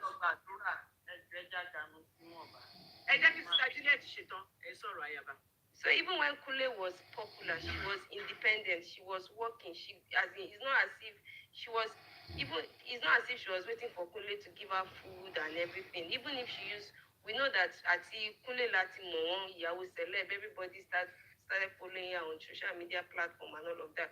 So I don't think that kind of woman is. Juliet, if you have accepted what you're not supposed to accept, like you said, at some point, even if you've been together 10 years, 20 years, you now discover that I don't want to take this anymore. So is it wrong for you to now, say, okay, I can't take it anymore? Is that wrong? That's the payment. I almost see one by my come down. Sorry, you're welcome, darling. Come down, Ayaba. Lágbára. Ṣé rí ibi méjì èmi ò sọ̀rọ̀ kìíní ọ̀rọ̀ máa. Can we ẹ jẹ́ ká la kìíní ẹjọ́ torí Ọlọ́run? Ẹ jẹ́ ká la. Nobody here, except you're new to my platform, nobody here is condoning the alleged cheating. I am not. So, because I realize people will just hold on to what they want to hold on to. Nobody is condoning it. If you see us on this platform saying that Brother Kule should go and pray, Brother Kule should go to war room, it's not because we are condoning it. We are just turning the table round. Because that's the same thing. When a woman comes online to say, my husband is cheating, my husband is not loving me right, my husband is not doing what is expected of him, you will tell that woman, be patient, go and read your Bible, go and pray for 30 days and 30 nights. We are just reversing it. So nobody here is condoning any alleged cheating. After all, it's alleged. Nobody knows if it's true or not. So we are just saying, flow nǹkan tí ọkùnrin ò bá fẹ́ kí obìnrin ṣe fóun káwọn náà má ṣe ibi tá a dúró sí nìyẹn.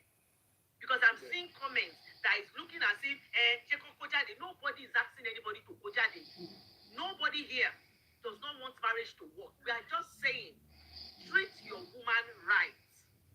We are just saying that unlike those days when our mother will sit down there and take all the rubbish, we are saying that women will not take your rubbish.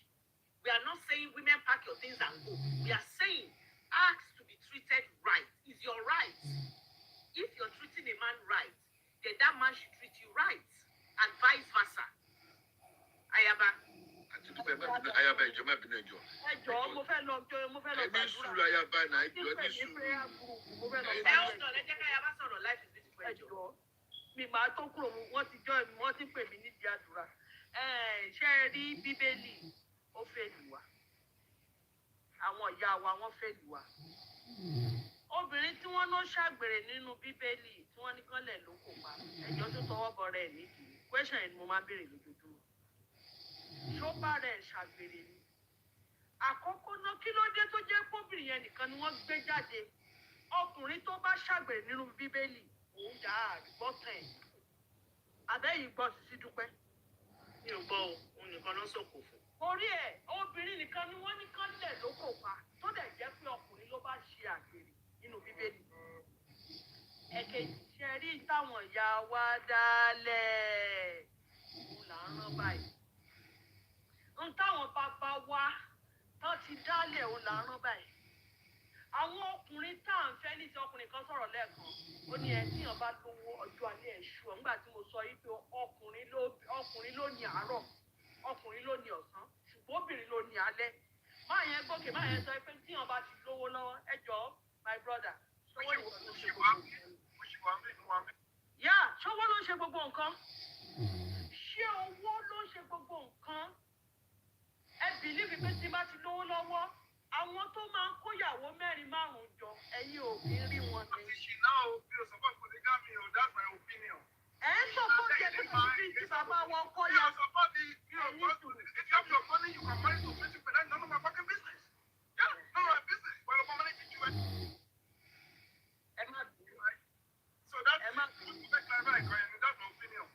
Ṣé àmọ̀ yìí pé àwọn olówó tẹ rí tẹ ní pé tí wọ́n bá ti lówó àwọn náà máa ń sunkún? Ṣé ẹ gbọ́ pé ẹ kàwé ti rí sọ́run tó cry ni? Wọ́n ti pè wọ́n sádùúrà. Àwọn aládùúrà tó fẹ́ jọ pé èèyàn pè ní. Ṣé ẹ kàwé ẹ̀ nígbà tí rí sọ́run tó cry? Olówó lówó ó gbọdọ̀ tún àwọn àkọ́kọ́ ṣe. Ẹni sùúrù lọ́dà yẹn jọ. Ó ní owó lówó ìyẹn ò ní kó o gba ọjọ́. Wọ́n ti pè ìfàdúrà o prayer meeting. Ó ní bàárò ẹ̀ jẹ́. Àdúrà ni àwọn aládùúrà ló pè ní. Ó ní òní kò bàárò ẹ̀ jẹ́ torí owó tó ní kò pọ̀ sí ẹ̀ jẹ́. Kò bá dẹ̀ jẹ́. Ń táwọn ya sí wa nígbà yẹn tán ìtọ́wádìí la wà nísìnyí. Àwọn náà kí n tán bí kalẹ̀ táwa ń fẹ́ nísìnyí tó dògùn fún wa. Àwọn ìyá wa ọ̀pọ̀lọpọ̀ àwọn ọkùnrin tó wà ní 40, 45, 50, 55, 60. Wọ́n tọ́ wọn nínú ilé tí wọ́n fi ìfẹ́ tọ́. Àwọn yẹn làwa sọ dáadé orí nìsílá gbé sí ilé gẹ́gẹ́ bí ọkọ tó wá fa ogun jà wá.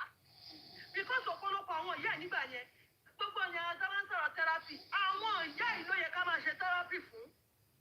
Àwọn ìyá tó jẹ́ pé nílé ọkọ wọn ò gbọ́dọ̀ sọ̀rọ̀. Àwọn ìyá tó jẹ́ pé nílé ọkọ wọn lẹ́nu ọ̀rọ̀. Àwọn ìyá kò dẹ̀ sáré social media ń gbà ẹ̀ tó bá tún sọ̀rọ̀ wá pa wọn lẹ́nu mọ́. Àwọn ọmọ tó wá ń tọ́ jáde. Àwọn ọmọ yẹn kò sí ìfẹ́. Kò sí ẹ̀ tí bàbá ta àwọn ọmọ tó yẹ pé wọ́n ìyá wọn bàbá wọn gbà lè wà ní wọ́n ti kí àwọn lọ tẹ́lẹ̀. Àwọn làwa fẹ́ tó lògùn yìí. Àwọn tó jẹ́ pé ìyá wọn ni ó dáná fún àlè bàbá wọn. Àwọn là ń fẹ́ tó lògùn because gbogbo àwọn ọmọ tá à ń fẹ́ nìsí àwọn 40, 45, 50, 60. Ọ̀pọ̀lọpọ̀ bá bàbá wọn ṣe lò gbà ní olúwadọ̀ kan. Àwọn ò wá lè kóyàwó tí ló wá ní pé kán mọ bà wọ́n dé torí ibi tán fi dàgbà ní. Ọ̀pọ̀lọpọ̀ àwọn bàbá wa láyà fún ọmọ yìí obìnrin.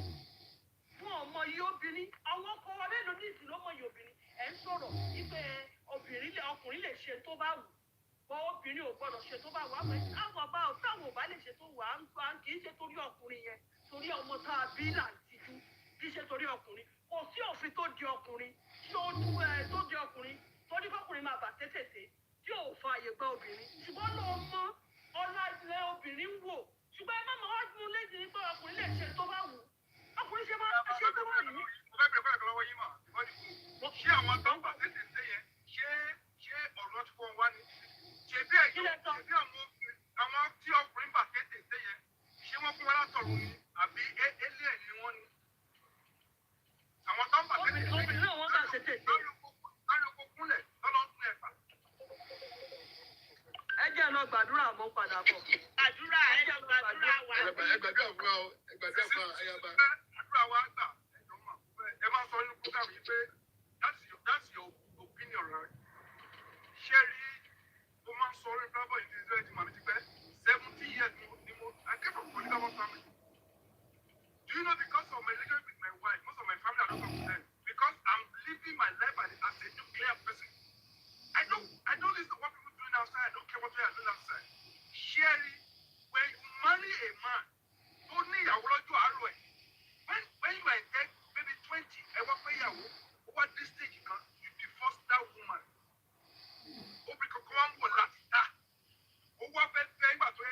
Exposed.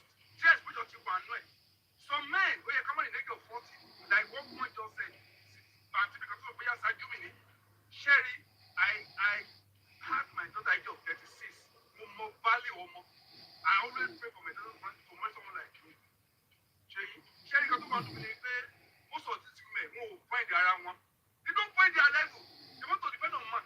I want my wife to grow better than me because most of them are pushing you. How many people have taken on me? But some women, you go to you are in a relationship with a man. You very fully independent. My young level 14 officer, you go to Nigeria. Level 14, she's level 14 officer. Go to Nigeria. So Sheru yẹn ni màá tó ẹgbẹ́ arẹ́gbẹ́ tíṣà méjì ò gba owó tí wọ́n fi gba Nàìjíríà náà.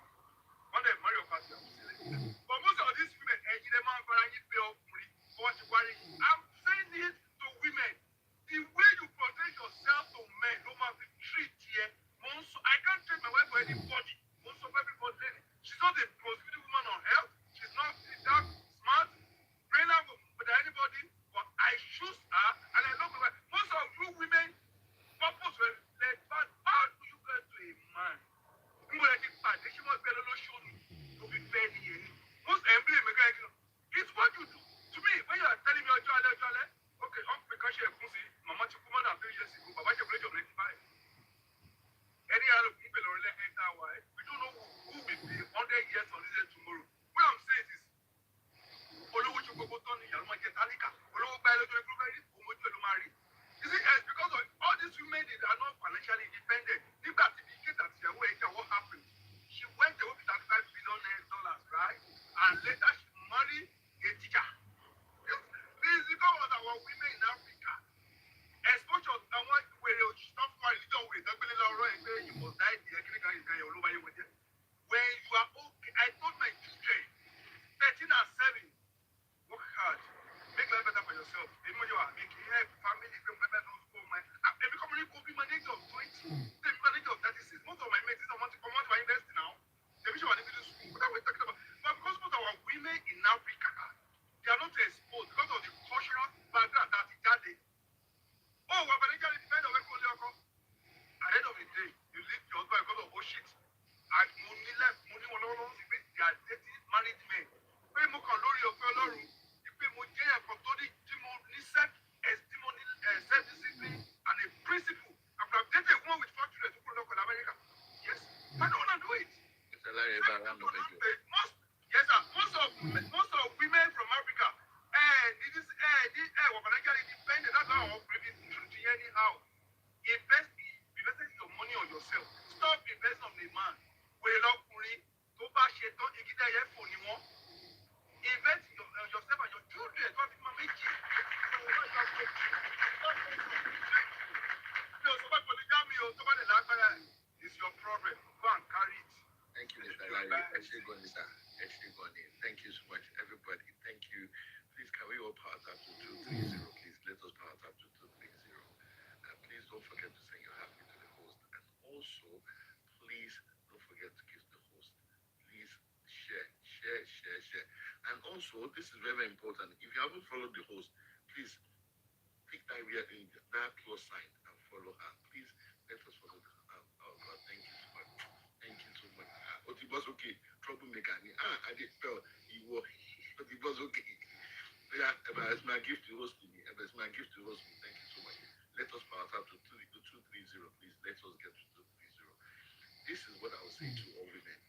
Before you women come out to come and start crying, come and start complaining about men is cheating, be independent. I will repeat it again. Be independent. Your best or cooking. Ẹgbọ́n nǹkan tó kọyà sọ ní interview àti dúpẹ́ ṣe ti gbọ́ interview ọkọyà ẹgbọ́n nǹkan tí ọkọyà sọ ó ní pé àwọn senior brother àwọn senior ọmọ tó bí fún ṣáájú ọkọyà they were not serious òun fi ọmọ àwìn lọ he is very very okay ó dẹ̀ níyàwó méjì mẹ́ta ṣe é gbọ́ so ẹyọ wa independent on your own. Make your money and don't depend on any rubbish man to come and fund you or to come and fund the lifestyle you want or you wish to. Make your money and be independent. I will repeat it again. No man will throw shit at you guys. Make your money. I can't throw shit at you, Lord. I can't throw shit at Olu. I can't throw shit at Emma. Make your money. That is the most important thing. So, but when this jabber happens, you are happy to work. Tell my name. You can't throw shit at me. Doctor TLC. Emma, you know what I'm there. So, like, any doctor, can you imagine a whole doctor that will, he will walk away in a rubbish man that will misbehave? Make your money. It's because you don't have money, that's why you tolerate rubbish, you tolerate nonsense. And you come up and say, hey, the man is cheating. Make your money so when a man misbehaves, you are happy to walk away without looking back. Thank you. About jealousy. Think aside making money, I think you should love yourself. Because I've seen a lot of women, they have the money, but I don't know, they still undervalue themselves. They still take all sorts. Oh God, you don't want to know. A lot of women with money, with influence, that takes rishi. So I will say, know your value, love yourself, because that will help. Like I said, because I have seen our obìnrin tó lówó tó ń gbà. So sometimes, and I have seen our obìnrin tí kò sí púpọ̀ lọ́wọ́ wọn but wọn nígbà nonsense. You understand what I'm saying? So I think it's the combination of both. You need that money to be able to be independent, take care of yourself, take care of your surroundings, your children. God forbid, in case that man decides to go or you decide to go, that's what that is there for. But that self-love is that one that you need. So even when you have money, you need to love yourself. A lot of women don't, I don't know that English, if in English, they don't love themselves enough. Or they believe that, they need, you see a lot of women, they have money, but they still believe that they still need, I don't know how to say this in order for you to understand. I'm a believer in marriage. You're loving somebody and that person is loving you back. It's so good loving somebody and somebody loves you back. That person needs to love you back for that thing to be balanced. Problem in a lot of relationships these days is because it's not balanced. In your I'm not even saying women now. I have seen instances where and the wife is not feeling the same. So this thing is a two-way thing. So what I'm preaching here is treating each other right. Treat your woman right. I don't think any woman, let me speak, if I'm emphasizing woman because of the me, I can only speak for my gender. I don't think any sane woman will, go and get married today with the plan that, I want to get out in another 1 month or 1 year. Everybody, every sane person wants to go into marriage and, wants that to be their last bus stop, wants that to be, okay, my forever person. Do you understand? I don't think that's why I'm emphasizing sane. The moment you say, I do to this person, the moment you have chosen this person among a lot of people or suitors that have come to you and vice versa, you want to pray that this thing will work. I've always said that before you walk away from your marriage, I will say it again. Before you walk away from your marriage, make sure you have tried everything. Ní agbára ẹ to keep that marriage. Make sure you have tried everything to make that marriage work. Make sure you are loving your wife right. Make sure you're loving your husband right. Make sure you communicate. Make sure you understand each other. There is a lot of components. Make sure you have used all of it. Tó bá wá kú wípé the rest of the things that you will now give for that marriage to work is your blood and water. Ibẹ̀ ni mo ti ní you should run. There is a lot of women tó jẹ́ wípé omi àtẹ̀jẹ́ wọn ló fi ń rọ̀nù marriage wọn báyìí. That's the one I frown at. You know that marriage that you are there, that you are every day sad, that you're depressed, that alopecia is setting in, your hair is going to the back, you are not happy. You are not happy. That's the one that I say you should run from. And I'm not even thinking about your partner now. At that stage, tó bá ti di wípé omi àtẹ̀jẹ́ ló fi ń rọ̀nù relationship ẹ̀, that means wípé nǹkan kan ṣe é nìyẹn, o ò nífẹ̀ẹ́ ara ẹ nìyẹn. Do you understand what I'm saying? I'm saying give everything you have to make it work. But when everything, you see, I said, see everything, but that is the end. That is your cue that, this will not work. You don't need to give your ẹ̀jẹ̀ àti omi ara for something to work. No. A lot of my gender, ó níbi kan tí mo ti ṣiṣẹ́, gender mi ló kún bẹ́ẹ̀, torí ọpọlọ wọn ti dàrú, torí marriage, torí ọkùnrin. Ibi tí mò ń sọ yìí, kẹ́ tó ka ọkùnrin méjì, ẹ ti ka obìnrin 20 ní home yẹn. They are filled with women. There is a lady that way, she be 49. She's 49. Lórí pé marriage fẹ́ work. Lórí pé Robbie ní kúrò ní marriage. Why? At the end of the day, you are going to lose those children. You're going to lose yourself. That is what I'm preaching against. Of course, if you can make it work, why not? But má fi omi àárẹ̀ àtẹ̀jẹ́ àárẹ̀. Even men, I'm talking vice versa now. Àtọkùnrin àtobìnrin. Ẹ má fi omi ara àti ẹ̀jẹ̀ ara yín be pushing marriage. Wọ́n ní pé tí ọkùnrin kan bá torí ẹ̀lẹ́kan kú, wọ́n ní gbà á gorí ẹ̀, and vice versa. Tóbìnrin náà bá torí ọkùnrin kan kú, ọkùnrin ò ní kú torí ẹ̀. That is what I am saying. Nobody is here preaching against marriage. No. I am saying, don't buy for marriage. I will say it 1 million times. Don't buy yourself because of marriage. Don't. There is life after it. Tápá ò bá ṣe ṣán, a máa kó sórí ni. I know a lot of people that if I had opportunity to tell not to buy because of marriage, màá sọ fún wọn. Tó ti pa ìlénì. Aláyé máa ṣayé. Tẹ́nìtì bá ṣẹlẹ̀, Ọlọ́run ní jẹ́ kí nǹkan burúkú ṣẹlẹ̀ sí gbogbo wa. Ayé will not stop for you. Mo ti sọ fún yín rí, ọ̀gá mi nígbà tí mo wà ní Nigerian French. Ó páyì àti company ìfọjọ́ kan. One day, the only thing tọ́kàn ṣe ni pé a gbé fọ́tò ẹ̀ síbi ta, a fi register síbẹ̀, èyí tẹ́ bá ń wá ẹ̀ máa sign. Àti ìfọjọ́ kan, we continue. That is what I am saying. Ẹ̀mí ò láàárọ̀. Don't buy yourself for any woman. Don't buy yourself for any man. It is not worth it. Tí obìnrin tó bá ń di gbogbogbò ẹ̀mú tó fẹ́ pa ẹ́, run, and vice versa. This is not about women alone. Because I always tell us, àwa la bí ọkùnrin, àwa la bí obìnrin. Àbí ẹ̀yin ọkùnrin náà, ṣe bẹ́ẹ̀ yìí ni bàbá obìnrin, ẹ̀yin ni bàbá ọkùnrin. Why will anybody want anybody to die for anybody? No.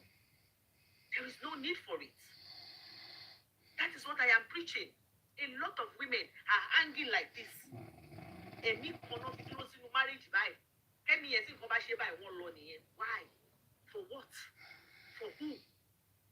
Even these children, tá máa ń pariwo tó máa ń bí mi nínú.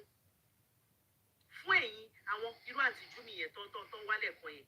Àwọn ọmọ yìí, Ọlọ́run kó ṣe wọ́n dáadáa. May our children be successful. May they become everything that they want to become in life. Ìgbà yẹn ló máa mọ̀ wípé ọmọ mi. Ẹ tí ìrẹni tó yẹ kó bí méje, kò sí kankan tó wà ní tó wà. Táwọn ọmọ yẹn máa ti ṣọ́ lọ, èyí tó lọ sí Canada, èyí tó lọ sí America, they will go and live their life. Ọkùnrin á lọ fẹ́yàwó, start having another family. Obìnrin á lọ fọ́kọ start having another family. So if you live all your life or you stay in a terrible marriage because of ọmọ mi, if at the end of the day, o ti wá dá láàbò ara, by the time táwọn ọmọ yẹn dàgbà, o ti dá láàbò ara, àwọn ọmọ yẹn dẹ̀kẹ̀rẹ̀ wọ́n ti bá ti wọn lọ. Wọ́n ti bá ti wọn lọ, they will go. I don't mean that in a bad way. They will go and live their life. And if all your life you're sticking in a terrible place because of these children, at the end of the day, almost suffering human resentment. A lot of parents now, a lot of mothers are resenting their children. Ẹ máa gbọ́ ẹ torí ẹ̀dẹ̀ ní o, torí ẹ̀ mo ṣe jókòó sí bàbá wọn o, ẹ̀ rí ó ṣe kìíní kan, ó ṣe kìíní kan. Ọmọ yẹn ò rán yín iṣẹ́ kẹ́ ẹ jókòó sí bàbá wèrè. Ọmọ yín ò rán yín iṣẹ́. Ẹ ti rí àwọn èèyàn tó máa wá sórí iṣẹ́ òbí tó máa ní pé ọmọ àwọn ló ń sọ fáwọn wípé mom you need to leave this man. Ẹ rántí àti kan báyìí tó wá síbi tó sọ wípé ọmọ àwọn ló ń wo àwọn lójú báyìí pé mom leave before daddy buys you. Why will you let it get to them?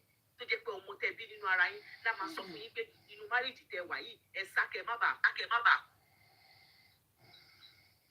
Nǹkan tí mò ń sọ fún wa nìyẹn. Nobody is preaching against marriage. I'm a lover of marriage. In case if you're new to my page, you will know èmi I'm a lover girl. I am just saying òṣùwọ̀n tó bá fi wọ́n fún ẹni kó fi wọ́n padà. Bẹ́ẹ̀ ni mo sọ. Ẹ gbàgbé gbogbo àwọn ìyá wa tẹ́ ẹ̀ sọ yẹn. You think if they can turn back the hands of time, àwọn kò ní lọ túnṣe ni. They don't have a life. Most of our mothers. Wọn ò ní. Ẹ wo, èmi ò ní live ilé ayé yẹn o. Àwọn ọmọ mi ò dẹ̀ ní live irú ẹ̀. Ẹni tó bá fẹ́ live ẹ̀ kó live in peace. Marriage is not worth crying for, both men and women. Marriage is not worth crying for. You are meant to enjoy it. Believe me, there will be ups and downs. But share the ups and downs. Tó bá ti di gbogbo emu, I will keep saying it. Because if anything happen to you, oku gbé. Oku gbé. This food. This food, are you there? Yes, ma. Ekale ma. Hello, everybody. Ekale This is sis. my first time here, Sister Dupe. Party cute show today.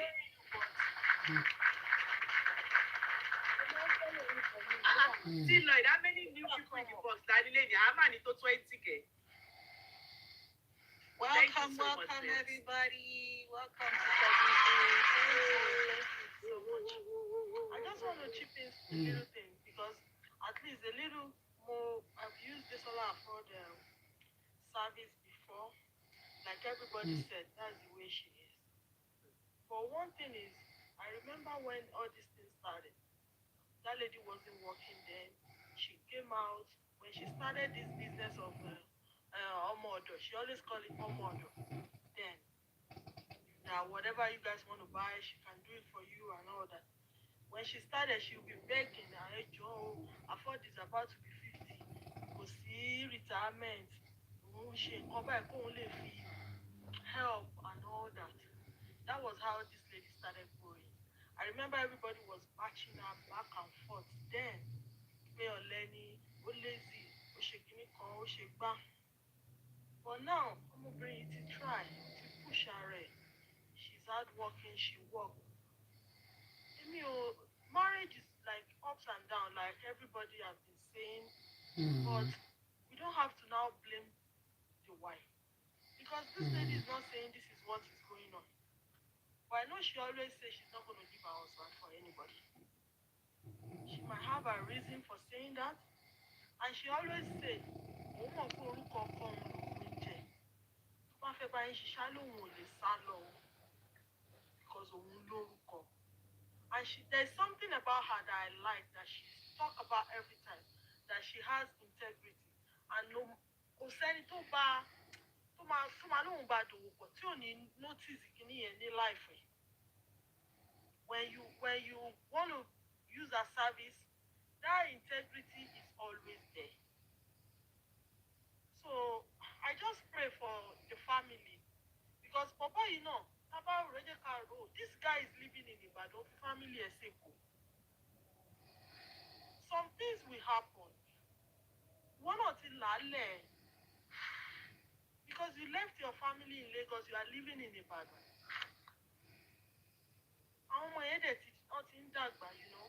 But I just pray that God cover. But she's a lovable person. And no matter how you deal with her, you're going to love her. That's all I have to say. Thank you so Thank much. you. Thank you so much, sis. God bless you. Thank you. I'll borrow your box. Dr. No, it's Dr. It's Dr. Dr. TLC. TLC. Ọwọ́ mẹ́wàá dé ọkọ.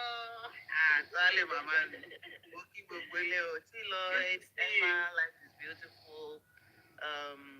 Timothy, everyone, Mrs. Young, I greet you. Hi, doctor. Oníbàjẹ́ màmá mi, Adé fún àpá o. Cherry. Good evening, Dr. Let's, TLC. good evening, T. Lloyd. How are you doing? So, Sherry, ẹ má jẹ́ ká máa ṣe double standards. Like, some people here are supporting, jẹ́ kí kọ́kọ́ mú bẹ́ẹ̀ náà. Some people here are supporting, pé ó yẹ kó jókòó síbẹ̀. Pé bí ojú àti pé yẹ kó jókòó síbẹ̀ kìnnìkan. Look, pìtìpìtì, ìdí ayé ti fi ọmọlọ́mọ làkàlàkà. She's the one that is in that marriage. Òun ló mọ̀ di ayé tó fi òun làkàlàkà níbẹ̀. Bẹ́ẹ̀ni. So if things are falling apart and the center can no longer hold, and if she decides to leave, let her leave. Let her be. Let her be. Ìgbà tí kòkòrò ń jẹ ṣinṣin, èèyàn kankan ò gbọ́. Ìgbà tí gbogbo ẹ̀ wá dáríwó lẹ́ wá ń sọ̀rọ̀. Let people live their lives the way they want it. If she doesn't want the guy anymore, tó bá sọ pé ìgbà kan ló sọ pé òun ò lè filẹ̀ fẹ́ anybody. Tó bá wá dẹ̀ sọ pé òun dẹ̀ fẹ́ filẹ̀ báyìí kẹ́lẹ́kọ̀ọ́ kẹ́kọ̀ọ́ ẹ̀. Ẹ jẹ́ kẹ́lẹ́kọ̀ọ́. Exactly. You can't hold down for it. You can't hold down for it. Ó lè jẹ́ yán lẹ́nìí lọ́la kí n jẹ́ jollof rice. Yes. There's no harm in that. There's no harm in that. Ìgbà tí bọ̀dá mi àfọ́dù tọ́wọ́n náà wà ń bọ̀ ẹ̀sìn, wọ́n ṣe bẹ́ẹ̀. He did 7 gudugudu and 6 yayas. Ẹ má jẹ́ ká gbàgbé yẹn, but èmi ò wá sọ ṣe pé torí pé mo ti wá sọ pé wọ́n ṣe 7 gudus and 6 yaya. Kán wá lọ máa foró yáró, mi ò sọ pé kẹ́nìbọ̀dì foró yáró. Ó tì ò rárá o, mi ò sọ díẹ̀ o. But if she decides, whatever course she decides to take regarding this marital crisis that they have going on, let both parties be. If you want let, I want the tó lọ sí Ìbàdàn. No, breakfast kàn wọ́n nìyẹn. Breakfast kàn wọ́n nìyẹn. Because nígbà tí wọn náà tó ń ṣe tó wà lára tó wà lẹ́kùn, àwọn náà wọ́n máa yẹ àrà táwọn dá nígboro. So if you want let, gbogbo wọn máa wà okay. Gbogbo wọn máa wà okay. And I also saw someone's video tó sọ pé because she's married kìnnìkan. Tí kò bá níṣẹ́, àwa náà la máa bu pé transformer ọ̀gá kìnnìkan. Now she has decided to carve a niche for herself. She has decided to find something doing, rebrand herself however she deems fit. Ẹ fi sílẹ̀, what if pé gbogbo nǹkan tó ti ẹ̀ sọ, what if pé rúmọ̀ ni pé kò ń ṣe tòótọ́? Àti ń ṣáájú ẹlẹ́ẹ̀dẹ́gbẹ̀ẹ́dẹ́. Ẹ fi ọmọ ọlọ́mọ sílẹ̀. Ẹ fi ọmọ ọlọ́mọ sílẹ̀. J-Plug, yes I am. J-Plug, yes I am. Tí transformer bá súnmọ́ ẹ bá mi hug ẹ̀. Bá mi dìímú dáadáa, kó bá mi romance ẹ̀. Yes I am. Thank you, Jere Dr. TLC mi. Adepeo.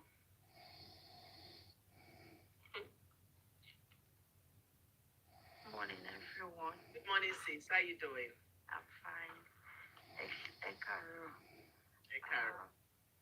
Well, for me, I've heard what everybody has said, but I think for me, remarriage, onikaluku, ototoni, the way it works for you, ma, is different from the way to she work for me. One thing is down, so, but we're in Sherry lifestyle and seeing like the new generation. For me, I've been to like therapy, I've been to marriage counseling and all of that. And for me to just me by, I came from a polygamous home, and I right from there, not like I see my mom like or my dad Tony, maybe violence or anything, but I knew something was wrong. You understand? And I make up my mind. And then movie ìgbésẹ̀ tí ìyá mi gbé. You understand, man? So as then my mom keeps saying it like, tẹ́ bá fẹ́ fẹ́ ọkọ, ẹ ronú dáadáa, ẹ mú nǹkan tẹ́ ń fẹ́ nínú ọkọ. Don't just marry just because people you want to marry. Ṣó yé yín? So for me, like that Bisola now, ṣe rí àwọn tó bá ti fẹ́ celebrity, Sisidupe, ṣe rí àwọn tó bá ní pé àwọn fẹ́ celebrity ní ọkọ yẹn, mo máa ń sọ, you should be ready for anything tójú ẹ̀ bá ti rí nínú marriage. Am I right? You should be ready. No, you are not right. They deserve happiness too. You don't understand what I mean. See, No, she's right. Yeah, I'm right. I would let Because I know let what her I'm saying. finish. Now, I'm let right. me give you an example. Let me give you an example. Let me give you an example. There's this guy in Abuja. He's a top-notch fashion designer. I'm very close to his family and his wife also. Ìyàwó ẹ̀ mọ̀rú èèyàn tó ní. You understand? Ìyàwó ẹ̀ ò ṣiṣẹ́. She was working before. Ìgbà tọ́kọ bẹ̀rẹ̀ sí ń jẹ lọ tó ń jẹ lọ, ó bẹ̀rẹ̀ sí ń ṣiṣẹ́. Now, nígbà tágbèrè, ifá kí máa yẹn gan tó dà billionaire, àgbèrè ti jẹyọ. I'm not encouraging anyone to pay who endure anything. But by the time she wants to like pé òun fẹ́ máa jà, àwọn ọ̀rẹ́ ẹ pé ìyàwó yẹn pé òun fẹ́ jà. Ṣé o ní nǹkan tó máa take to be on your own? And that's the question. So àwọn celebrity yẹn, ṣé ráwọn ìyàwó wọn tó ń fẹ́ wọn? Irú èmi báyìí mi ò lè fẹ́ celebrity. Because mo ti mọ̀ pé èmi ò lè máa jagun, wọ́n fẹ́ story kan jáde. I can't. So àwọn obìnrin tó bá fẹ́ lọ fẹ́ celebrity, wọ́n tún máa béèrè lọ́wọ́ ara wọn pé, am I ready for it? For the publicity, for the whatever is going to come with it. Èèyàn tó jáde this same day Sola. Now, Juliet ó sọ̀rọ̀ kan lẹ́ẹ̀kan, this same day Sola man, ó ti jáde ńgbà kan. Ṣé rántí? Tó ń pariwo ńgbà yẹn, tó ń defend bọ̀bọ̀ yẹn, knowing fully well pé everybody know pé bọ̀bọ̀ yẹn máa ń ṣàgbé. Ṣé ríra àwọn situation bẹ́ẹ̀, you are not meant to even. Ẹjọ́ ṣé ìṣiṣẹ́ ọba jáde fún Davido? You keep quiet. It's none of your business. Don't defend any man. Won't defend alágbèrè. With you on that. Yeah, don't defend ọkùnrin alágbèrè. Má jáde síta. Because àwọn èèyàn mọ̀ pàlà. Ṣé bí mo sọ fún yín lẹ́kọ̀ọ́? Ìgbà tí gẹ́yìn fẹ́ máa jà. Adébẹ́ọ̀, ṣé defend la máa pè ti Désọlá ṣá? Because òun ò sọ wípé kò ṣàgbèrè, òun kàn sọ wípé níbí ni máa pa í sí ni o. Òun ò ní kò ṣàgbèrè o. Àti níbí ni máa pa í sí. Désọlá ò ní kò ṣàgbèrè, ó kàn sọ wípé ẹni lọ ló bọ̀ ni o. But Adébẹ́ọ̀, tí èèyàn bá wá sọ wípé ibi ni máa pa í sí, tó bá wá lóhùn pa í síbẹ̀ mọ́ kọ́. Òun náà ni mo sọ mà. Ṣé ráwọn kọ̀ọ̀kan wà tó jẹ́ pé it will still come back to you. Olóde padà wá fún yẹn. Tó bá yẹ kó mẹ́nu dákẹ́ gbà yẹn. Ṣé mo pé gbà yẹn ni Afford ló wọ ọmọ ìlú Amẹ́ríkà lọ́dọ̀ bí ẹ̀rìn ìgbà yẹn ló jáde. Ṣé tó bá yẹ kó dákẹ́ ni àwọn èèyàn nílò ọ̀rọ̀ ẹ̀ against ẹ̀ ń sìn. But you were coming out and saying, you don't need all that. You don't need all that. Just like what everybody is saying, marriage, you have to value yourself and love yourself. She understand? Own job, own grant interview, own she. Sherry, gbogbo energy yẹn, I would rather put it into myself. Òun ló ṣe wá ṣe, Sherry ń sìn báyìí, ó ti rí pé, mo lè dá wà. I can't take this anymore. I have business. I can make money. Àwọn èèyàn wá ní pé, okay, àfojúdi wọlé. Now, let's take an example. Ẹ wo ìyàwó Ewa. Ṣé mo pé ìyàwó Ewa, ó dúró sínú marriage yẹn? Gbogbo bí yẹn náà ṣe ń ṣe dáadáa. Ó dúró. By the time she gain her Sherry began your sorrow true. You don't have to because they are celebrity. Àwọn èèyàn máa rí sọ, so just keep quiet. Wọ́n ní àgbàlagbà ṣe ní kòtò, ó máa ṣe wà nù mí. Wàá ṣe tó bá fẹ́ kúrò ní marriage yẹn kúrò ń bẹ̀. So that àwọn èèyàn ní sọ pé ẹ ò ṣe gbà. Ó ní sọ pé ṣé ráwọn celebrity yẹn marriage wọn máa yàtọ̀ because ojú máa wà lára marriage yẹn. So don't come out and defend any man. She understand? Even if I'm on that. Any man talking, don't have, and when it comes to general marriage, from my own understanding, when it me first so much about this all, but I just want to generalize when it comes to marriage. marry, don't have high expectation on your wife or your husband. Ṣé téèyàn bá ti ní high expectation yẹn, tó bá ti gbé wà yẹn dá, òun lẹ ṣe máa rí tóbìnrin máa wò pé má para mi. Ṣé understand? Ṣé rí tó bá ti ṣé dé mi báyìí, mo máa ń sọ, I knew Amy before I got married, I know what I want. And I said it. Mo dẹ̀ pé ọkọ mi jòkó báyìí, mo dẹ̀ sọ fún pé wò ó. Èmi tó fẹ́ o, ilé olórogún ni mo jáde. Mo dẹ̀ mọ nǹkan tójú mi rí ní olórogún. So therefore, if you know this and this and this, please sign. It's just like something like prenup, right? He wrote his own, I wrote mine. And I said, see, Amy Ofedik, this is what I want for my life. Because I know what I've been through. I know my understand? I know what I went through. I don't want to mi ò fẹ́ máa sọ pé obìnrin kan pé ọjọ́ tóbìnrin bá ti gbà bó tó tí mo ti rí straight àbí tí mo ka ẹ òpin débà ẹjọ́ ẹ sign. Ṣé ti understand? Ó dẹ̀ sign, òun náà sign tiẹ̀. Tó bó ṣe wà yẹn, ó ti rí pé ọmọ yìí mọ nǹkan tó fẹ́. Kí n tó fẹ́ ọkọ mi ni mo ti mọ nǹkan tí mo fẹ́. Wọn ò tì mí wo márẹ̀, mi ò love up. Mi ò love up o. Orí ọpọlọ mi pé o ni mo fi love up. And my husband knows what I want. Do you understand? Bí mo dẹ̀ ṣe wà yìí, àwọn kan ní wọ́n kọ́kọ́ owó kọ́kọ́ ṣe. Mi ò fi gbogbo ẹ̀ pé wọ́n love ọkọ. Ṣé rí, tá a bá ti ṣe gbogbo tí kìíní yẹn bá ti bẹ̀rẹ̀ ní Africa, we will have peace in our marriage. Tá a mú nǹkan tá à ń fẹ́. Àwọn ìyá yẹn ò ṣe kìíní yẹn. Àwa tá a tún wà ní marriage náà, a máa gbọ̀n fọ́kọ. The Bible said, wife, submit to your husband. Husband, love.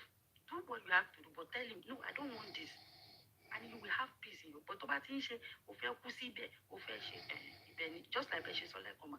If any problem ti máa dé, a lot of people want to die there. They want to please the man. I know I would rather please myself and please my God. That's the only thing. But obìnrin bá ti ń ṣe pé àmà kú síbẹ̀, gbogbo nǹkan tó gbà ni màá fún. Ọjọ́ tó bá ti jáde, àwọn èèyàn máa sọ lẹ́nu pé ọjọ́ tó bá ti lóhùn ò gbà mọ́ bẹ̀rẹ̀ sí ní dún àfojúdi tí ò ní. Ṣé rí tó bá ti rí pé ọmọ yìí máa mọ nǹkan tó fẹ́, àwọn ọkùnrin yẹn wọ́n ẹ̀rù àwọn ọkùnrin wọn ìwà yẹn wọ́n láìka ọmọ tó mọ nǹkan tó fẹ́. Wọ́n á ti wò pé eléyìí ìyàwó mi ò máa gbàgbà kó. They won't try it. That's just my own. Thank you, sis.